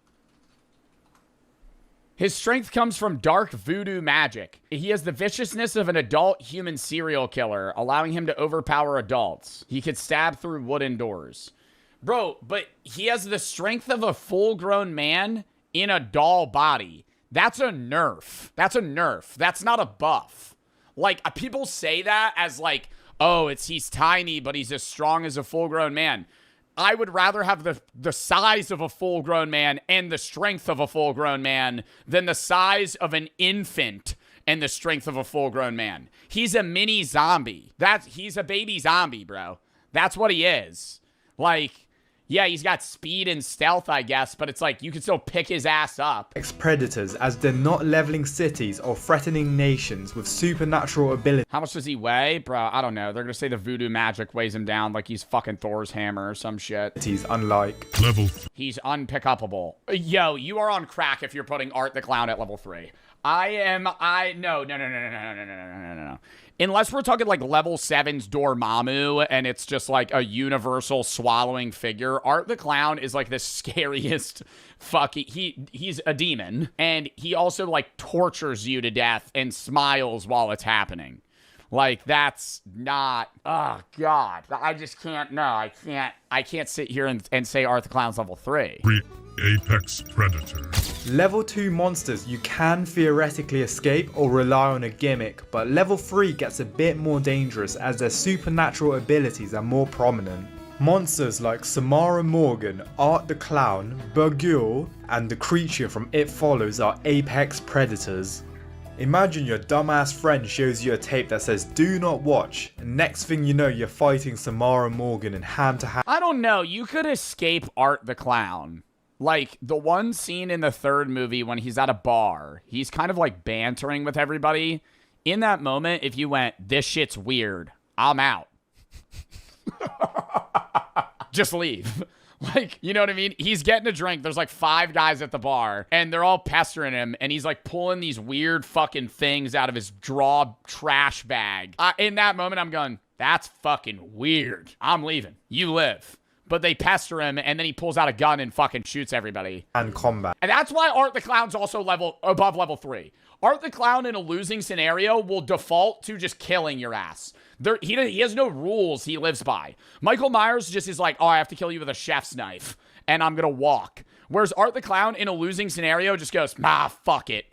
Bang! And just shoots you. And no offense, you're not winning. Okay, sure, you can show the tape to someone else, but you're not exactly defeating level 4, Anton Chigurh. It from humanity's perspective. Similarly, the scene with him in the tractor, editor, put that up. The creature... You don't know Anton Chigurh? Bro, Anton Chigurh might be level 7, dude. From It Follows punishes you for getting too freaky. Bet you're finally glad you're a virgin now because that's the only way you can beat this monster. But seriously, the entity doesn't eat, sleep or tire, and while you can pass it on, you're never truly free.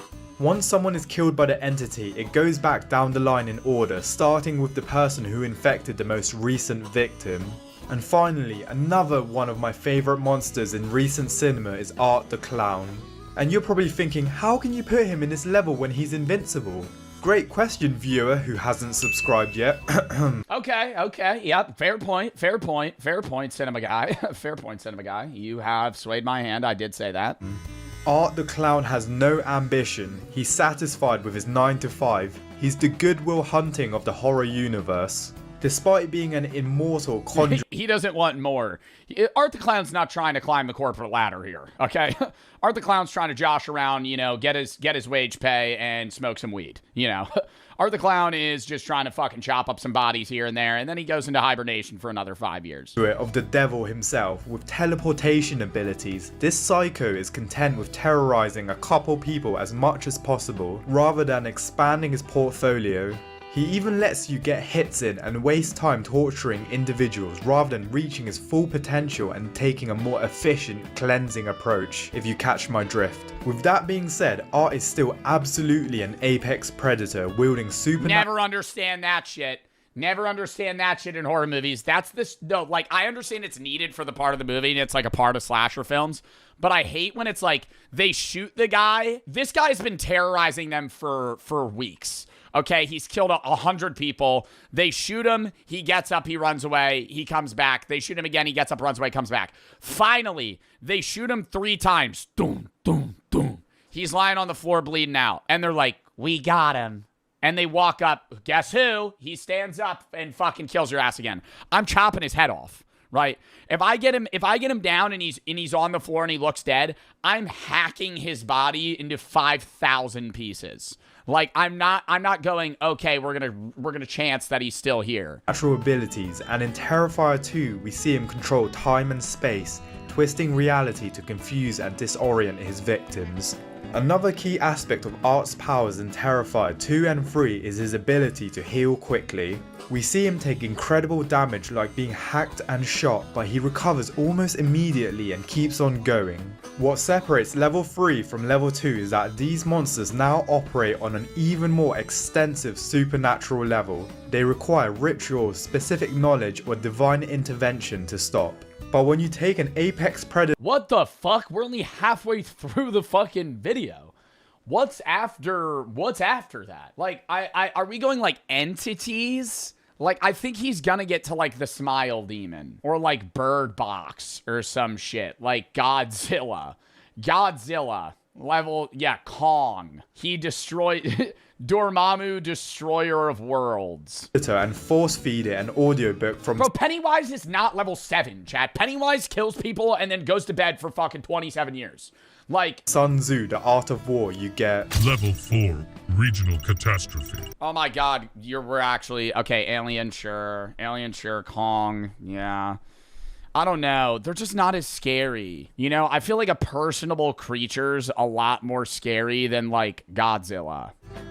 We've officially left the realm of individual destruction and Barbarian boob monster. Yeah, if the barbarian boob monster is shown at all in this video, I crash out. You will witness my face turn red in a matter of seconds. Entered mass casualty events that will rack up Avengers level infrastructure damage numbers. Monsters like the Guemul, Kayako Saeki, King Kong, Xenomorph, and the Yautja are regional catastrophes. When one of these bad boys get loose, the government declares— Yeah, I think aliens definitely won. Like a xenomorph problem would destroy Earth or like a country. As states of emergency and entire cities get evacuated. The Xenomorph is unique, as you could make an argument it goes in the lower tier, but given their ability to multiply and that their evolution's greatest creation for being a predator, they can be regional catastrophes. This is seen in Aliens when Hadley's Hope colony with a settlement was completely overrun in a matter of weeks. Oh my god, chat, I just... See, here comes the glaze again. What are the odds the Thing's up on this list? What are the odds the Thing, a mimic of sorts? What? 0? Bro, that could infect everyone, though. One singular infestation. If you released the Thing into New York City, the whole world's dead. Spawned everyone dies. 150 plus xenomorphs, requiring nuclear destruction of the entire facility to stop. We will also see the Xenomorph Queen in the next level, because while individual drones can— Like I'd let that happen. Oh, McChunky's gonna stop it. Once he sees New York City's taken over, he just goes— overwhelm a colony, a queen lays hundreds of eggs and can establish a self-sustaining hive that spreads exponentially across the entire region. Their biology makes them devastating, and as the android Ash once said, they are the perfect organism. They're suited to any environment, can survive extreme temperatures, can exist in the vacuum of space, and their molecular acid blood makes them nearly impossible to kill without dying yourself. Not only are they fast and intelligent, but they don't radiate heat, making them invisible to thermal imaging. Another regional catastrophe would be the Guemul from The Host that goes on a rampage through Seoul, causing South Korea's entire emergency response system and military to be activated for one creature. And moving away from infrastructure damage is the— Yeah, I fully believe that if a monster like this ever got released, I don't think they're trying to contain it. I think they're just nuking us. Like, say you live in a city where, like, Godzilla gets released, yo, they are nuking your ass. It's a contamination thing. Like, it's like, if this gets out, it's bad. Kayako Saeki from The Grudge, which unlike Samara Morgan, curses the whole location and is parasitic through touch, which most people don't know about. Anyone who enters a compromised location becomes instantly part of the curse. Then anyone who encounters this person or merely touches them becomes unalive. The curse spreads across cities, taking the lives of thousands and even reaches America. You can't burn the house down either, they've tried that. This curse also possesses people to commit atrocities, which spawns another curse where the atrocity was committed, separate to the curse before. Oh, that is fucking terrifying. I've never seen this film. That. And finally, to round up the regional catastrophes is King Kong, who seems almost quaint compared to modern kaiju, but his intelligence and agility makes up for his disadvantages. Yeah, but King Kong's kind of nice, though, you know? He's, like, misunderstood. He is devastating on a regional scale, as seen in the movies, but the reason he isn't a national threat is, let's be real, the missiles he was taking were standard missiles and cruise missiles, but he's not surviving a GBU-57 massive ordnance penetrator to the head. I love how he gives the specific missile.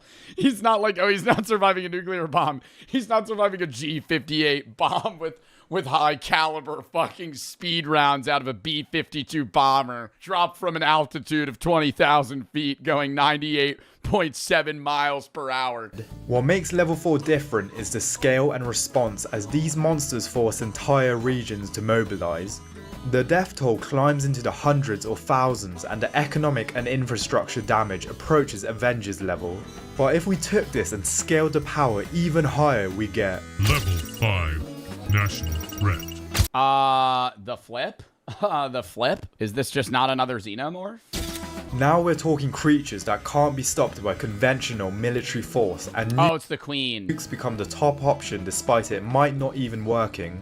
Monsters like Clover, Xenomorph Queen, Rodan, and the Otachi are national threats. Don't sleep on Rodan. Yo, I would love if he just rage baited and put like Mothman at level 6. Level 6, the Jersey Devil. This badass went Yeti toe to toe with King Ghidorah and only lost because, well, it's Ghidorah. And Clover destroyed New York City in one night. It's strong, aggressive, and covered in bear-sized parasites that are deadly predators themselves.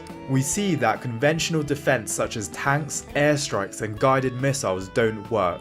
The hammer down protocol at the end is likely a tactical nuke on American soil. That's what it takes to make. Yeah, I think I went into this video going with the idea of like, okay, level 1 through 7 is going to be off like scariness and death, where it's just like, oh, death count. Like the monster that kills the most people. Kill Clover. And moving up the food chain, we get the Otachi, a bioweapon created by an alien race. The Otachi is a category 4 kaiju, the second strongest, losing only to its more superior counterpart, the Slattern, which falls in the next level. These kaiju can destroy cities in a whim, along with their toxic blood that poisons entire water systems. If the rift hadn't closed, then humanity most certainly would have faced extinction.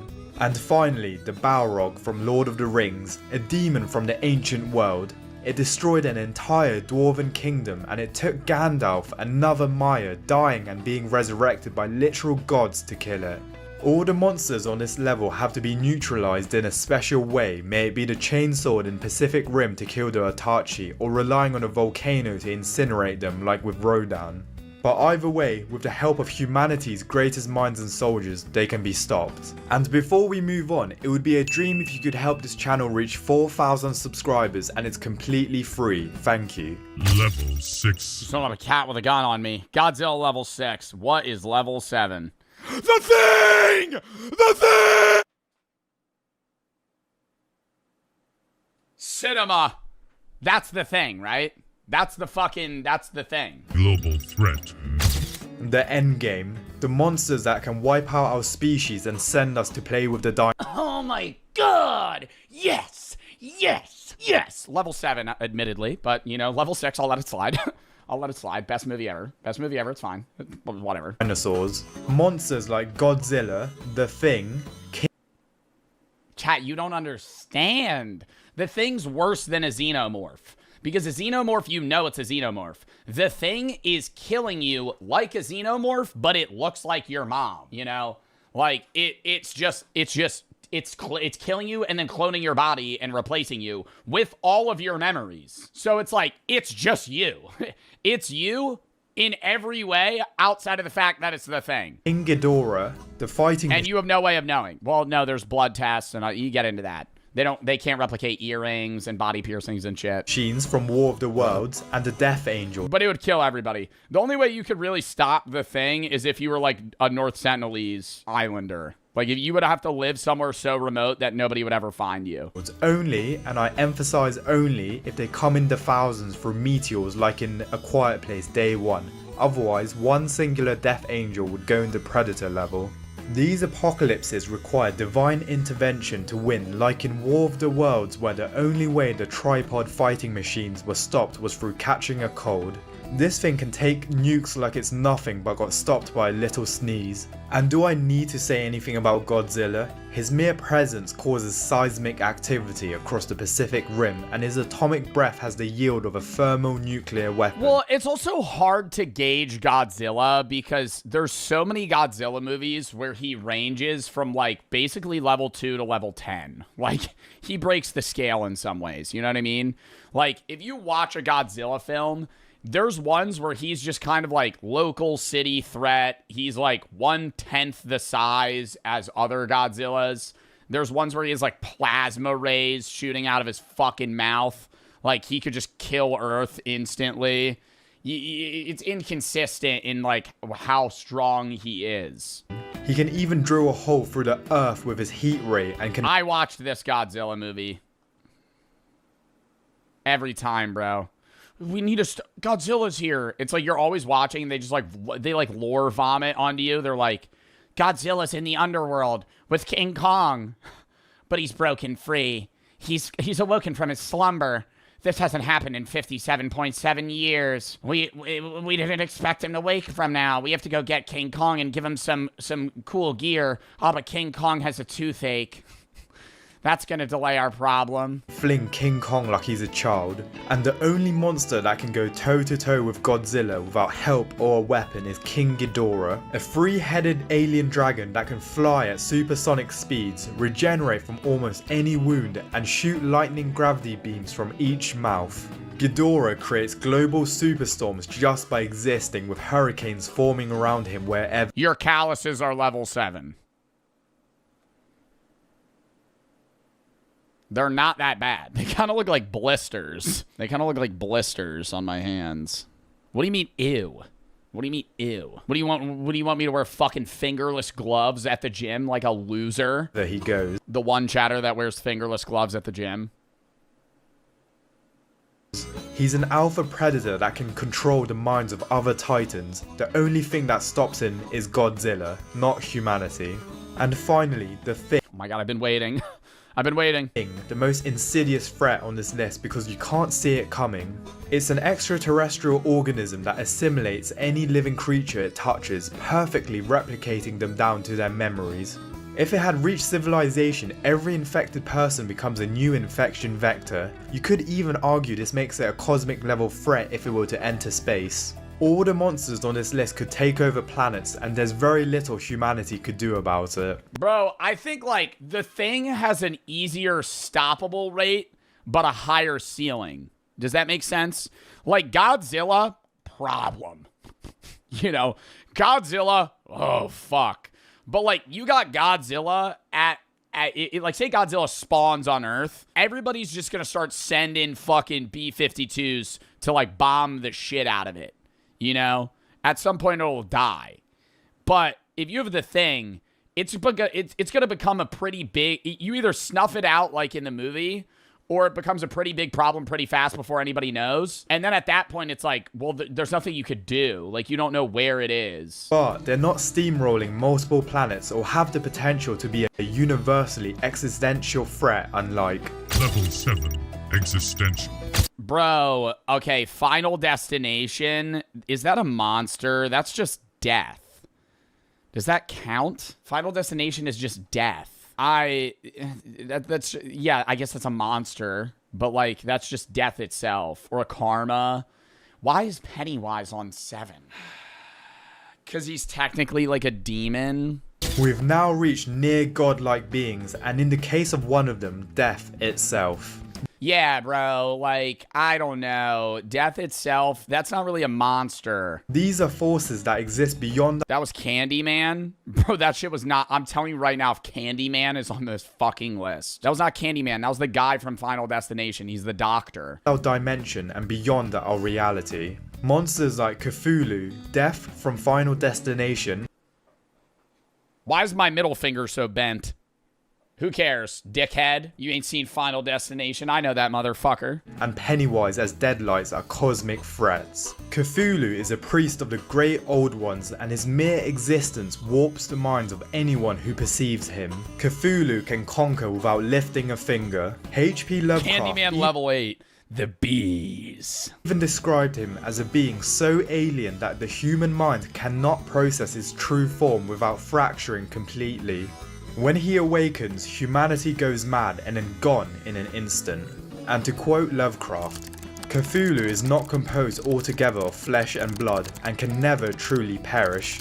When the stars are right, they can plunge from world to world through the sky. And similarly, Pennywise in its true form is not just a clown. It's an entity older than the universe. The Deadlights are a construct of pure, ancient evil that predates our cosmos. They are powerful enough to cause instant death, permanent insanity, or a catatonic state simply by being looked at. They can destroy, consume, and trap human consciousness operating at... Oh shit, I haven't seen the show of the origin of Pennywise. I might be dead wrong, bro. I forgot that he just took the life in figure shape of that clown. He's not actually...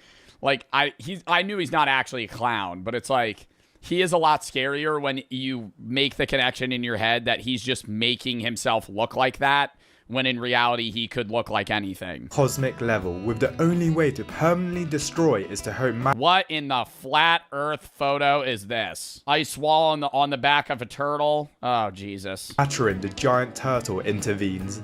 And finally, Death from Final Destination. You can't fight death, it's as simple as that. And also, those movies traumatized me as a kid. It's why I'll never go on a balancing beam or go in a tanning bed in my life. Anyway, what makes level 7 different from every other level is the scale, as they threaten sanity, reality, and existence itself, requiring literal gods to defeat. And if you want to see the 7 levels of psychopaths, check Anton Chigurh! Anton Chigurh! out this video here. Bro, Anton Chigurh could be on the monster list, bro. Trust. Call it. This coin has been here for 22 years. It's been waiting to get to you. Call it. Well, what do I stand to win? Everything. Solid scene. I could rewatch that. He made that movie.